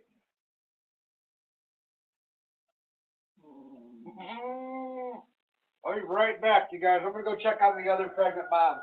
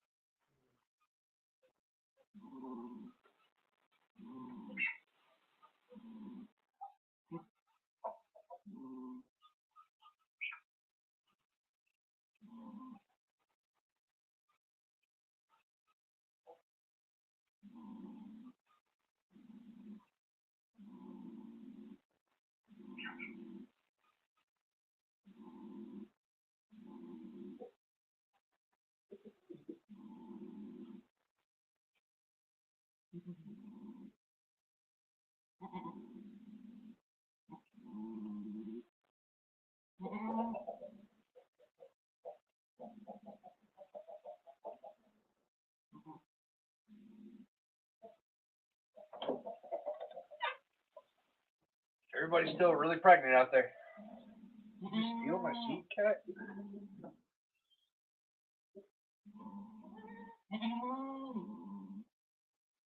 Oh, we got placenta, y'all. We got placenta. Okay. So she's done. Huh. I thought for sure I had another baby in there. She was looking white as hell.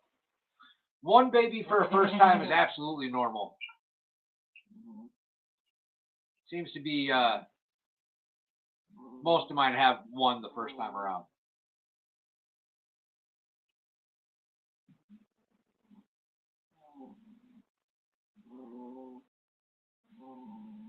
All right, well.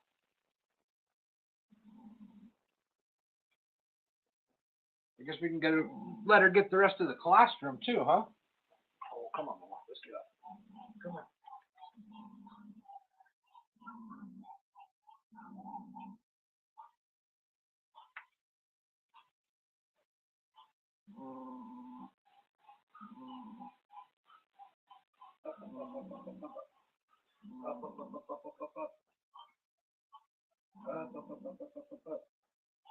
There you go. There's a good mama.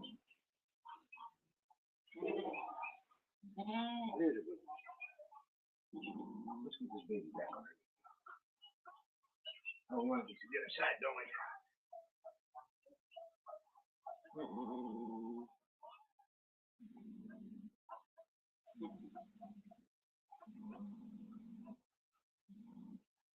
I can't see.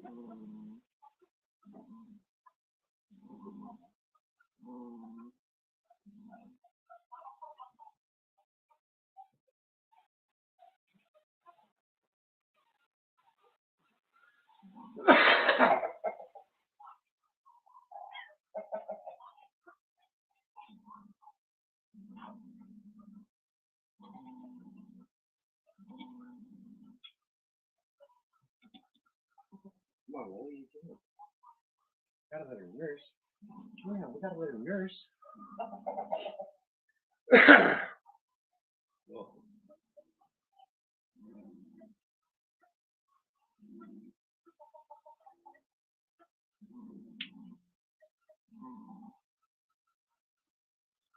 Oh yeah, we definitely got milk flow. She's definitely had colostrum. Good deal, good deal, good deal. Successful. All around success. Come here, Mama. Let this baby nurse.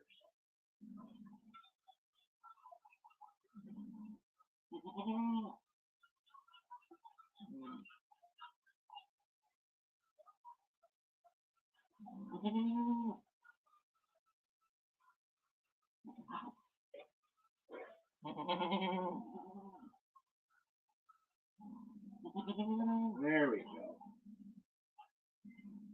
Now we got the other side too. You're okay. You're okay.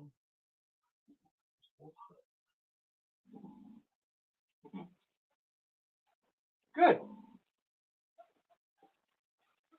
That went about as smooth as you could possibly have it go.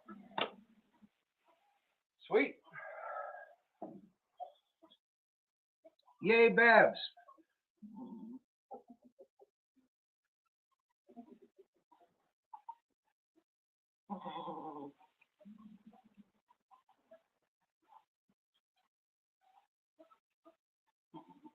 Good job, Mama.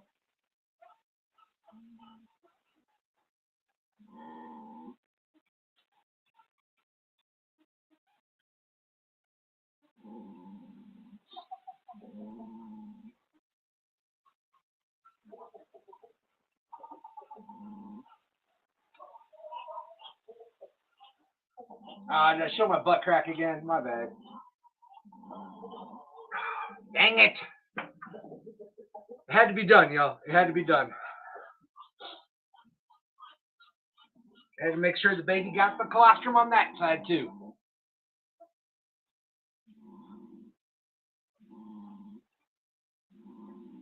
How hot is it right now?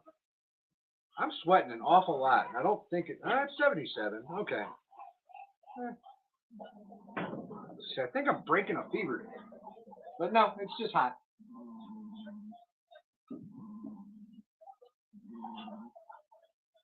Baby, you're facing the wrong way.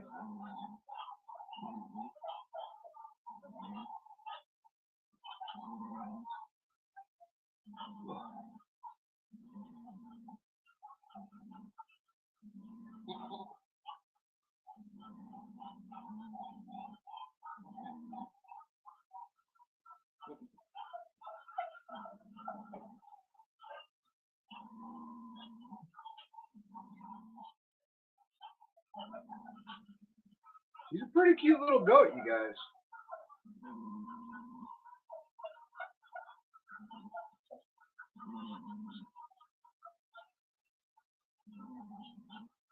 You're going the wrong direction, little one.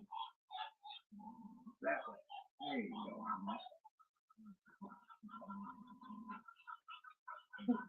I was like, I don't know how I feel about this nursing thing. That's weird. All right, sweet. I still have to take a shower for the day. This was a pleasant surprise for me this morning. I'm glad we got it on camera. I'm glad that you guys got to see it. Sorry you had to see my butt crack in the process. Shit happens. I'm gonna go clean up. I'll check back in with her after a little while, but she has done all the things that I would like her to do to consider her a happy, healthy baby girl goat.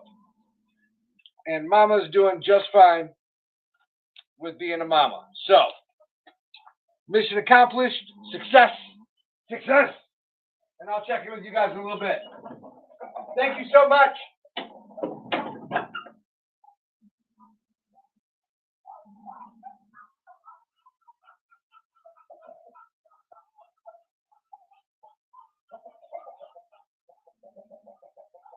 You know what? Let me get you guys a good look at her before I leave. Now that she's mostly dried off and whatnot.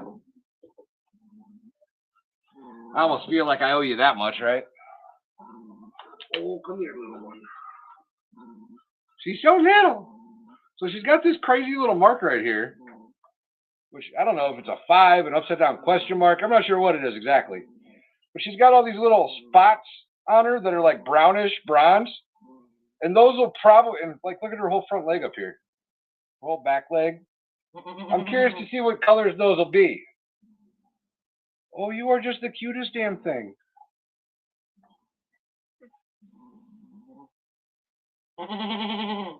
She is awfully cute, you guys.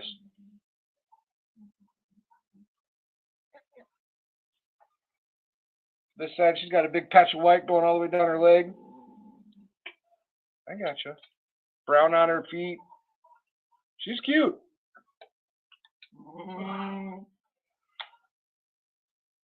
Sweet. All right, y'all. I'm gonna go take a shower. I'll check in with you in a little bit. Pudge, keep an eye on him.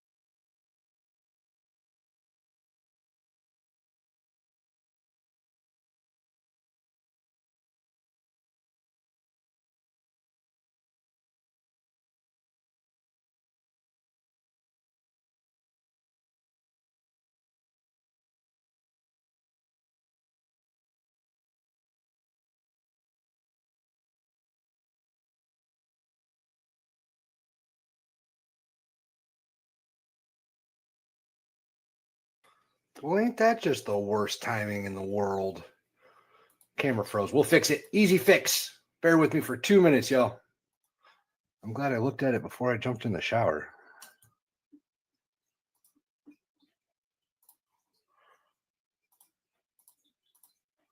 Dang. Worst YouTuber ever. All right, we're back in action. There y'all go.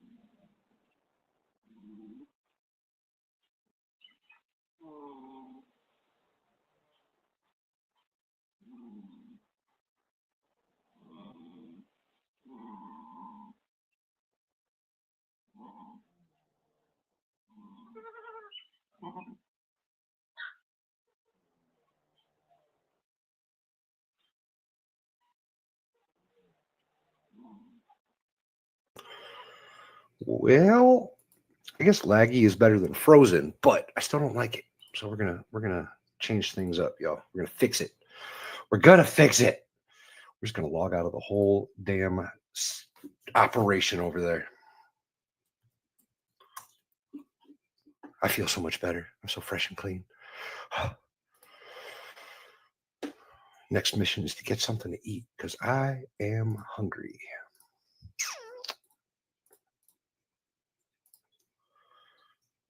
All right. Hopefully we can get rid of the lag. Choppy goats, glitchy goats, teleporting goats. We don't like it. That ain't right. We don't like it.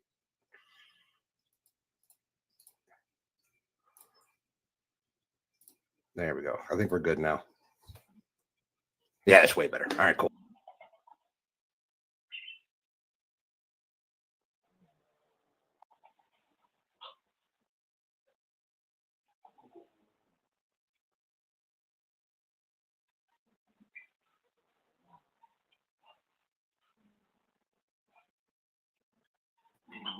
Oh, I missed this.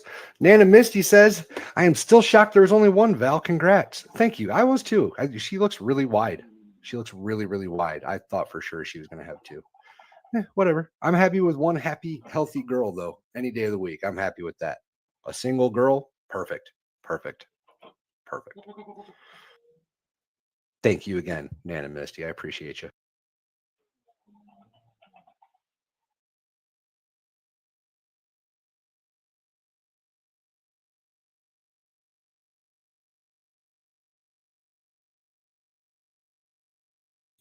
Man, I'm in such a hurry to go eat. I'm not paying enough attention. That's a good idea.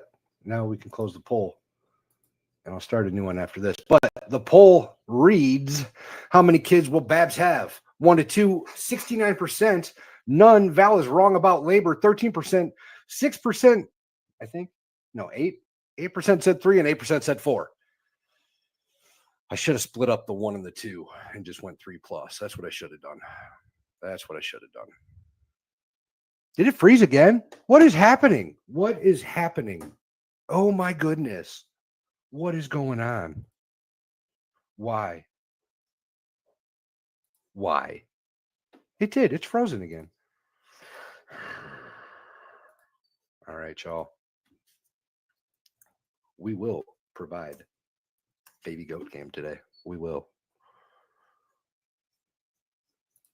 I'm not even like connected to the internet anywhere, I don't think. Like all the bandwidth should be going to this.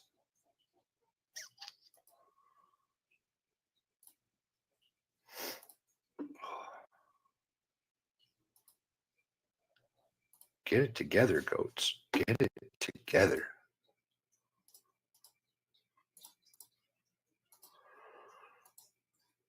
All right, y'all.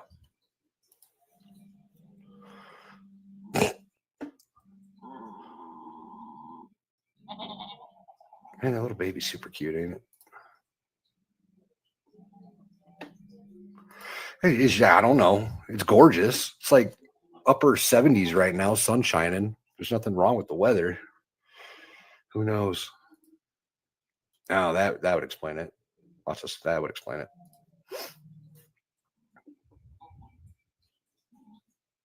All right, y'all. I'm gonna keep my eye on it best I can. But I am really hungry.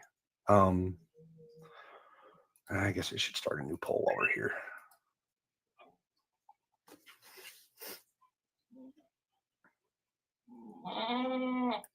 Scully.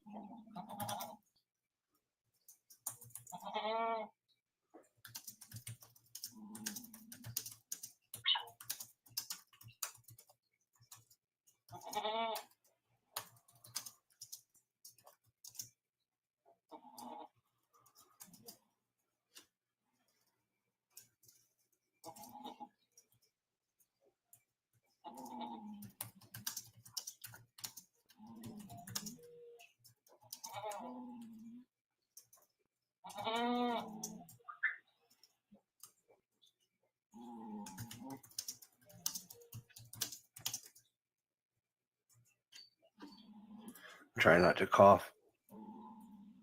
I got a tickle in my throat. Start poll. All right, there you go. There's the new poll, y'all. Enjoy.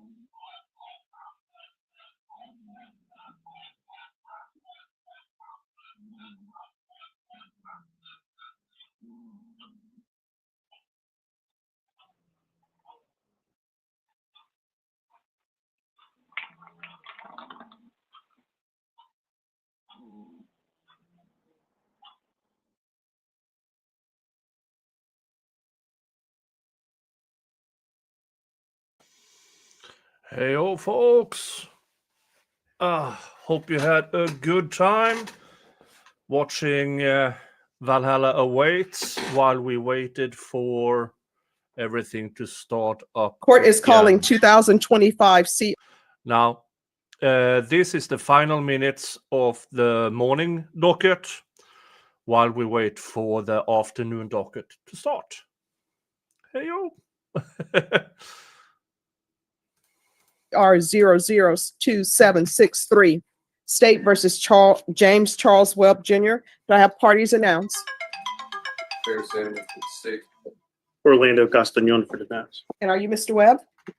Counsel, have you received all discovery? Did you review it with your client? Yes, Judge. Court will find that the state is in compliance with discovery. Mr. Webb, did you review the application for community supervision with your attorney? Did you understand it and sign it? Yes, ma'am. Did you review the true bill of indictment with your attorney? Did you understand it? Counsel, do you waive the reading of the indictment? I do. State, are you proceeding on the indictment as presented? No, Judge. Waiving count 2. Any objection? No, Judge. Did you review the admonishments with your attorney? Did you understand it? Yes. All right, you have a lot of bass in your voice. You need to speak up so the court reporter can hear. Okay. All right. And did you sign it in all the appropriate places? Yes, ma'am. All right. In count 1, you're charged with possession of a controlled substance, penalty group 1, 1 to 4 grams. That's a 3rd-degree felony. Range of punishment is anywhere from 2 to 10 years in prison and up to a $10,000 fine. If you have a plea bargain agreement with the state, the court does not have to follow your plea. If for any reason the court does not follow your plea and gives you more than you bargained for, the fact that you entered a plea will not be used against you and you will be allowed to withdraw your plea. Did you understand? Yes, ma'am. You have a right to jury trial, a right for you or your attorney to cross-examine and confront any witnesses. The state will call in the right to remain silent. By entering this plea, you are giving up those rights. Did you intend to give up those rights and enter into a plea in this case? Counsel, has your client been able to provide you with any defenses? Yes, Judge. Do you believe he has a rational as well as a factual understanding of the charges against him? Believe so. Do you believe he's currently competent and was legally sane at the time of the offense? Yes, Judge. Mr. Webb, has anyone threatened you, coerced you, or placed you in fear to get you to enter this plea? No, ma'am. Anyone promised you anything other than the plea? No, ma'am. Are you satisfied with the way you've been represented? Yes, ma'am. Are you a U.S. citizen? Yes, ma'am. Court will find that defendant has knowingly and voluntarily waived his right to jury trial. Did you review the plea bargain page with your attorney? Did you understand it? Yes, ma'am. According to the plea, state is proceeding on count 1. They're asking that your punishment be assessed at 4 years in the prison and they're recommending community supervision. Did you understand that to be the plea? So you understand they're recommending probation, community supervision? Yes. Did you understand that to be the plea? Yes. Yes, sir. Defense, is that the plea? It is, Judge. State? Yes. Did you review the waiver of appeal paragraph with your attorney? Did you understand it and sign it in both places? Did you understand by signing that you're waiving your right to appeal? The only items that can be appealed are written pretrial motions that have been filed, heard, and ruled upon by the court. Did you understand? Yes. Counsel, have there been any such motions? No, Judge. Outside the agreement, the state is requesting that your community supervision be for a term of 4 years and there be a TAP evaluation. Did you understand those are recommendations from the state and the court does not have to follow those recommendations? Yes, ma'am. Then to the offense is charged in count 1. How do you plead? Guilty, not guilty, or no contest? Guilty, Your Honor. Any evidence? Containing exhibits and attachments. No objections. All right, state, you may be excused. Did you review the waiver and consent to stipulations with your attorney? Did you understand it and sign it in all the appropriate places? Yes, ma'am, I did. Again, did you understand you have a right to jury trial, a right for you or your attorney to cross-examine and confront any witnesses the state would call, and the right to remain silent? Yes, ma'am. Did you understand that today the state will be presenting evidence in the form of witnesses' statements and police reports, but most importantly, there will be no live testimony? Did you understand? Yes, ma'am.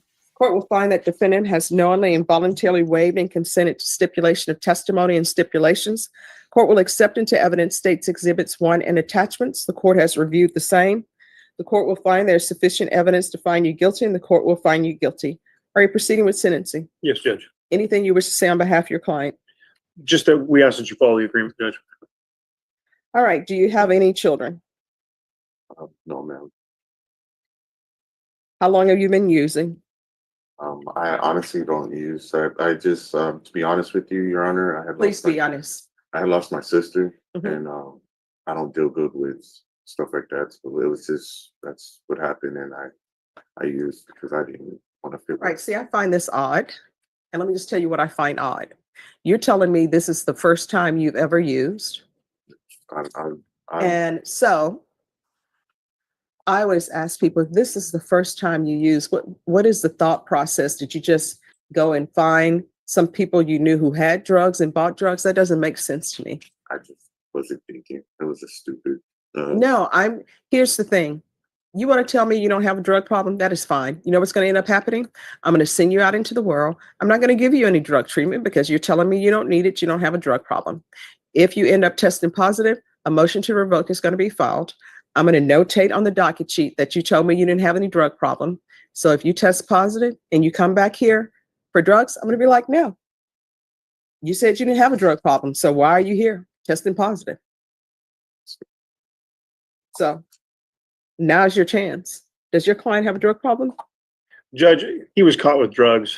I think that he may be in the process of needing to accept accountability for his past actions. I don't know whether he has a drug problem or not. He's indicated to me that he does not. You know, it says they searched him. He's like, I might have some meth in my backpack.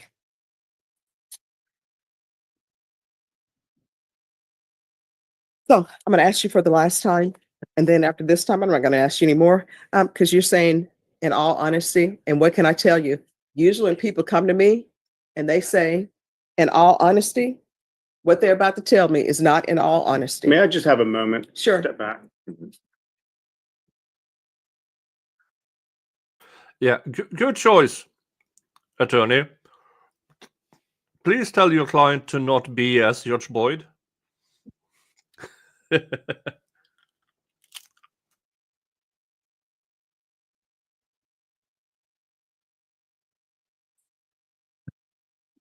Judge, I've spoken with Mr. Webb, and I believe that it's probably not the first time I've used drugs, and I'm. Well, I don't even know why you're throwing in the qualifier. It's probably not the first time you've used drugs unless you've lost your memory. Either it's the first time you use drugs or it's not. No, ma'am. It's not. All right. And so what have you been using? Well, just marijuana and methamphetamine. All right. And you use meth more than once? Yes, ma'am. All right. So I don't even understand why the dishonesty. Obviously, the state wants you to have probation. If I'm going to give you probation, I want you to be successful on it. I take no joy in sending people to prison. My apologies.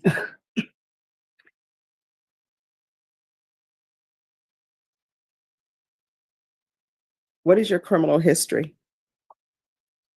I have not really too bad. I have Any criminal history is too bad. You shouldn't have any.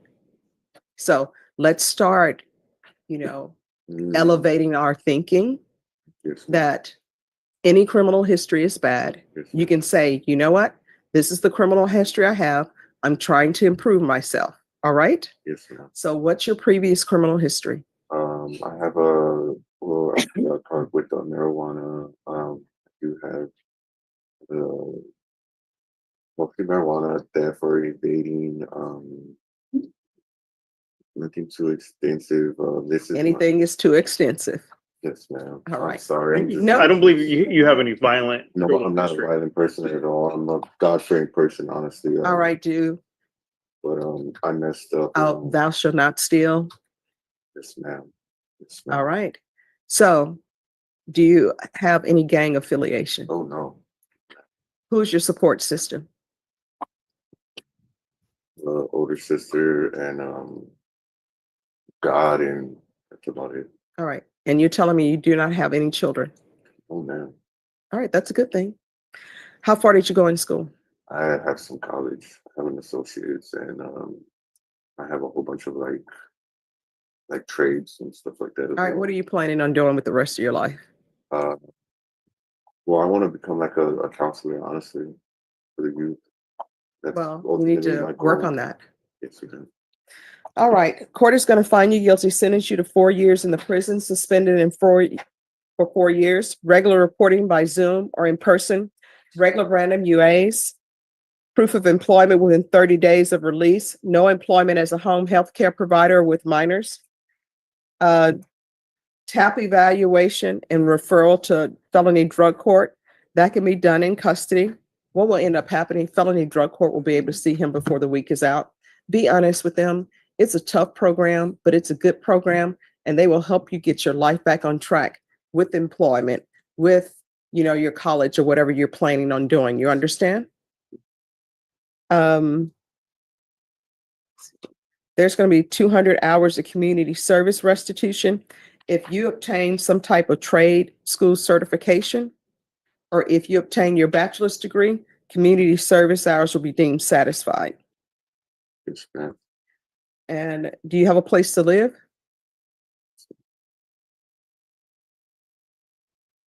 All right, so they're going to be field visits. We're going to finish listen to this, and then for we'll move 8 to months. live in And the it'll be once a sentencing month. phase. Probation, is there anything else he needs? All right, and I'm gonna do 60 sober meetings in 60 days. That's your NAA meetings, but they call them sober meetings now.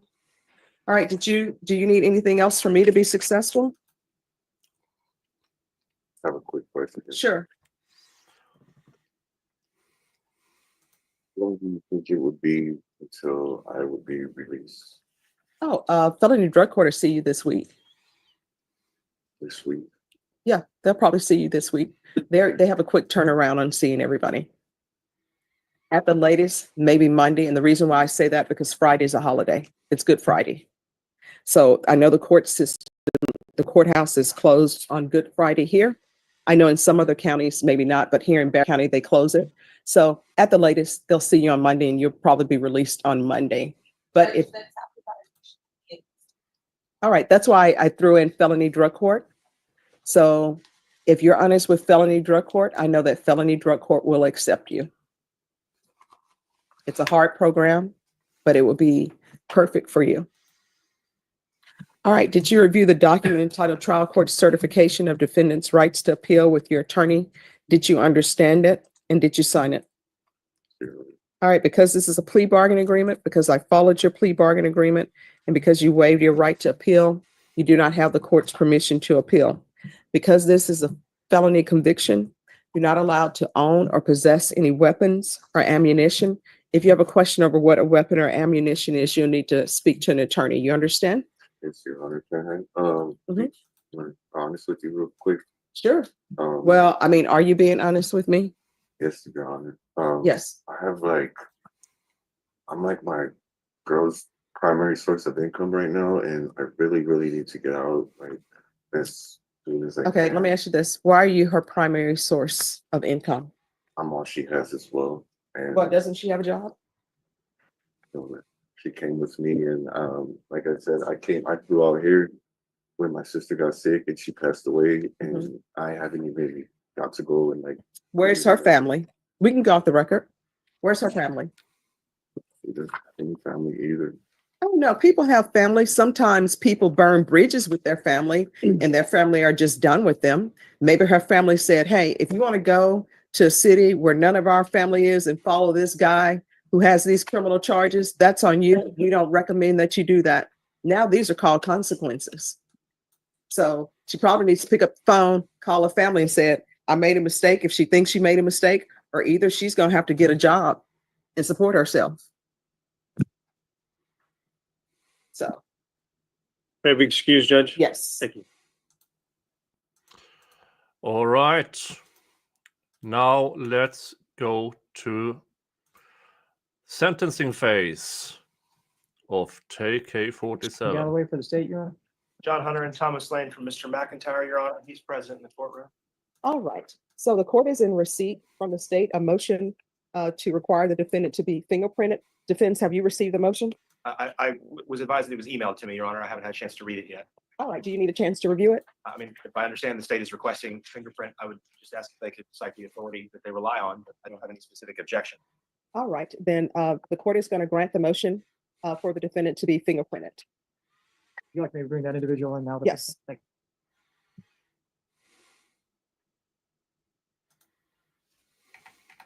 There's take fingerprints.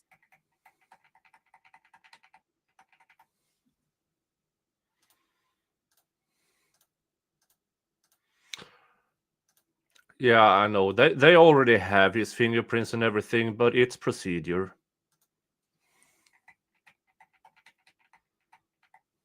I mean, he is currently serving 55 years for another murder, so I bet they have most of his information.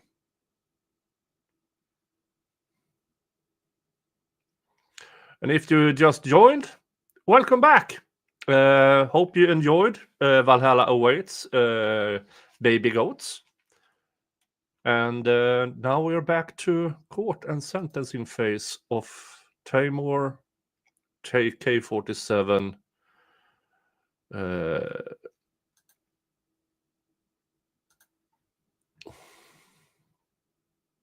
McIntyre.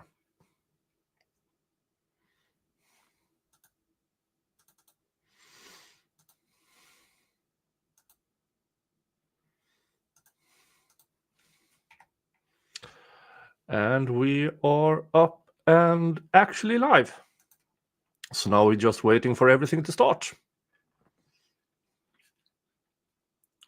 Yeah, sentencing phase here with the jury. I assume they will find out that he is already convicted of murder. And that, let's just say he's probably not looking at the minimum for murder, which is 5 years. It's probably more like the maximum of 99 years. But gavel to gavel, folks. Gavel to gavel.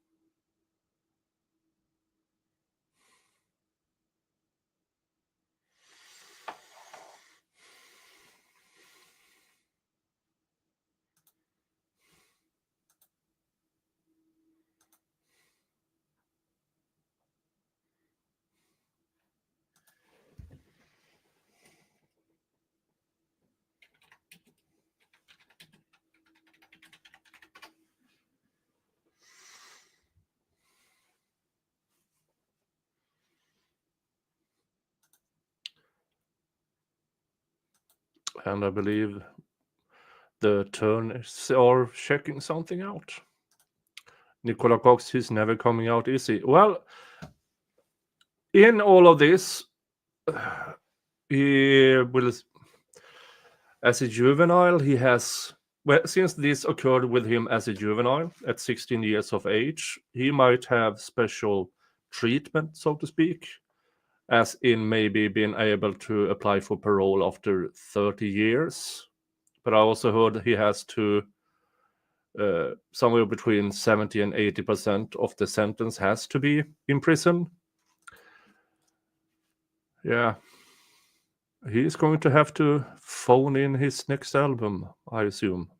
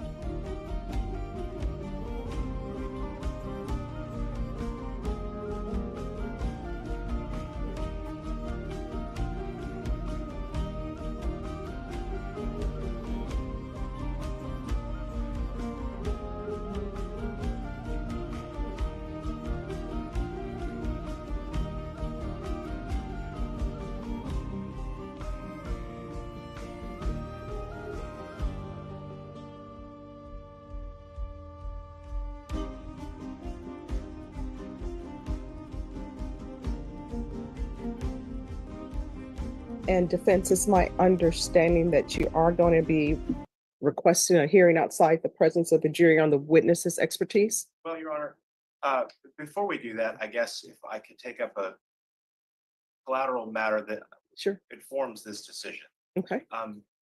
Before the trial started, maybe several months before the trial started, the state filed a motion advising that they would be asking Your Honor to stack the sentence, in this case with the sentence in Fort Worth. Mhm. And obviously, that's a matter we will be taking up after the jury's verdict on punishment. But I wanted to make sure that there was no issue with my ability to argue that that motion was in play. In other words, to apprise the jury of the fact that there is petition by the state that whatever sentence is returned in this case be run consecutively. Well, I don't think that's going to be discussed with the jury because it's not their decision to make. Yes, Your Honor, but I think that there's some authority that suggests that unlike parole or matters like that, the jury needs to be aware that the court has the discretionary power to stack the sentences. Because No, but if I could just, there's a couple of cases I think that Sure. maybe call to this point. And I'll read them into the record real fast. The first is Vargas versus State, Vargas, 252 Southwest 3rd, 876. That's Court of Appeals, 14th District of Houston, 2008. And Halliburton versus State, Haliburton, Court of Criminal Appeals, 1979. And in these cases, there's discussion about, in one instance, well, let me stop you for a moment, counsel. So here's the question. Is any witness going to be called who's going to be able to say to this jury that stacking or not stacking is completely up to the court? If there is not going to be a witness, then we can take up whether in closing argument or however you want to let the jury know that the court it's the court's authority to decide whether a case is run consecutively or concurrently. We can take it up at that point. Right, because I mean, fundamentally, it wouldn't be a witness, it would be a charge to the jury. Okay, so we can take that up at that point. But I just didn't, I would like to talk about it in an opening. I won't if we haven't ruled on it yet, but Yeah. I think that because the law seems to indicate jurors are entitled to know, I thought it would be best if we could talk about it in an opening, and I wanted to give you. We can take it up in closing. I think that would probably be best. Yes, Your Honor, I understand. Okay. Just a moment. Sure.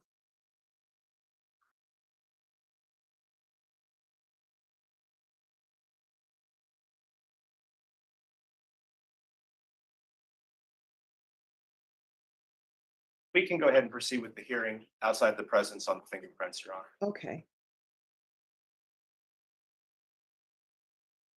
All right, and so it's the court's understanding this is simply going to be a hearing. Then we should proceed forward. All right, so my understanding, this is just specifically a hearing to make a determination on whether or not the witness that the state is calling as, I'm assuming, a fingerprint expert, Yes, Your Honor. whether or not they're qualified. Well, my challenge would be to their qualification, and I would challenge the science of fingerprinting generally under the Daubert County standard. All right, let's bring them in. State, call your witness.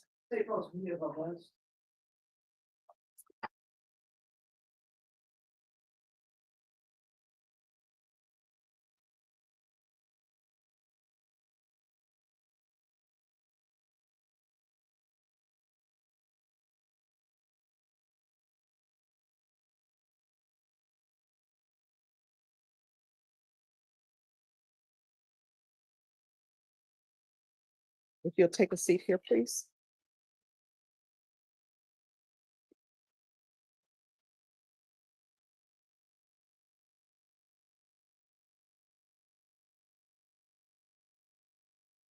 And if you can raise your right hand for me, please. Do you solemnly swear or affirm the testimony you give will be the truth and nothing but the truth, so help you God? Yes, Your Honor. All right, you can lower your hand. If you'll put the There should be a little clip, a square. If you put that on your lapel or somewhere, it's for the court reporter. All right. And Cindy, I am trying to go to your link. And let me see, it may not be working. Just 1 second.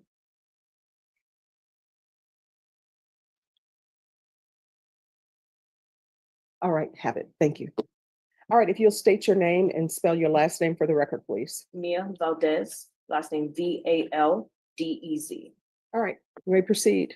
Thank you, John. Ms. Valdez, can you please just tell us what's your occupation I'm a fingerprint examiner for the Bexar County Sheriff's Office and how long have you held that position? for 2 years. And how do you, do you have to go certain type of training? Yes.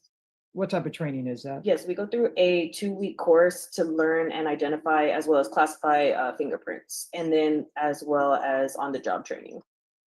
And so you stated 13 years? 2 years. I'm sorry, 2 years? 2 years. Okay, 2 years. And this the training that you are having on the job, is that every day you come in, is there certain criteria they have to meet, or how do you go about your daily duties? We typically review the fingerprints of every inmate that is brought into the jail. So numerous. Correct. And have you ever testified in Bexar County before, Yes, sir. associated with fingerprints? Yes, sir. And what is a fingerprint? A fingerprint is an impression made up of characteristics that is used for means of identification for an individual. And can you describe what an inked print means? An ink print is typically used with an ink pad as well as an ink print card that is also an impression of a means to identify an individual. And these unique characteristics, through your training and experience, have you ever come across or known of anybody having the exact same fingerprint? No, not in my experience. And so when you say unique characteristics, does that mean fingerprints are unique and identified? When it comes to fingerprints, there are differences between countries and even states on how many of these markers that is needed to get a match. And for instance, I believe Sweden has 13 markers that has to be a match, but there are countries and states that uses 5 to 7. Now you make your own, you make your own mind up if the lower are more secure, the lower number are more secure, or the higher number is more secure, or if the lower amount of markers makes it more possible for a false positive. Identifying for a certain every individual. That is correct. And is this something that's accepted across your line of expertise as an examiner? Correct. And can you just describe briefly the different characteristics of a fingerprint? So typically they have 12 different characteristics consisting of ridge endings, bifurcations, island ridges, and other multiple characteristics to identify the fingerprint. And again, this field of fingerprint examination is an accepted practice. Correct. We'll pass the witness, Sean. Can I proceed? Yes. Thank you, Your Honor. Good afternoon, ma'am. How are you? Great. How about yourself? I'm well, thank you. So in terms of what you have been called here today to do, were you asked to give an opinion about comparison of fingerprints? Not an opinion, so per se, but yes, to identify fingerprints. Okay, now, when you say not an opinion, you were asked to look at some inked fingerprints that you did of Mr. McIntyre here in this courtroom about 15 minutes ago, right? Correct. And you were also asked to look at what I imagine was a drop card that had been taken on a previous date. Correct. And that drop card, did it contain any information on it, or was it just the fingerprints? No, it is a part of the booking sheet, so it had name, date of birth, and other identifiers. So it was a booking sheet, Correct. was not a judgment. I was reviewing judgments, but there was also a booking sheet. Well, did you compare it to booking sheet or to the judgment? Both. You compared it to both a booking sheet and a judgment. Correct. Okay. And those things obviously had a name on it. Correct. Associated with both the judgment and the booking sheet. Correct. I guess it was the same name. Yes. I gather you're going to testify that name was Taymor McIntyre. Correct. And you believe that that's the same individual that you just took prints of That is today, correct. correct? Okay. So to be fair, you were not given anyone else's fingerprints to compare it to, right? No, sir. And you are aware of why you're here and what you were called up today to do, right? Correct. You're aware of this trial generally. Correct. And so the prosecutor was asking you this specific question in the context of being able to prove up a prior judgment for sentencing. Correct. Okay. And you have not given the work that you did in this case over to any other examiner to see if they could check your work. No, sir. And that's not a common practice that's done by your department in these kinds of situations with inked prints, correct? Correct. Okay. Now, you talk about the unique characteristics of an individual that appear on their fingertips that would leave these telltale markings, right? Correct. Do you know if what scientific work has been done to confirm whether or not that is a universal truth about the human condition, that every single human being alive has genuinely a completely different fingerprint? That is not a part of my department to research that. Okay. Do you know whether or not there's been any scientific research done to determine whether people's fingerprints change over time? Yes, sir. Okay. Do you keep up with any literature in the field discussing potential problematic areas in fingerprinting or places where a fingerprint examiner might make an error? Yes, sir. I have.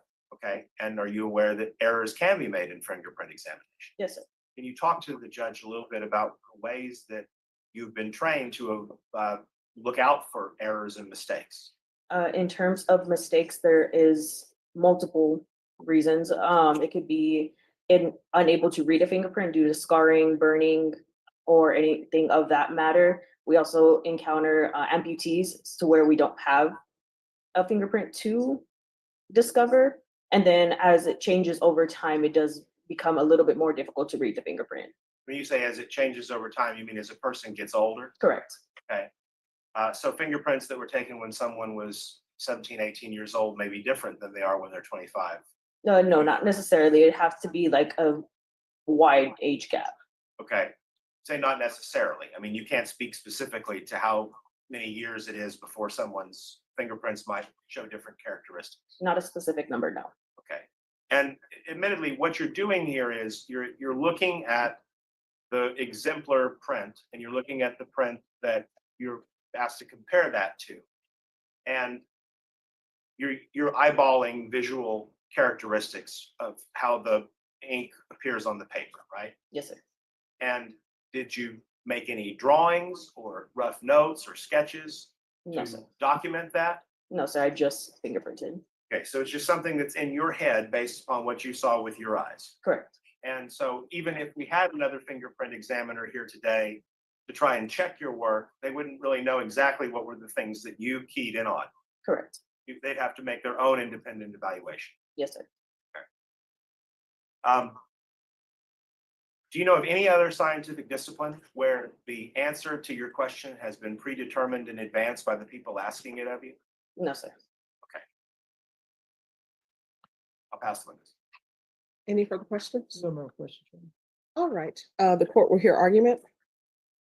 Your Honor, I think that we don't have the Daubert-Kelly standard satisfied here. This is something that was done here in the last 15 minutes.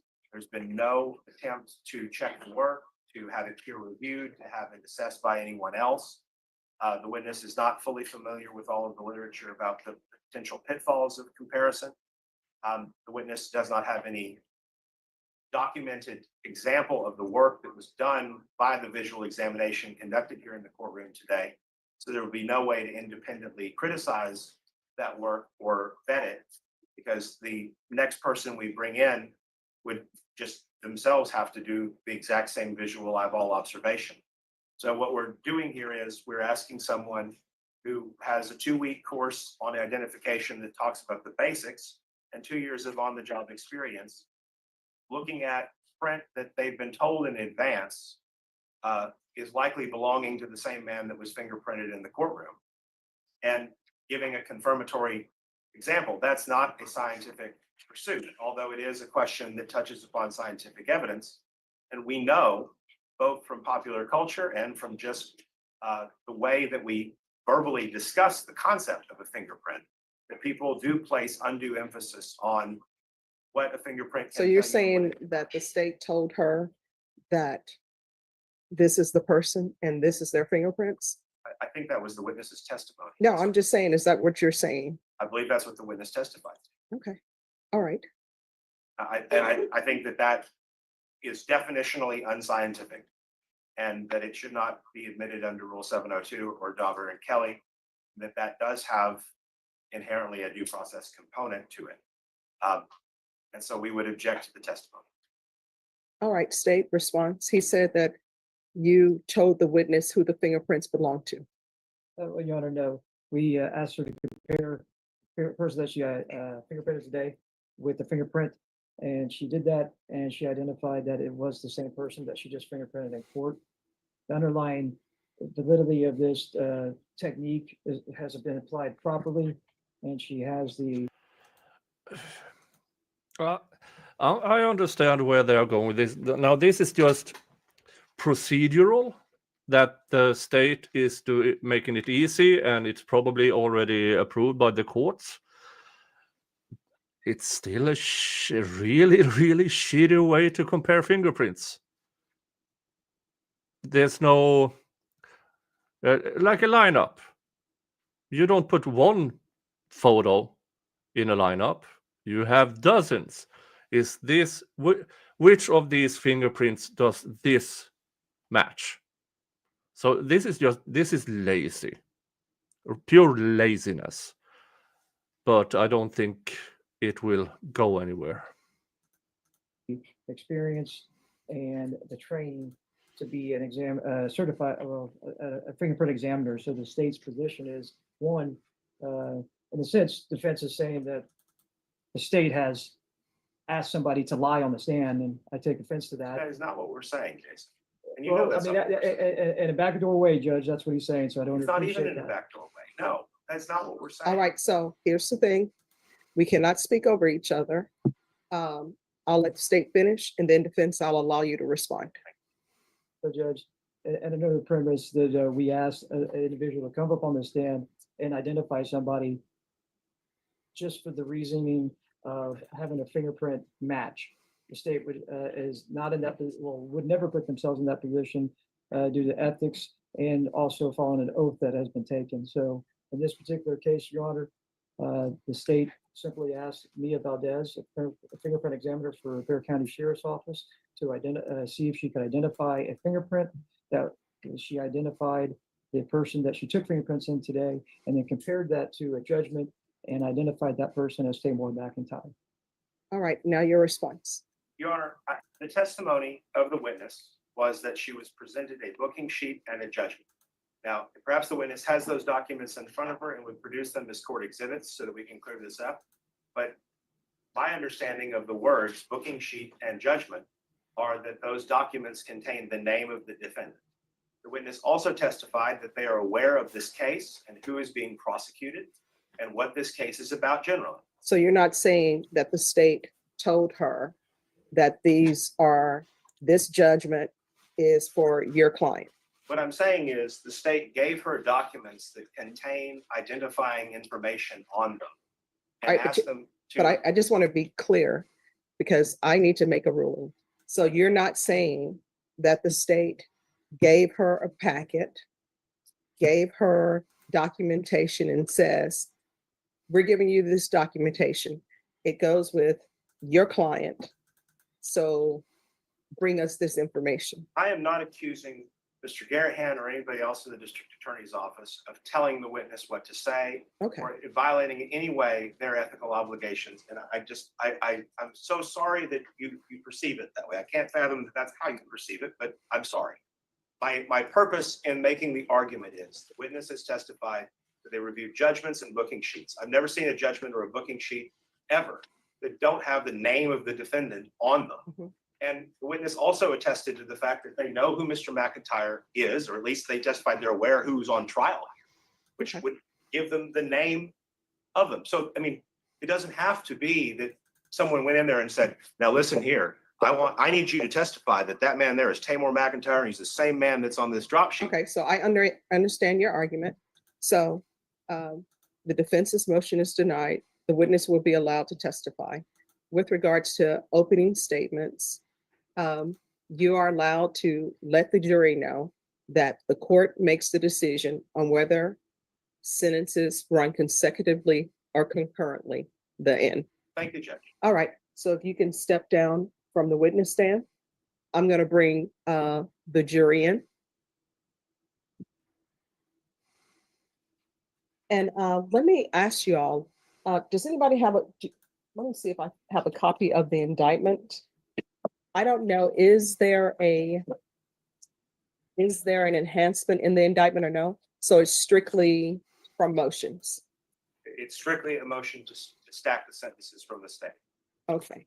And I'm assuming that your client is not pleading true to the prior. Well, Your Honor, it's not, it isn't alleged in the indictment, and it isn't being used as an enhancement because it wasn't a final conviction. No, I understand that. Right. But I'm asking, is the witness going to come and testify, or is your client planning on saying that he is in fact the person who has this prior judgment, or no? We are not going to plead true. Okay, that was my question. Sorry, All right. I'm sorry, but we're not pleading true. Okay.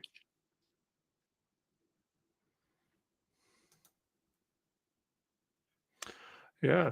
So opening statements, it's the same jury, and now it's about sentencing. Yes, she's the first witness.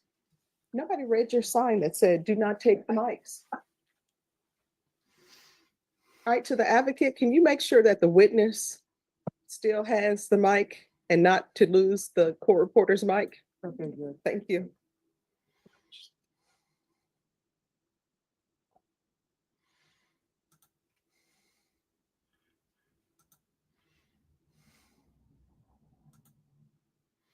And if you just joined us or are back and haven't hit the thumbs up yet, please do. Helps the channel. And check if you're subscribed, because sometimes YouTube unsubscribes people. All right, thank you. Yes. I have no idea how long this will take.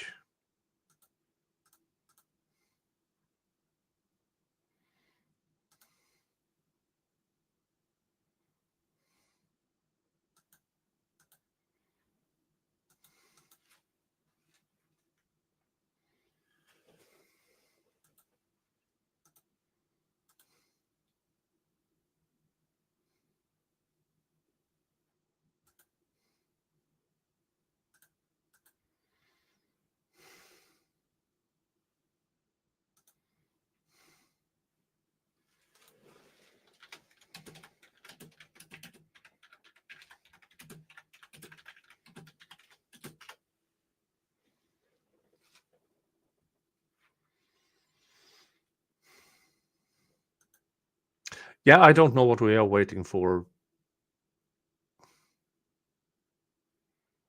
Get on with it. Yes, get on with it.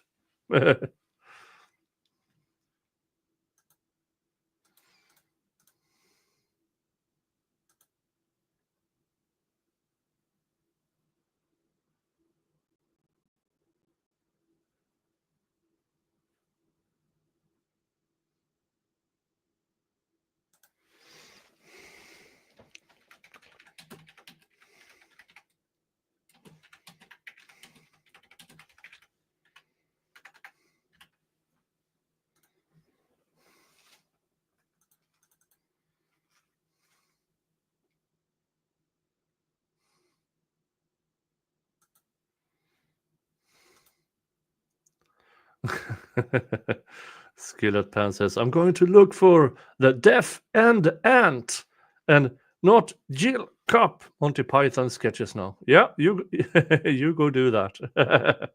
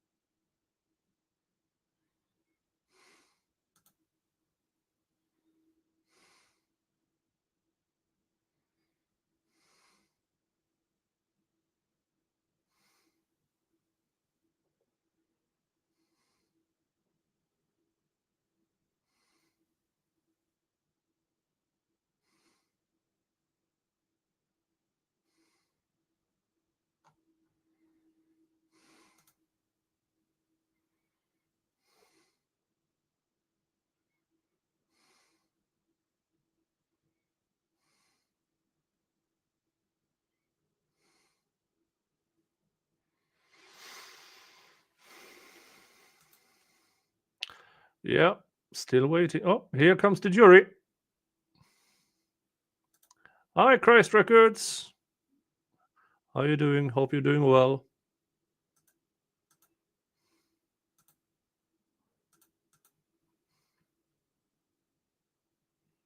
Second phase of this trial. Each party will have a chance to give you their opening statements for this phase of the trial if they choose to do so. State, are you prepared to proceed? Yes, Your Honor. All right, you may proceed. We'll waive our opening, Your Honor. All right, defense. Thank you, Your Honor. May it please the court, opposing counsel, ladies and gentlemen. Again, I want to thank you all very much. Obviously, at this point, it's clear that there are some things that we disagree about. That's okay. Also clear that there are some things we do agree on. I'm glad to be on that same page with you as we proceed following. We're here to decide the appropriate punishment. And that's an extremely difficult decision. That might be the most difficult part of any homicide case. The state is going to tell you about Mr. McIntyre's past criminal history and about things that were going on while this case that you all have heard was developing. You're going to hear about Mr. McIntyre's pending case for a murder charge in Fort Worth, where he was found guilty and he was punished as an accessory to the crime, as a part, not as the man who pulled the trigger, not as someone who was the direct and proximate cause of someone else's death, but as a participant in that criminal activity, much like you were charged in the law of parties in this case. You're going to hear evidence that Mr. McIntyre was on bond for that case when that happened. You're also going to hear evidence Taymor McIntyre was 16 years old when this happened. He was a child. You're going to hear evidence that Taymor's childhood up to that point was far from idyllic. He was in the foster system with his sister. He was brought back to live with his father, who was extremely physically abusive to him, breaking bones, breaking ribs. He had to run away and go live with his sister in Corpus. You're going to hear about how that affects him and how it impacts his judgments. And we need to always remember as we go through the evidence in this portion of the trial that we are looking at this whole circumstance through the eyes of a 16-year-old boy who has had a traumatic, horrible life and whose judgment was impaired. You heard testimony in the guilt innocence phase about the fact that Mr. McIntyre had consumed LSD the night before. And while a lot of time had passed before the incident that you all considered in guilt innocence took place, we have to acknowledge that there are impacts on his perception of this situation. Now, we talked in jury selection. Intoxication is not an excuse. Intoxication is not a reason why someone should not be held criminally responsible. But it is absolutely something that you all should be considering when you're deciding what is the appropriate punishment. The punishment range for first-degree murder in Texas is anywhere from 5 to 99 years or life in prison. And that's a huge range of time. And we understand, I think, that not all murders are created equal. While we go through this, I ask that you all have some patience with me and bear with me. Because while I know that we all agree on one central thing, which is that there was not enough evidence to convict Mr. McIntyre of capital murder, there was not enough evidence that Mr. McIntyre robbed anyone, we certainly have differences of opinion about different aspects of this case, which I'm going to do my very best to respect. But I don't know exactly why each of you made the decision that you made in the guilt innocence phase. Some of you may have made it for different reasons. You only need to be unanimous about the ultimate conclusion. So there are things that I'm going to talk about that you may think, well, that's him talking about self-defense. And I've already heard that, and I don't believe it's self-defense. And come on, like, stop talking about self-defense. But remember, just because someone isn't 100% in the right doesn't mean the other person isn't partially in the wrong. And we have to acknowledge that every human interaction is a two-sided coin, and that there are aspects about Mr. McIntyre's perception on the world, his understanding of what was going on, the events that led up to being in that car with Mark, that have bearing on how responsible he should truly be in the grand scheme of things. Those are things that I ask you all to still consider, even though I gather you all have rejected the idea that what was done was justifiable by self-defense or otherwise. Keep those things in mind. Also keep in consideration things that relate to how Joanna behaved in all of this. While I understand that you all found Joanna credible enough to accept her testimony for the purposes of overcoming the accomplice witness rule, and I can understand y'all's reasoning there, please also understand there are significant reasons why we should be suspect of Ms. Reyes's testimony. And those reasons have additional bearing into how you should make the decision to punish. Remember, Mr. McIntyre was 16 years old when this happened, but Ms. Reyes was 19 years old. Jeremiah was 19 years old. Mark was older than him. Jalen was the closest in age, but still older than him. Taymor is the youngest person in that car. And Taymor is now here in front of you, asking you all to decide how to punish him for this horrible, tragic thing. And keeping that aspect in mind, the motives of the other people, why things were done the way they were, all should be brought to bear, right? The fact that his presumption of innocence has ended does not mean that you all cannot continue to give some credence to the fact that Mr. McIntyre is, like all of you, a human being. And he deserves to have dignity in the way that his punishment is considered. And I want you all to think about some things that are surrounding the circumstances of this case. Because what we're here to talk about is not going to bring Mark back. It is not going to right any of the wrongs that you all have passed judgment about guilt and innocence on. Those things are not fixable. No matter what we were to do, we can't take back time. We can't take back these decisions. We are all having to move forward. And I would submit to you that the criminal justice system and the way that we handle carceral punishment of people, locking people away, is just one idea out of many in how we address these otherwise unsolvable problems. It is good for the human heart. It's cathartic to try and see that someone is being punished for what they've done. And I understand that. There's nothing wrong with that desire that we all feel, all experience, when we have identified that someone has done something that offends the values of society and that puts us in danger. And I respect that. But we have to also understand that it doesn't do any good to solve one wrong by committing another. And I would submit to you that because you will be asked to consider a wide range of punishment, and I would expect that what will be sought from the state of Texas on your behalf as the punishment will be an exceedingly long term of years. To remember that there might be other ways to address problems in society than warehousing human beings. James Joyce, the Irish author, once famously said that Ireland was like a sow that ate her own piglets.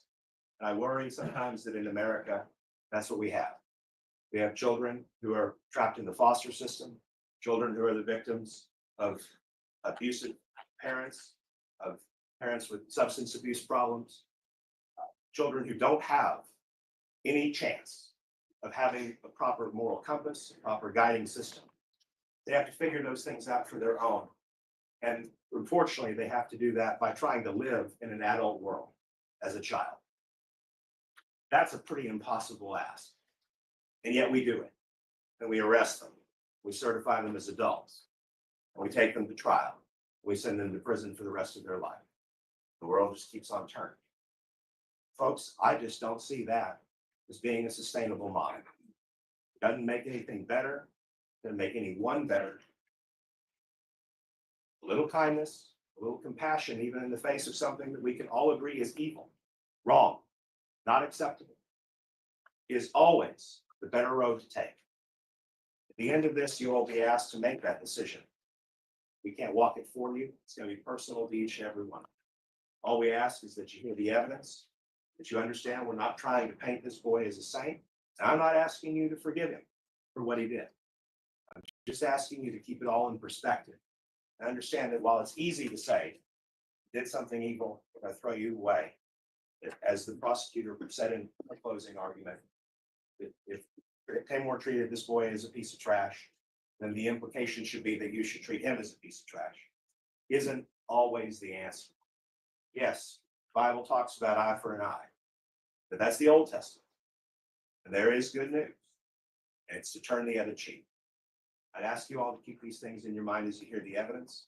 I thank you all for your deliberation and your patience with this at this point. All right, state, call your first witness. Yes, Your Honor, the state calls Mia Valdez.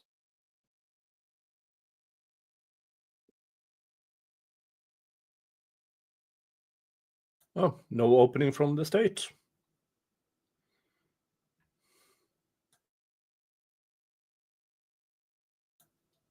Here's fingerprint lady again.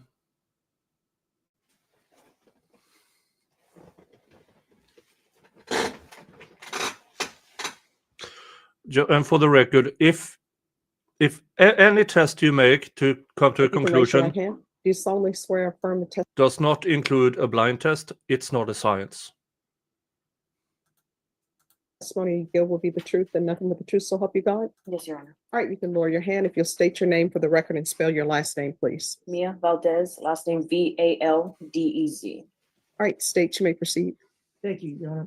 Ms. Valdez, can you please tell the jury what's your occupation? I'm a fingerprint examiner for the Bexar County Sheriff's Office And how long have you been an examiner there? for 2 years. And did you go through a certain training to become an examiner? Yes, sir. I went through a 2-week course for identifying and classifying fingerprints as well as on-the-job training. 2-week course. 2 weeks. I'm sure she's good. But 2 weeks, folks, who here can have, without having played the guitar a moment of your life, can you in 2 weeks' time play it like a concert guitarist? None of you. 2 weeks training. Yeah, no. But it's accepted. And have you testified here in Bexar County before? Yes, sir. And why don't you describe to the jury just what a fingerprint is? Fingerprint is an impression consisting of characteristics that help identify an individual. And what about an inked print? Inkprint is the same thing, is used with the ink pad, and an inkprint card used for impressions of characteristics to identify an individual. And so on these ink prints, are you able to compare ink prints with other ink prints? And can you please just describe to the jury how that is done? Usually we use 12 set of characteristics to identify an individual using multiple methods, and then we're able to point out ridges and stuff like that for the identification. And are you able to compare, well, one, are there unique characteristics to every fingerprint? Yes, sir. And are any two fingerprints, have you come across or known about any two fingerprints being the same? No, not in my experience. And I'm going to show you what's marked state exhibit number P1.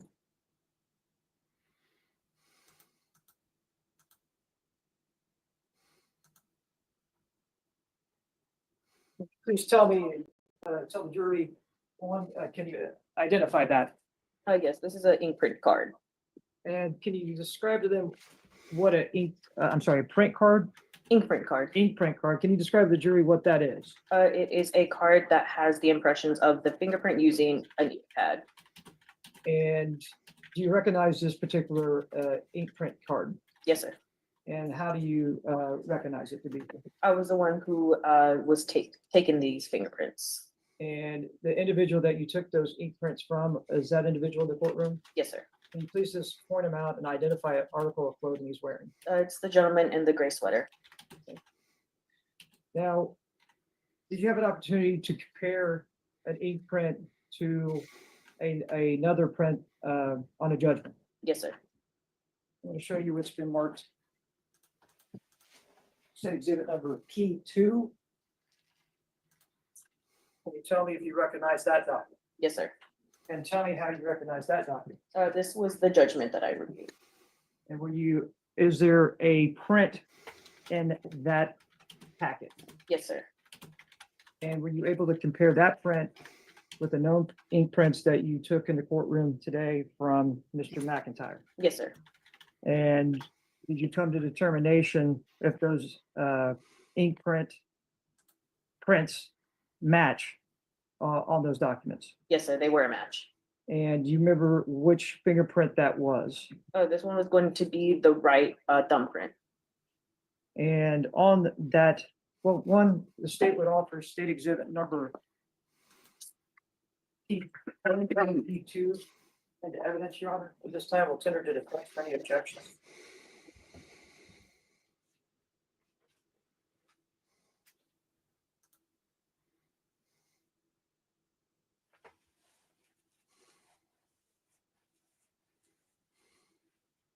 No new objection. All right, then states exhibits P1 and P2 are admitted.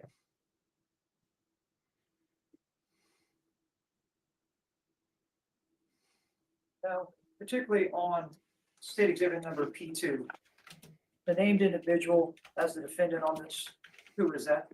That would be McIntyre Taymor. And then also, under the actual charge, what was the charge of the offense? This was going to be for murder. And what was the offense date? Of offense date of 7/26/2016. So July 26, 2016? Correct. And then also on here, what is the plea to the offense? Not guilty. And what is Why was he out on bond for the first crime when this happened? the verdict of the jury? Guilty. And was there a time assessed? Yes, sir. And what was that? 55 years. I'm sorry. 55 years? Correct. Onward to, that was under, is that a count one? Correct. And under count two, is that also an offense named in that? Correct. And what is that offense? Aggravated robbery with a deadly weapon. And deadly weapon to it, what? To it, a firearm. And what was the plea by the defendant? Not guilty. And what was the verdict of the jury? This one was guilty. And what was the punishment assessed? This one was for 30 years. Count three. What was the offense the defendant was convicted of? Aggravated robbery with a deadly weapon, to wit, a firearm. And in this particular case, what was the plea? Guilty. And then what was the years that assessed? 13 years. For count four. What was the offense which the defendant was convicted? Aggravated robbery with a deadly weapon, to wit, a firearm. And what was the plea to that offense? Guilty. And what was the punishment assessed? 13 years.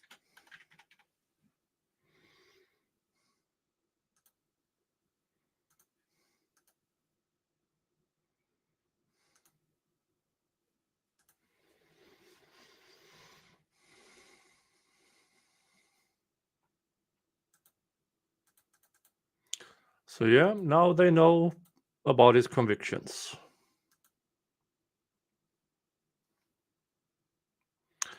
Yeah, I don't think he will receive the minimum.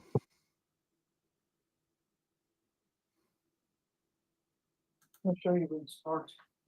P4. Can you look over that and tell me if you recognize that? Yes, sir. And looking at this document, is there any identifying numbers on there? Yes, sir. And also a name? Correct. And also a date of birth? Correct. And does the SID identifier match the SID identifier on the judgment? That is correct. And do you know that this to be a booking photo? Correct. Judge, at this time, the state would, oh, I'm sorry. What is the identifying number of SID? It's gonna be the state ID number. Can you call that out, please? It's gonna be TX 16460-189. And on state exhibit number P4, does that match that SID number on that document? That is correct. At this time, Your Honor, the state would move into evidence P4, will tentatively attach for any objections.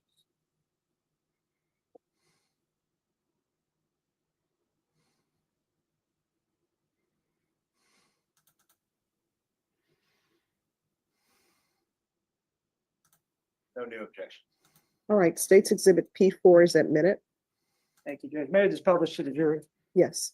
And this is what was identified as P4, and those are booking photos of this individual from the booking Tarrant County. Correct. And again, he was convicted of 1 murder and 3 ag robberies. Correct.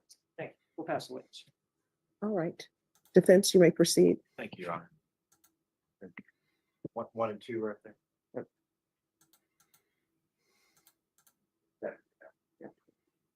Do you have your microphone? So sorry, I walked off without it.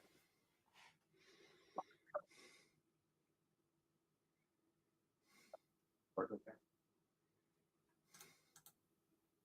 I'm going to show you what has been admitted as states 2. This was the document that Mr. Graham was just going over with you, right? Correct. And you indicated that it's Taymor Trayvon McIntyre, Correct. and it's out of Tarrant County, correct? Correct. And here, I want to call your attention to this portion here. What does the judgment say? Right. The sentence shall run concurrently. Thank you. Pass the witness. No further question for this witness. All right, is this witness excused or subject for recall? Excused by the state, Your Honor. Excused by the defense. All right. The rule has been invoked. You're not allowed to discuss your testimony with anyone during the pendency of the trial. All right, if you'll leave the microphone behind. State, call your next witness. State calls Anthony Rodriguez.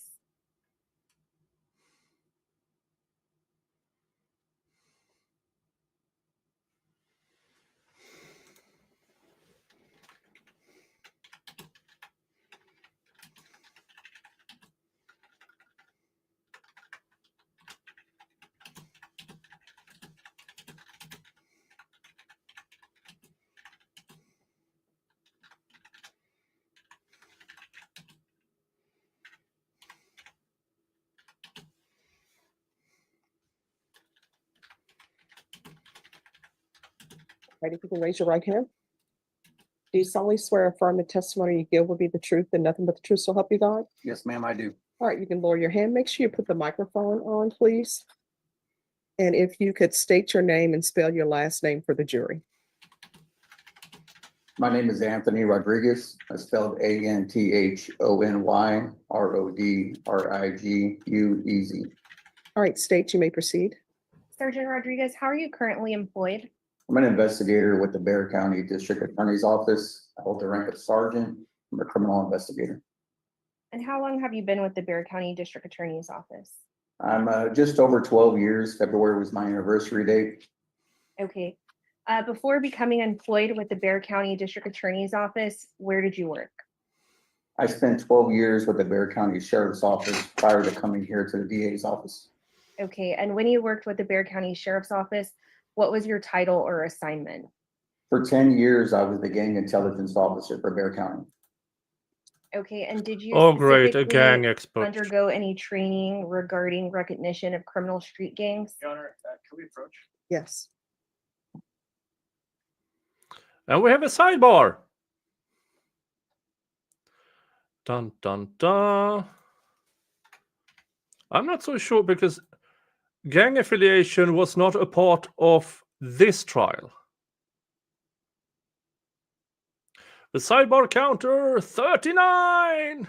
Mwah, mwah, mwah, mwah, mwah, mwah, mwah, mwah.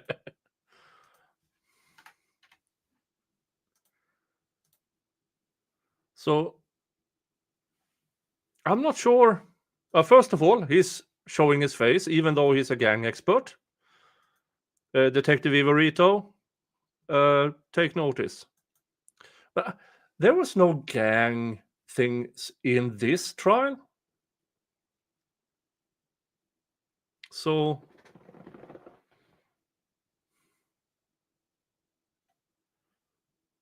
if anything, this should have been in the guilty face, in my opinion.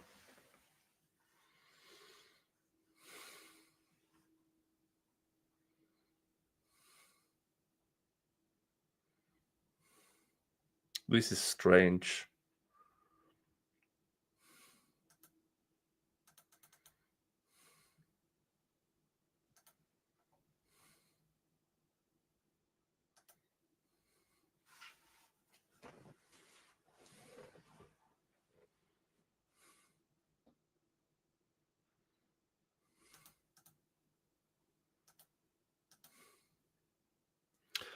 Jury's out. Everyone, please be seated. And yeah, this will be interesting. And my understanding is the witness is going to testify to potential gang affiliation or something of that nature. That's correct, Your Honor. All right, so I'm gonna let the state ask their questions so I can see where this is going, and then I can hear objections and see whether there's a need for a hearing on expertise. Thank you, Judge.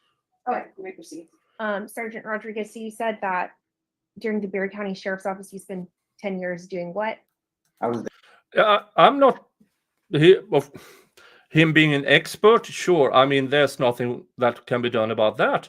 But why are they bringing this up in this part?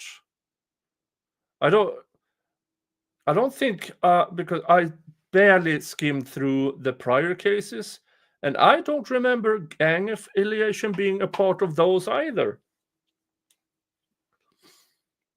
Yeah, as Sebastian says, it should have been in the first part, not the second. This is weird. the gang intelligence officer of the Bear County Sheriff's Office. Okay, and regarding any training and experience that you have, can you just briefly go over that to the court? Yes, I'm a member of the Texas Gang Investigators Association, also the International Latino Gang Investigators Association. I have received training through the Texas Commission. He's not a Latino. Thank you. All right, let me continue. You have additional training through where? Through the Texas Commission on Law Enforcement Standards and Education, otherwise known as TayK.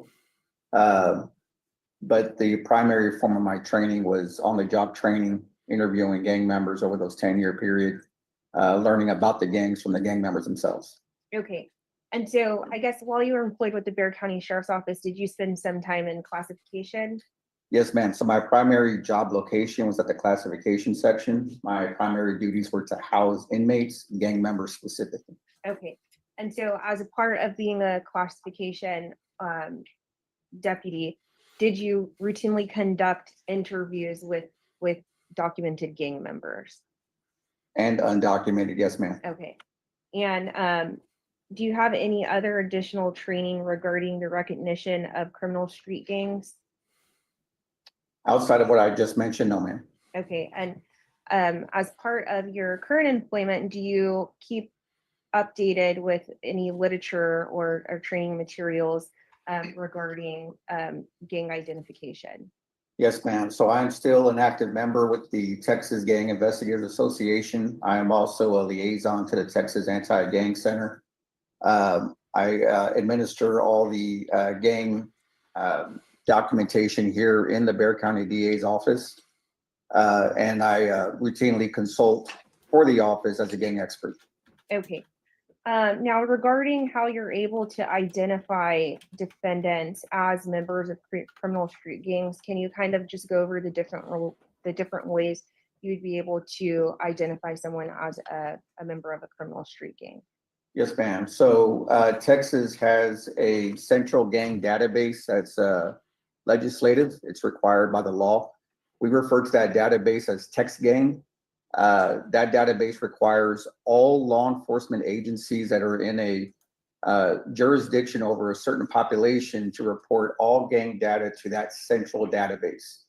TexGang is what I check to see if this individual has ever been identified as a gang member. Outside of that, check to see if he ever been incarcerated in any other jurisdictions or agencies. Therefore, I can check to make sure if they've ever documented him It may or may not have been a text gang. Texting has a lot of rules. One of the rules is that after so many years, it'll drop off the May or system. may not. So if an individual has been documented, 5 years have passed, it could get dropped off. Okay. But just regarding incarceration specifically, are you able to reach out to other,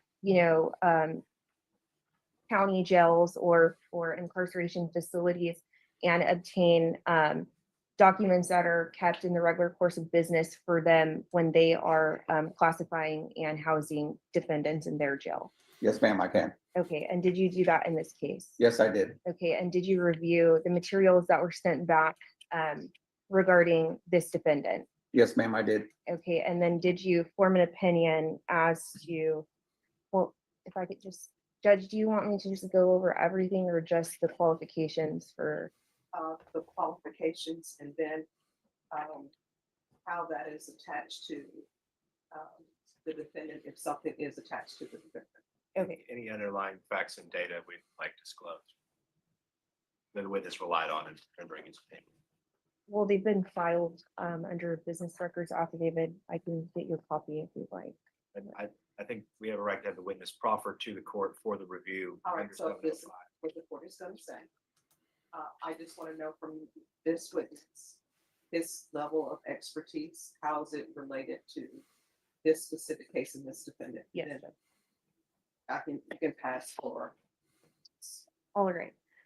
Now, regarding the defendant, Taymor McIntyre, did you gain knowledge that he was incarcerated in the Tarrant County Jail previously to being incarcerated in the Bexar County Jail?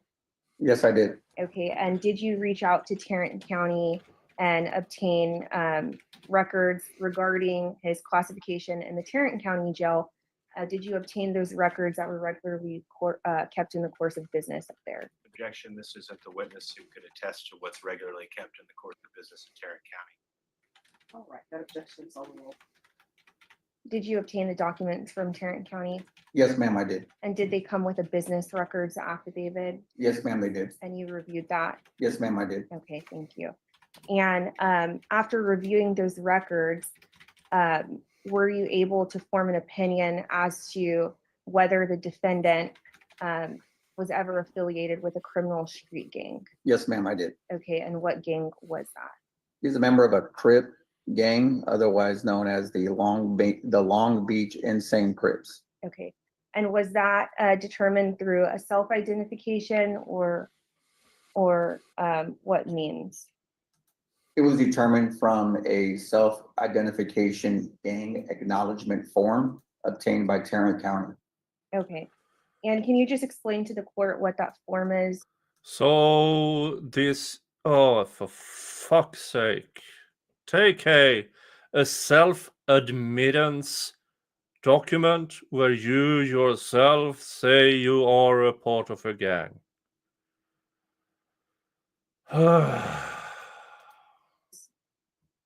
So this is a correctional form. It's used in jails and detention. It's used primarily to house individuals. So when somebody comes into a facility, they are approached by what we call a classification officer. This is an individual that houses people in the jail. They're asked a series of questions. One of those questions is going to be, are you a gang member? Many individuals will admit gang affiliation at this time, so they are housed appropriately. They don't want to be housed with rival gangs or things of that nature. Okay. And do you have knowledge about the Crips criminal street gang? Yes, ma'am. Okay. And based on your knowledge of that gang, do you have an opinion as to the purpose of that gang? It is a criminal organization. It's a group of individuals that are together for the purpose of committing criminal activities. Okay. And in your training and experience, what type of criminal activities would those be? They range everything from narcotics all the way up to murder. So we pass the witness, Your Honor. Thank you, Judge. Good afternoon, sir. How are you? Excellent, sir. Yourself? I'm doing all right. You indicated that you checked databases to see whether or not Mr. McIntyre was listed as being affiliated with a gang, right? Yes, sir, I did. And you mentioned text gang is a statutorily required, statewide database about gang affiliation in prisons. Yeah, no, not in prisons. Jails Oh, well, by law enforcement, not exclusive to just jail. Okay, just so it could be street, people on the streets, people in jails, people in prisons. Not prisons, everything but prisons. I checked a separate database for that. Okay. Are you aware that many gangs have different organizational structures for people who are incarcerated versus people who are out on the street? I'm gonna object and say, well, How is that outside of the scope of relevant? this hearing. It goes directly to his qualification. All right, so. I will hear objections to the rulings. All right, you can answer the question. Can you repeat the question, sir? You're aware that oftentimes when we talk about a criminal gang, that gang may have people on the outside and it may have people on the inside. They often have different organizational structures, right? That's possible, yes, sir. Okay. And was it, just so we're clear, was it TayK's gang that you consulted that actually said Taymor McIntyre is a member of this particular gang? Yes, Okay. So it wasn't an independent document from Tarrant County, or it was a document from Tarrant County in TayK's gang? Can you just explain sure, your method of determining this a little bit more clearly? sure. TayK's gang has a 5-year requirement, meaning that if you're in the system for 5 years and you're not validated, meaning that another law enforcement agency hasn't added to TayK's gang, you are dropped off the system. So McIntyre was in TayK's gang from a earlier admission. He had since dropped off TayK's gang. However, TayK's gang still showed that at one point an entry was made. So to answer your question, I had to do both. The first thing was I acknowledged that there was an initial entry in TayK's gang, but to validate that initial entry to ensure that it is in fact the defendant, I reached out to the county that entered that information, and that county is Tarrant County. Okay, so to be clear, if we were to go look him up right now, Mr. McIntyre is not in TayK's gang. He had since dropped off TayK's gang, yes, sir. 5 years ago.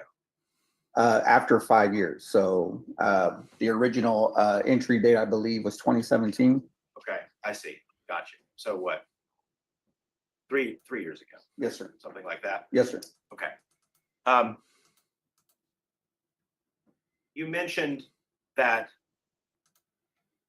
Long Beach Insane Crips is a criminal enterprise, basically. Is that your testimony? The Crips gang is a criminal organization, yes, sir. Okay, when you say the Crips gang, you understand that there are lots of different subsets of what you call Crips, right? Yes, sir, there is. And that many of them have no affiliation with each other whatsoever, right? That's true, yes, sir. In fact, some criminal elements that would call themselves Crips are actually fighting each other, right? That's true. So we can't say that it's just Crips, therefore it's a criminal enterprise, correct?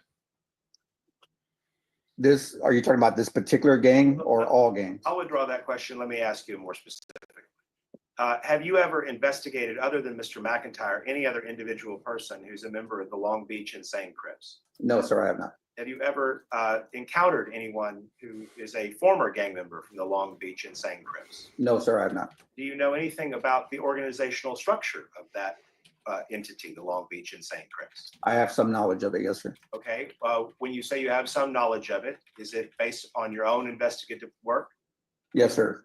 Okay, but you indicated you've never investigated anybody associated with that gang, so help me understand. I never investigated a person associated with that gang, but I have looked into the gang. Okay, when you say you've looked into the gang, were you talking about Google or talking about something more? Oh, sure.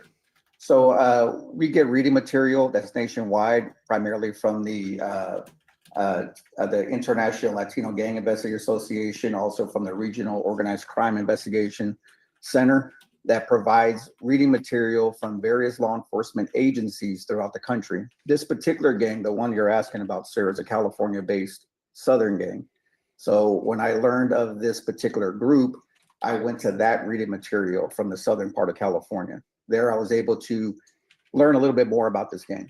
Okay, well, I mean, so for example, my guess is you have more dealings with some of the Latino gangs here in San Antonio, right? There are quite a few of them in the jails here. Yes, sir, there are. Okay, so for example, you know that what is going on in Los Angeles with a gang like the Latin Kings isn't necessarily reflective of what anyone who calls themselves that in San Antonio is doing. You understand that happens a lot, right? I mean, it's kind of a broad question there, sir. There could be some takeaways from incidents in one state that carries over to incidents in this state. But oftentimes, there's no similarity, right? There are plenty of gangs who don't do the same things or have the same structure in one state versus another. You'd agree? I cannot agree with that, sir, no. Okay, you think that all people who affiliate with a gang in every single state where they might be locked up all are working under a common objective? That's why it's called an organized criminal gang, sir. They have an organized structure, they have rank, they have written constitution and manifestos that allows them to remain a structured, organized group, regardless of the state or the location. Do you have the manifesto of the Long Beach Insane Crips? I do not, sir. Do you have any idea who's the leader of the Long Beach Insane Crips? No, sir, I do not. Do you know who's the sergeant at arms for that organization? No, sir, I do not. Do you know if they even have a sergeant at arms? I'm sure they do, sir. You sure they do, but do you know if that's what he's called? No, sir. Okay, so you don't know anything about the structure of the gang, right? I have some knowledge about it, sir. Okay, you read a publication from someone in Southern California. Yes, sir. Who authored that book? I don't know, sir. Okay. You understand that when people get classified, there are often reasons other than organized criminal activity why they might want to be associated with a particular group of people, right? No, sir, I do not. Okay, well, Oh, do you think that bullshit. someone who's African American going into a jail would say, "I'd like to join the Aryan Brotherhood, mark me down as an AB"? Objection, relevant, sustained. Well, I mean, you understand that there are racial reasons why people join particular groups in jails, right? Objection, relevant, and outside the scope. Your Honor, he testified that This is outside the scope of the expertise. I think. I don't think it understand is. from both parties that the purpose for questioning this witness is to determine whether or not he's an expert. I think this is a bad ruling because he made clear statements of facts about Mr. McIntyre's affiliation with the gang. So now they are questioning him on how is your expertise on this very subject by using examples. And he says he doesn't know. In whatever field he's being presented, which appears to report that he's being presented as an expertise on gang affiliation or gang classification. And then the other question the court wanted to know was, how would that be relevant to this case, whether or not it's tied to your client or not? So if we could remain within the bounds of this actual hearing. Your Honor, I think that pretty well establishes what my objections be. I'm ready for argument. All right, court will hear argument. Your Honor, the witness is not sufficiently familiar with this organization to be able to give an opinion about whether or not it truly is a criminal enterprise and whether or not Mr. McIntyre is even still a member of it. He has a notation from a database that is no longer considered active by the database, that when he was first booked into Tarrant County or at some point in the past while in Tarrant County, he was affiliated with this organization. We're backdooring hearsay. I have no ability to confront the individuals who screened him or as to how he was screened or whether he even got to participate in the screening process or whether it was done for him. The witness has no personal experience with anyone affiliated with the organization. He's basing this off of what's basically a trade publication from someone in law enforcement in Southern California without any understanding about how that relates to San Antonio or Texas generally. And I think that under those circumstances, he's not qualified to testify about this organization for any purpose. It would backdoor in hearsay that violates the confrontation clause. And its prejudicial effect is through the roof. And there's not even any indication that Mr. McIntyre is still involved with these people. All right, so this is what the court's question is. One, gang affiliation is allowed as relevant information during punishment. The court is finding that this is relevant, but the next question the court wants some clarification on is, when is this alleged affiliation to have occurred? So I have the exhibit that I would offer through this witness, but it was when the defendant was incarcerated in Tarrant County back in 2017. And I mean, he hasn't been out on the street since, so I think it's relevant. It goes to evaluating the defendant's background and character, which defense has put at issue in his opening statement when he was proffering that the jury was going to hear that the defendant had such a rough upbringing. And this witness is an expert. He has a lot of knowledge dealing with gang members and specifically the Crips. I think Mr. Hunter essentially stipulated that this is a subset of the Crips criminal street gang, and this witness is familiar with that criminal street gang's violent and illegal activities, which he's testified to, and he is able to form an opinion based on the materials that he's reviewed as to the defendant's membership in the organization. Not stipulating to anything. This all is conduct that occurred after the offense date in this case, while he was incarcerated. And the witness is, I don't believe, qualified to tell the jury anything about this organization, much less whether it's affiliated with any criminal entity that calls itself Crips, or what its purpose is, or who its membership are, or whether Mr. McIntyre is a member. And so while I would agree with Your Honor that if we had evidence that Mr. McIntyre did this as a gangland shooting, it was for the purpose of advancing a criminal enterprise, it would absolutely be relevant. There is no relevance to the fact that the fact that he was booked into Tarrant County and someone says that back then he identified as being part of this organization. I think that is not relevant. And all it does is to make people believe impermissibly that because of decisions that he made in jail, which you can't really even say are criminal or underhanded, that somehow should have bearing upon how he's punished for this offense that occurred before he was even documented to be a part of it.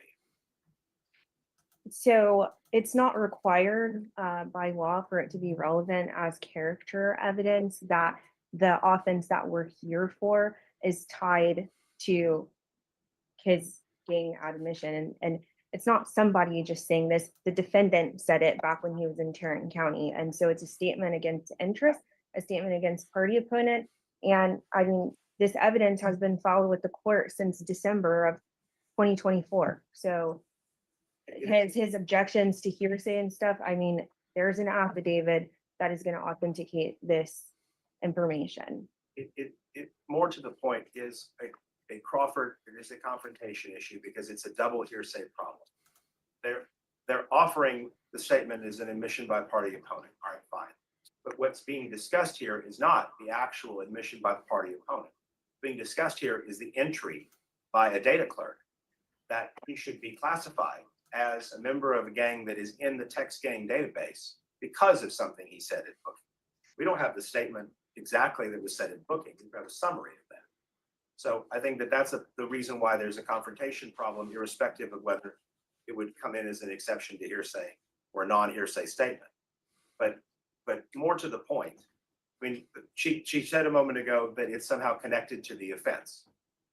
There's been no evidence in guilt innocence that it's connected to the offense. I don't. Does it have to be connected to the offense? Well, I think she And I argued didn't it say, was. I did not say that. I said it is not required by law to be relevant in punishment to come in. That's not required, that I prove that he was acting under the color of his gang when he committed this I know you offense. said that too, but did you not also argue that All right. it's connected to the offense? I did not say that. It's going to rule. The court is going to allow the witness to testify. Is there anything else? No, Judge. All right, does anyone need a break or I allow the jury to? Yeah, I don't agree with this. All right. So It's if too I vague. have it all back here. 350. Thank you, Judge. 350. Yes. Thank you, Judge. Apparently, somebody says he claimed he was a Crip in 2017, and then 3 years ago in 2022, allegedly he was out of the gang.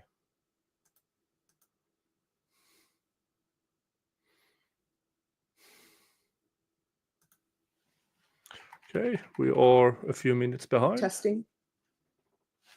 It's.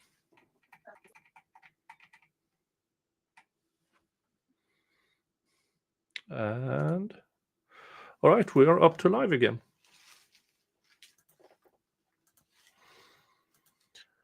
Yeah, I'm not a fan of the. But I understand this is part of the procedure in Texas, and somehow through statute, it is allowed to bring up something that was not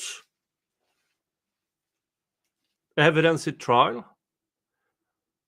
Nobody argued it in trial or the previous trial.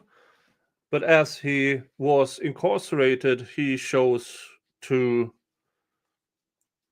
mention an affiliation, allegedly. All of that is too vague for me. Even if the rules allow it, doesn't mean I have to be a fan of that rule.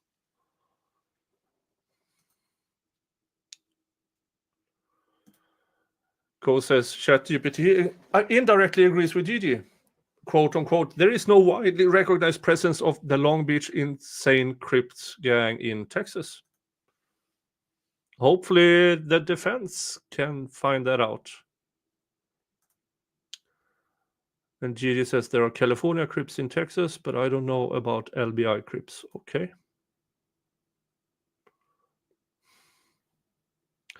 This is weird. I don't like weird. Just get to it.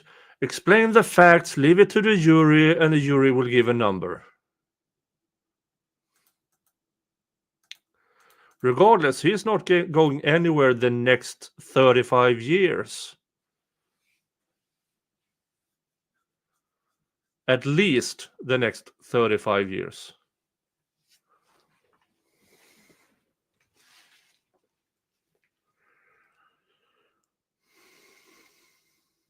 I wonder how long break it will be. I need to go to the big boys room.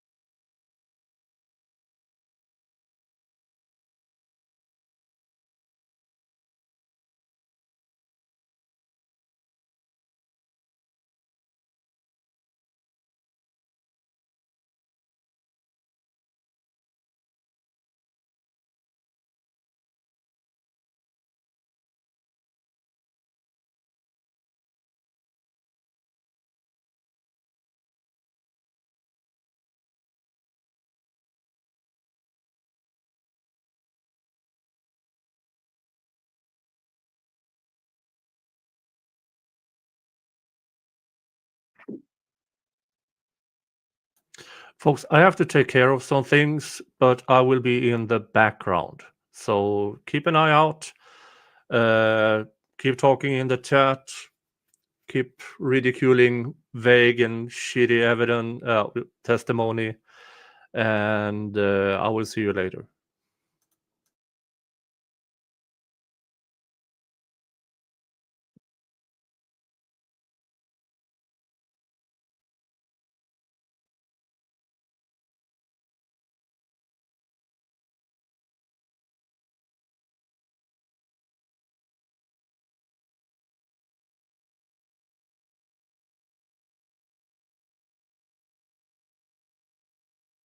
Okay, we are still outside the presence of the jury. We're back on the record. Defense, you had another question? Yes, Your Honor, thank you. Officer, one last thing. You mentioned that this information came to you by way of the text gang database, right? Yes, sir. Do you know who exactly is responsible under that statutory scheme for maintaining the database? The database or the information that entered into the database? Both. So text gang is run by DPS, the Department of Public Safety. And the entering agency is the one that's responsible for putting the information into text gang. And does it have any procedures for reports made in error? Yes, the entering agency is responsible for removing any information that is done in error. So it would be on the Tarrant County Jail if something in the Tarrant County Jail was made in error. Correct. Okay. Do you know if there's any reporting by DPS about the rate of error in the database? I'm not familiar with that. Or any reporting on how reliable the database is? Text gang does an audit every 2 years for that particular reason to try to verify and validate the information going into the database. They're very thorough. I know that because I'm the agency administrator here. So that is their effort for checks and balances. When you say that you're the agency administrator here, you're responsible for the entries that are made for the Bexar County Jail? District Attorney's Office, not the jail. Okay, so as to individuals that you prosecute, so prosecutors can independently upload information to the database? We could, but we don't. We have never uploaded any information in text gang since I've been the administrator. Okay, so you have never had to report on your error rate because you don't report that data? I'm gonna object as to outside of the scope and relevant. All right, let it be sustained. If I just may explain why it's relevant and why it is within the scope. The issue here is that we have two things that are being offered. The one is the actual statement or the recording of the statement about Mr. McIntyre professing to be a member of this organization. That's one thing. The other is this individual testifying as an expert on gangs, be able to say that this is a gang that is in the database and that the members of the database are being watched and so forth and so on.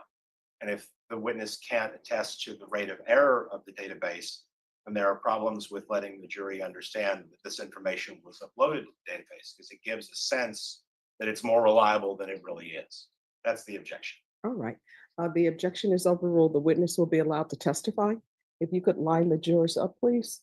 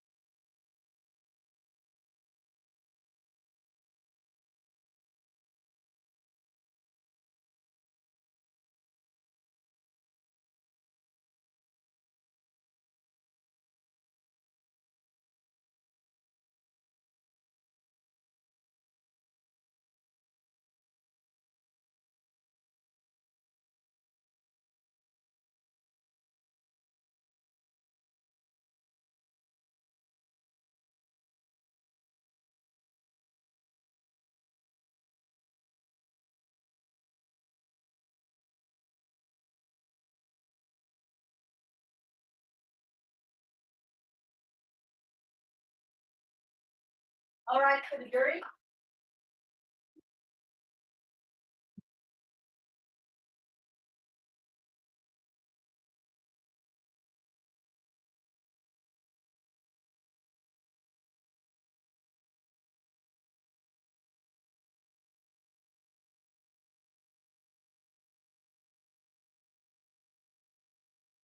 Would everyone please be seated?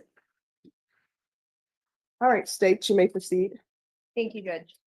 All right, Sergeant Rodriguez, so I think we left off on your training and experience. So you're employed with the Bexar County District Attorney's Office, is that correct? Yes, ma'am, I am. And how long have you been doing that?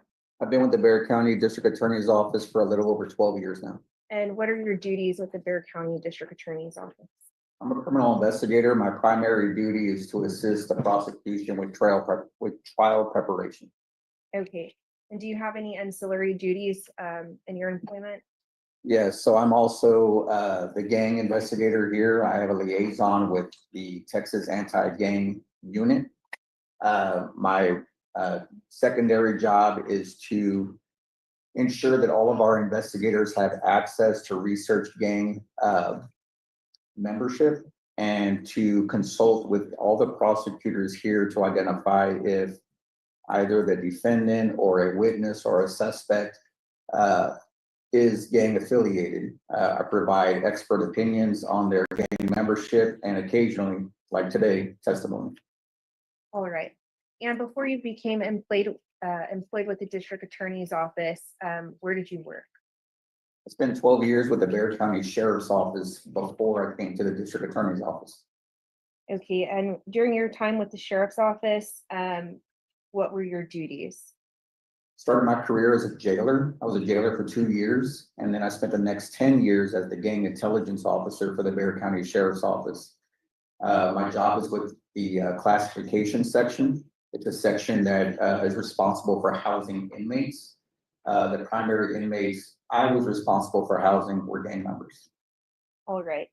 And as your duties as a classification officer, what did that routinely entail? It routinely entailed interviewing individuals that were either suspected or self-admitted members of a gang. And so my job was to talk to them and to ensure that they were in fact an actual member so I can appropriately house them. Okay. And so it was routine in classification that these interviews would be conducted to appropriately house the defendant. Is that correct? Yes, ma'am. Okay. Now, do you have any other specialized training regarding the recognition of criminal street gangs?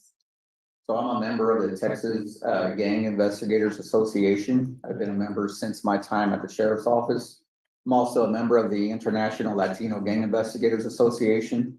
I've received training through both of these associations on the subject of gangs. I've also received training through the Texas Commission on Law Enforcement Training and Standards. This is what we call TayK-47.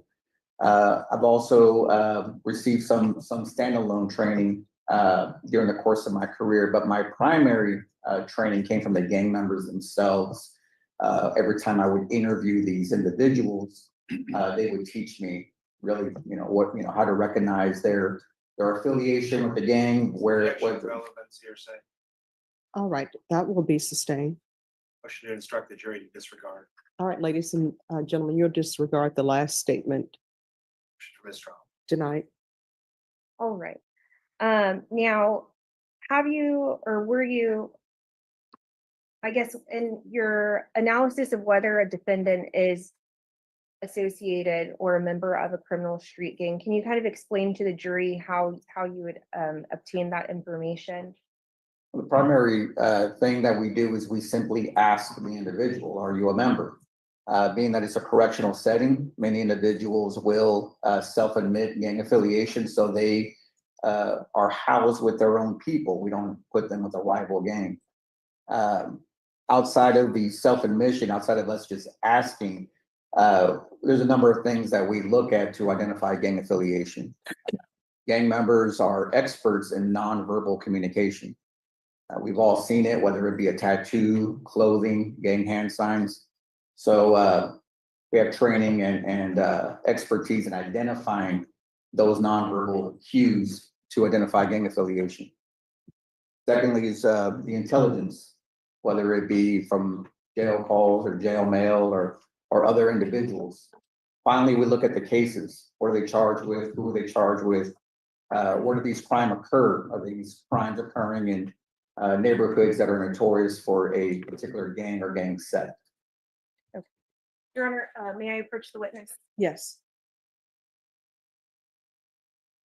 I'm going to show you what's been marked as State's Exhibit P3. Can you take a look at that and tell me what the reference is on?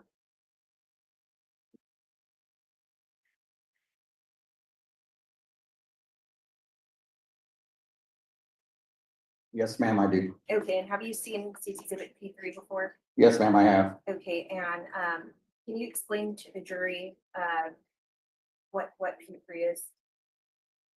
P3 is a gang acknowledgement form. So in a correctional setting, when you identify somebody as a gang member, we want to make sure we capture that information. We capture it by documenting it in a gang form. What I have here in P3 is a gang form. Okay, and just regarding State's Exhibit P3, I know earlier you spoke when a defendant is classified in the jail, there's documentation. And so did you reach out to the Texas County Jail and personally obtain State's Exhibit P3? Yes, ma'am, I did. I'm entering into defense for inspection, but at this time, the state offers State's Exhibit P3 under Rule 803.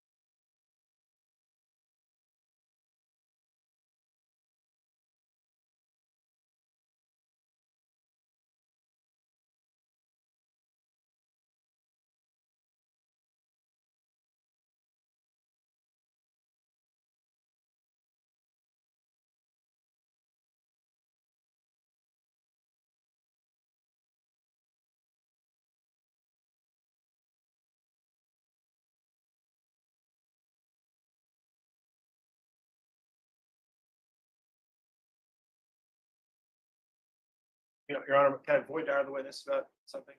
Yes. Officer, in reviewing P3, there are photographs of Mr. McIntyre without a shirt on, correct? Yes, sir, there are. And they document some tattoos that Mr. McIntyre has. Yes, sir, they do. You're not testifying that any of those tattoos are affiliated with any criminal organization or marker of those organizations, are you? I am not, sir. Okay. Then no new objection. All right, State's Exhibit P3 is admitted, Permission to publish, Your Honor. granted. Hey, Sergeant Rodriguez, and so have you had a chance to review the contents of State's Exhibit P3? Yes, ma'am, I have. As to the defendant, Taymor McIntyre's involvement in a criminal street gang? Yes, ma'am, I have. And what is that Objection, opinion? opinion on ultimate issue. Overruled. You can answer. He is a member of the Long Beach Insane Crips. All right. Now I'm publishing State's Exhibit P3. Can you explain to the jury what this first page is? When you receive a documents and you want to have them admissible in court, we Objection, reject. Your Honor, relevance calls for a legal. All right, that will be sustained. Motion to instruct the jury to disregard. All right, ladies and gentlemen, you're to disregard the last question. All right, Sergeant Rodriguez, regarding this first page, is this something that you received when you requested the evidence from Tarrant County? Yes, ma'am, it is. All right. Now regarding this page, I guess, can you see it up there? Yes, ma'am, I can. All right. Can you explain to the jury what this page is? This is the document used by law enforcement to capture and collect information acknowledging gang affiliation. All right. And just regarding the name of the person, can you tell the jury what that name is? Yes, ma'am. It's, Sorry, Your Honor, just for, make sure the record's clear, if I could have a running objection as to the explanations about the content of the document as to my hearsay confrontation and 702 objections. I just want to make sure I'm not objecting all through her All right. examination. All right, you may continue. Thank you. All right, can you please tell the jury what that name associated with this gang update sheet is? yes, the name is Taymor McIntyre. And what is the CID? That is the correctional identifying number. That is the number used by this corrections agency. It's a unique number specifically attached to Taymor McIntyre. All right, and regarding the date of birth associated with the defendant, June 16th, 2000. and sorry, just to back up, what is the CID associated with this defendant? That is the specific and unique number given to the defendant by the agency. And what is that in this case? What is the agency or the number? The number. The number is 0905728. All right, and can you explain to the jury what the affiliation, moniker, and ranking is? The affiliation is the name of the gang. So in this case, Taymor has identified himself as a Long Beach Insane Crip gang member. The moniker is the nickname that he uses as a member of that gang. In this case, it's TayK-47, and he's identified himself as a member of that gang. All right. Regarding the affiliation or ranking determined by, can you explain that to the jury? Yes, ma'am. So this, what they're identifying here on the form is how they identified him. In this case, number 3 is selected, indicating that Taymor has identified himself as a member. Number 6 has been selected. There are a number of options under number 6, ranging from gang dress, hand signs, tattoos, or symbols. In this particular case, he provided intelligence on hand signs that are unique to this particular gang. And finally, number 8, which is use of technology or the internet for recruitment. I'm going to object First Amendment, right of free association, right of free expression. All right, that'll be overruled. Thank you. Now, regarding this area, I guess, can you explain to the jury what you reviewed regarding the specific comment section? These are the notes that are documented by the agency. In this particular case, it is indicating that he self-admitted membership on July 26, 2017 with the Eastside Long Beach Insane Crips. It also indicates that photos were taken of the defendant and social media photos were collected during the course of their investigation. Now, regarding what's depicted on the screen, can you just explain to the jury what they're seeing? These are images that they collected during the course of their investigation into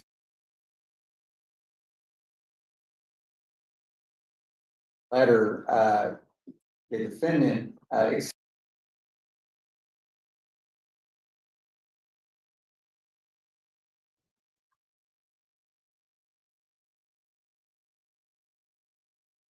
And I guess hand signals, are those something that are synonymous with different gangs? yes, ma'am, they are. And each gang has their own hand signals, is that correct? Yeah. Sustain. Regarding gangs, do all gangs have the same hand signals? No, ma'am, they do not.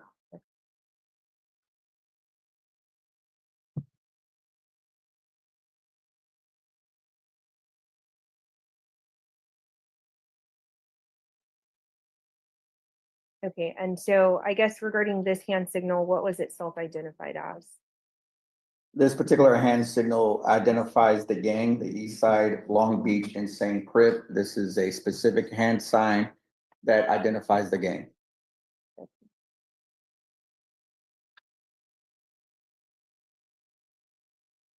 And regarding this hand signal, what was that self-identified as?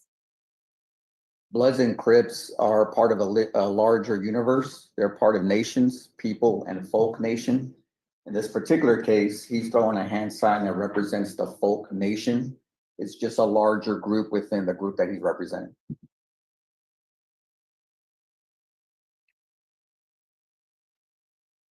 And then this hand signal, what was that self-identified as?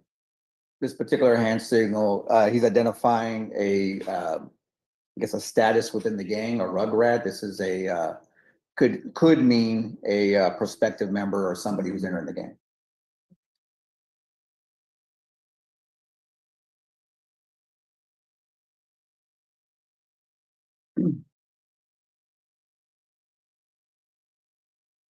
And I guess, can you just explain to the jury what this form is that they're seeing? At the time of housing, classification officers will ask a series of questions. These are stability factor questions. These enable the classification officer to appropriately house. These questions are generally outside the gang affiliation. These are more about the individual themselves.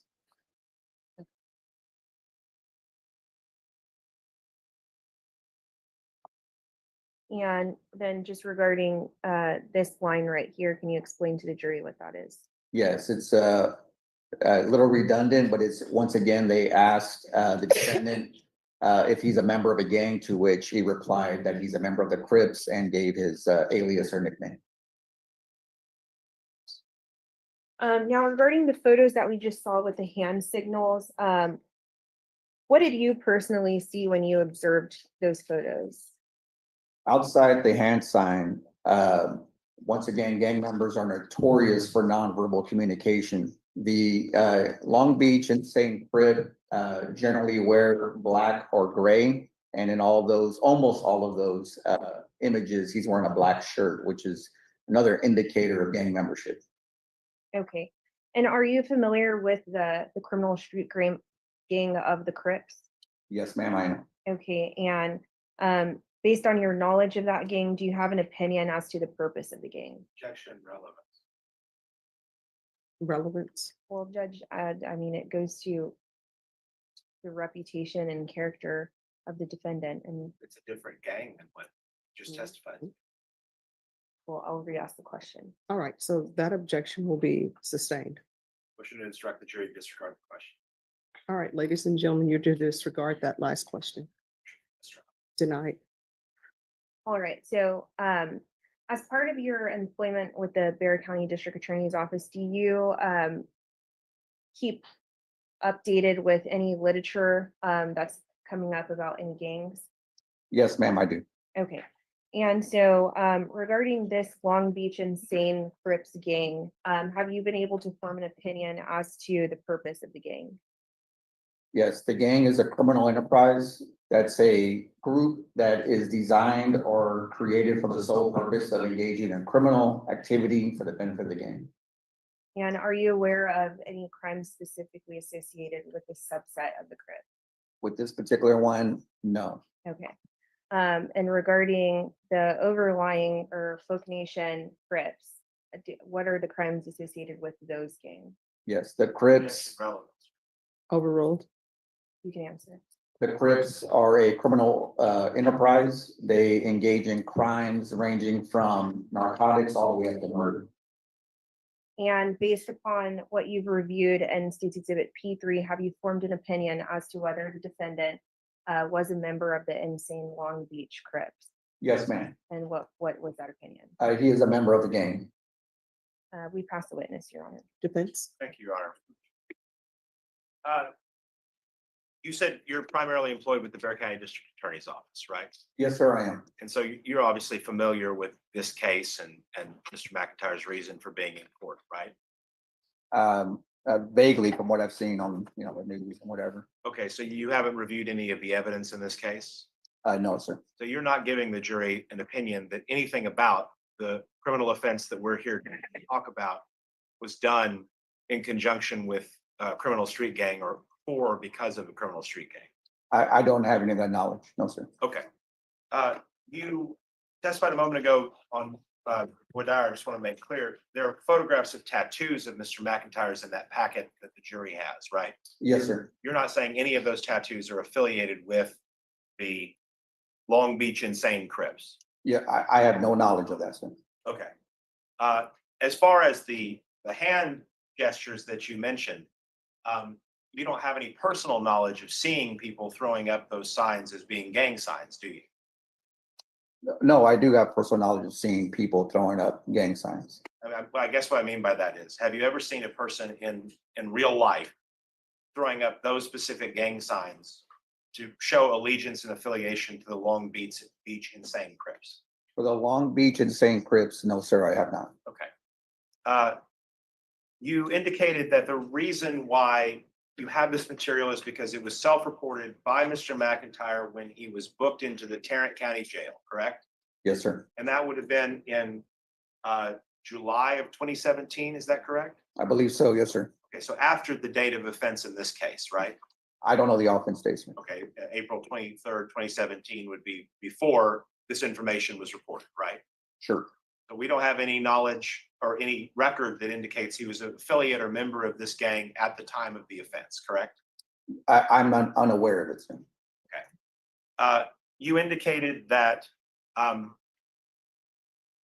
this is something that's done for all people who are being brought into the jail in Tarrant County, right? I believe this happens in all the jails, sir. It happens here, for example, too, correct? Yes, sir. You didn't provide any records of Bexar County classification, right? Bexar County just used what Tarrant County says.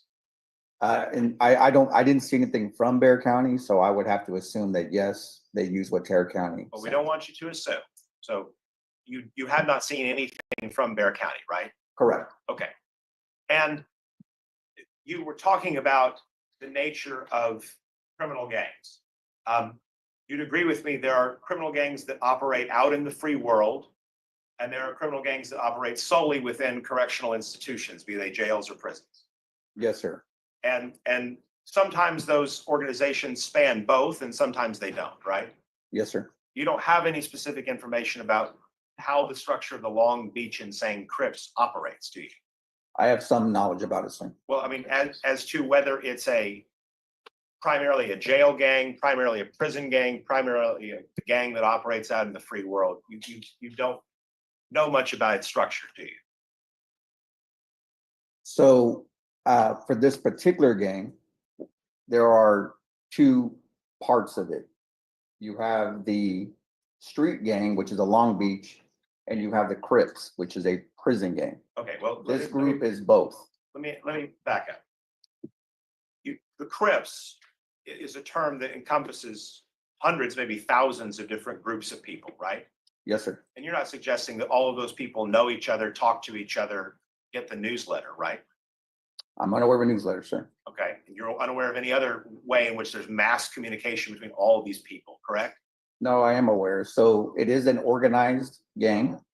They do have an organized structure and I'm talking about the Crips as a whole, not the individual subsets. And they do communicate. We are well aware of that. Let me just ask you this. You're aware that some groups that would call themselves Crips are actively in gangland wars with other members of the Crips, right? Yes, sir, that's true. So just the fact that they're both Crips doesn't mean that they're unified together, right? Depends which ones you're talking about, sir. But there are certainly, not all of them are on the same page, fair to say? Sure, yes, sir. Okay. And you're aware that there are lots of legitimate business things that individuals who identify as Crips engage in, right? Yes, sir. They own businesses, for example. Oh, I'm unaware of that, sir. Okay. You're aware that there are a lot of popular musicians and artists that identify as being members of some subsect of the Crips, right? I've heard of that, yes, sir. And of the Bloods, right? Yes, sir. Okay. Now, the Crips and the Bloods have predominantly been African-American gangs, right? Objection relevant. Your Honor, I think it's extremely relevant. What's the relevance? We're talking about jail classification and reasons why someone might jail classify other than a desire to commit criminal activity. All right. Objection is overruled. So the Crips and the Bloods are predominantly African-American gangs, right? Yes, sir. The Orejones and the Tango Blast and Latin Kings are predominantly Hispanic gangs, right? Yes, sir. The Aryan Brotherhood is a white supremacist gang. Yes, sir. Okay. So people that book into a jail, when you talked about wanting to be housed with their own people, part of that is about if they are a member of a gang, they don't want a rival gang to be where they live, right? Correct. But it's also to some degree about racial divide, is it not? Depends on the gang. I mean, an African American probably doesn't want to classify as an Aryan Brotherhood member, right? I would think not. Okay. And that's about their personal protection and safety in the jail. Sure. Okay.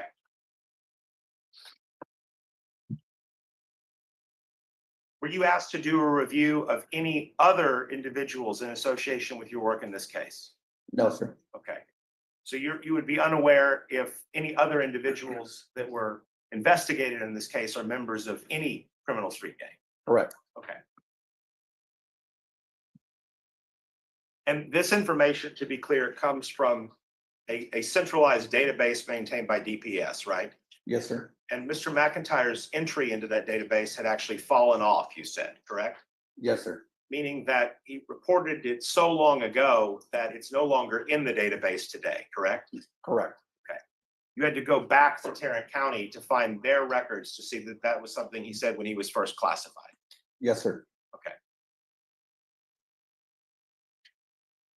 And you don't know of any corroborative work that's done by the people in Tarrant County to confirm what Mr. McIntyre or anybody else says when they self-report affiliation, right? I don't understand that question. So, I mean, if someone walks in and they say, I'm a member of such and such criminal street gang, right? And somebody goes, okay, well, fill out this form, check the box, I'm going to put it in the system. You don't know of any efforts that are done to go and check that out, right? It's not like, well, or do you? Well, he housed with other members in the Tarrant County and he seemed to be fine over there. So I think the members corroborated the information for us. Okay, so you think just because no incidents occurred while he was locked up with those people, that corroborates it, right? I would think so. Yes, sir. Okay. But it's not like someone was out there, hitting the streets in the free world, interviewing people to confirm whether or not what a man says when he's booked into the jail is actually true as far as the free world is concerned. I'm unaware of any of that, sir.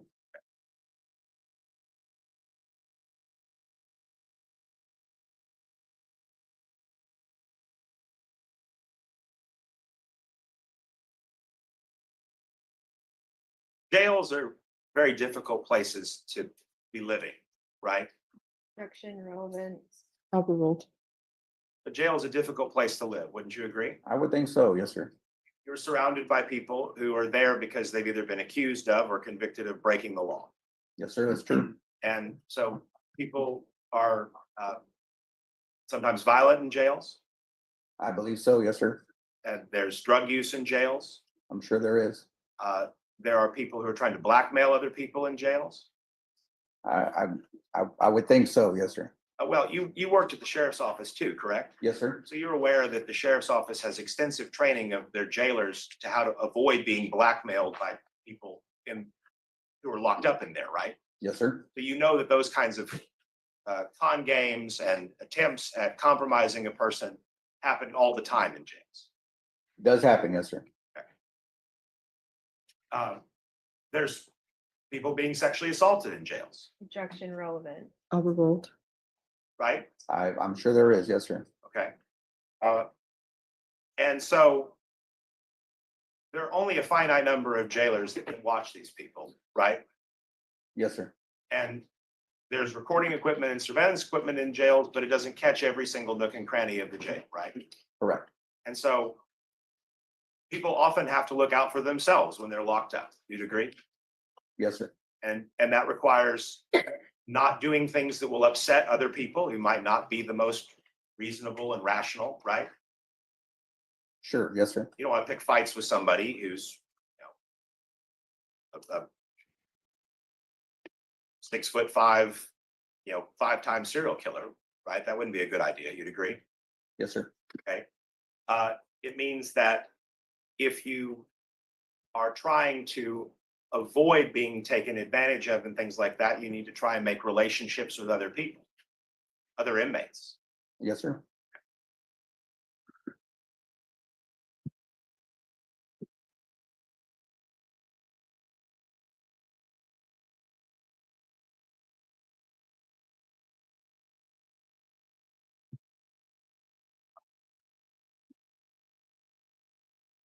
You mentioned that the name of this group is the Long Beach Insane Crips, right? Yes, sir.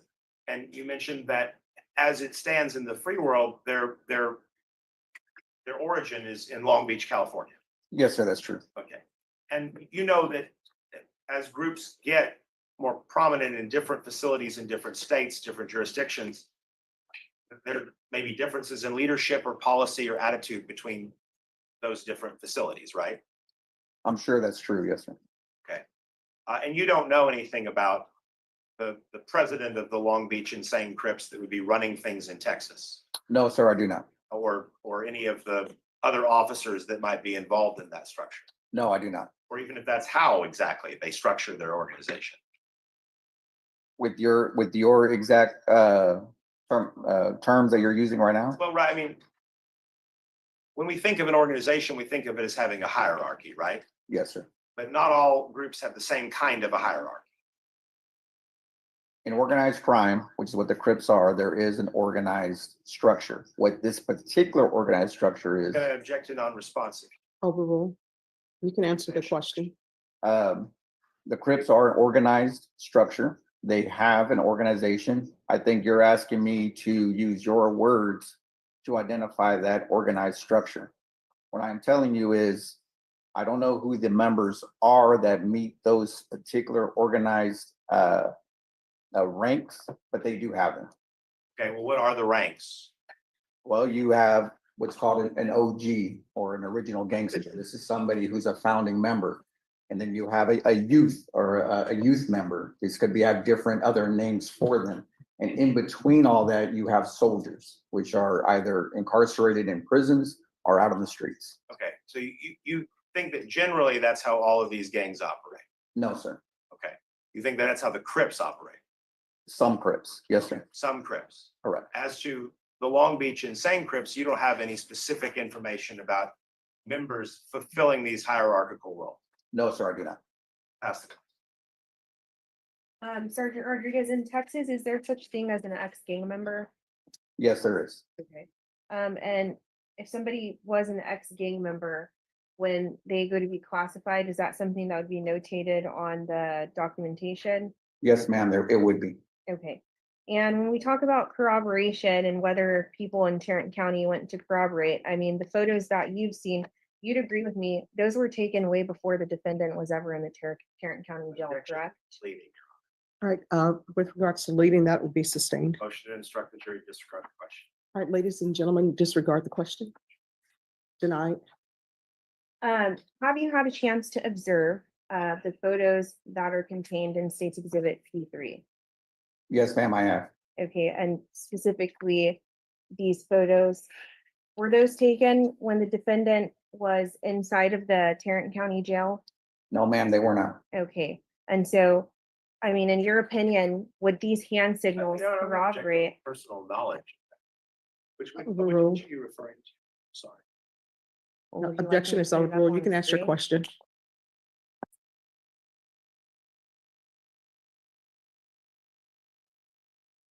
Just a second. I'll withdraw the. All right, now regarding this photo that's depicted on the overhead, is that photo taken in the Tarrant County jail? No, ma'am, it's not. All right, and so would the hand signals corroborate the defendant's self-admission in your opinion?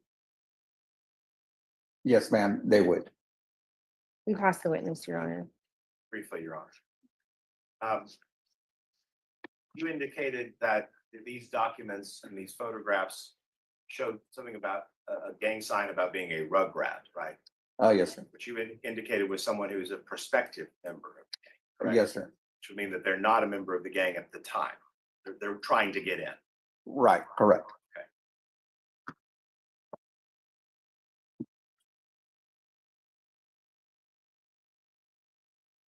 You are not aware of any specific crime perpetrated on behalf of the Long Beach Insane Crips, right?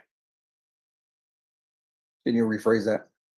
You don't know of any specific crimes that have been committed for or by the Long Beach Insane Crips to promote or further its enterprise?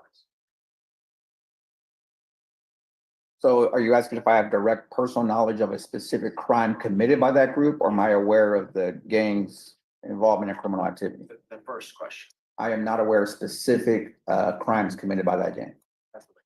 No further questions and excused by state. Excuse. All right, the rule has been invoked.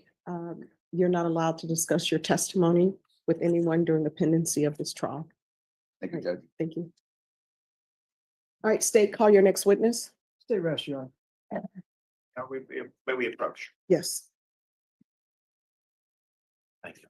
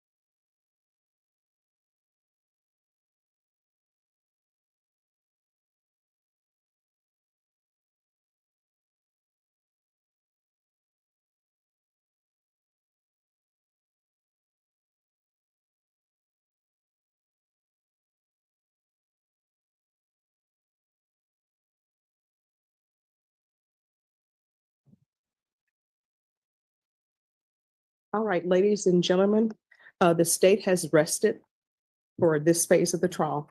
What I'm going to do is I'm going to give you all your recess for today, but I don't want you all to leave the jury room just yet.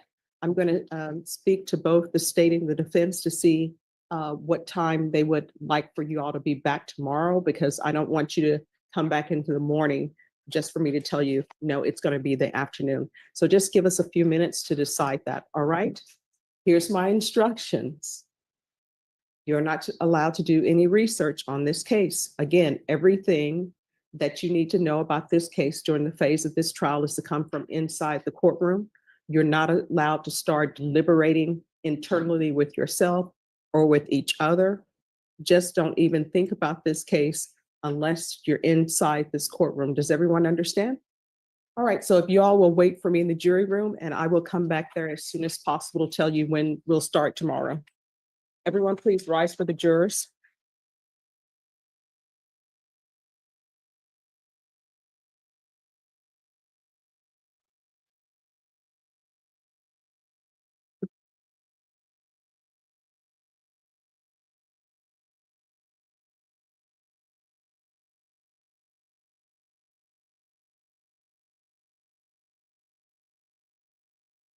Right, everyone, please be seated. So, defense, if you can let me know what time, and again, if your witness needs to appear by Zoom, they can appear by Zoom. Yes, Your Honor. Thank you so much for that accommodation. Give me a moment. I realized my phone just died, so I got to power it up so I can make these calls. One second. All right, no problem. And while they're doing that, if y'all can collect the evidence and make sure that it's together for Sydney. Yes, Judge. Thank you.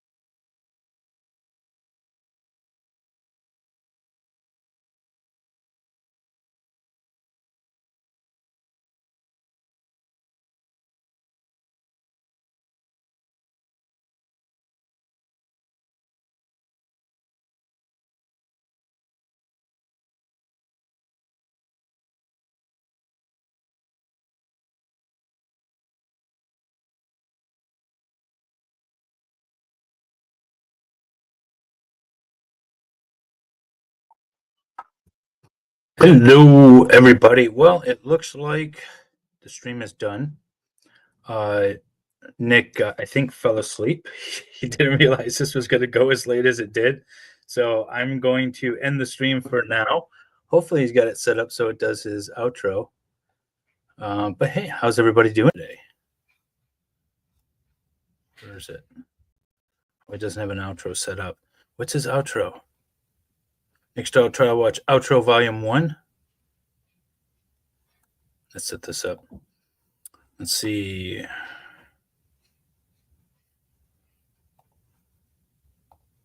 There, we'll set that up. But hey, everybody. Yeah, all right, we're all set up. I don't know where he has you set up to redirect to. I just jumped in the StreamYard real quick. But no RIP live stream. The trial ended for the day, and Nick, it's midnight there, guys. So he had to duck out. Let's see. I think it should be case by case. You couldn't arrest. Let's see here. If the author confessed to the crime. Oh. Okay. You guys are not talking about the case. Talking about something else. About, yeah. All right. Sorry, I'm jumping in the middle of the conversation. But you all have a good night. Thanks for checking out and watching Nick's stream. He'll be back tomorrow. And then tomorrow evening at about this time, Nick and I will be going live talking with Andrew Branca about the self-defense argument in the Christopher Schur case. So check that out, guys. And you all have a good night.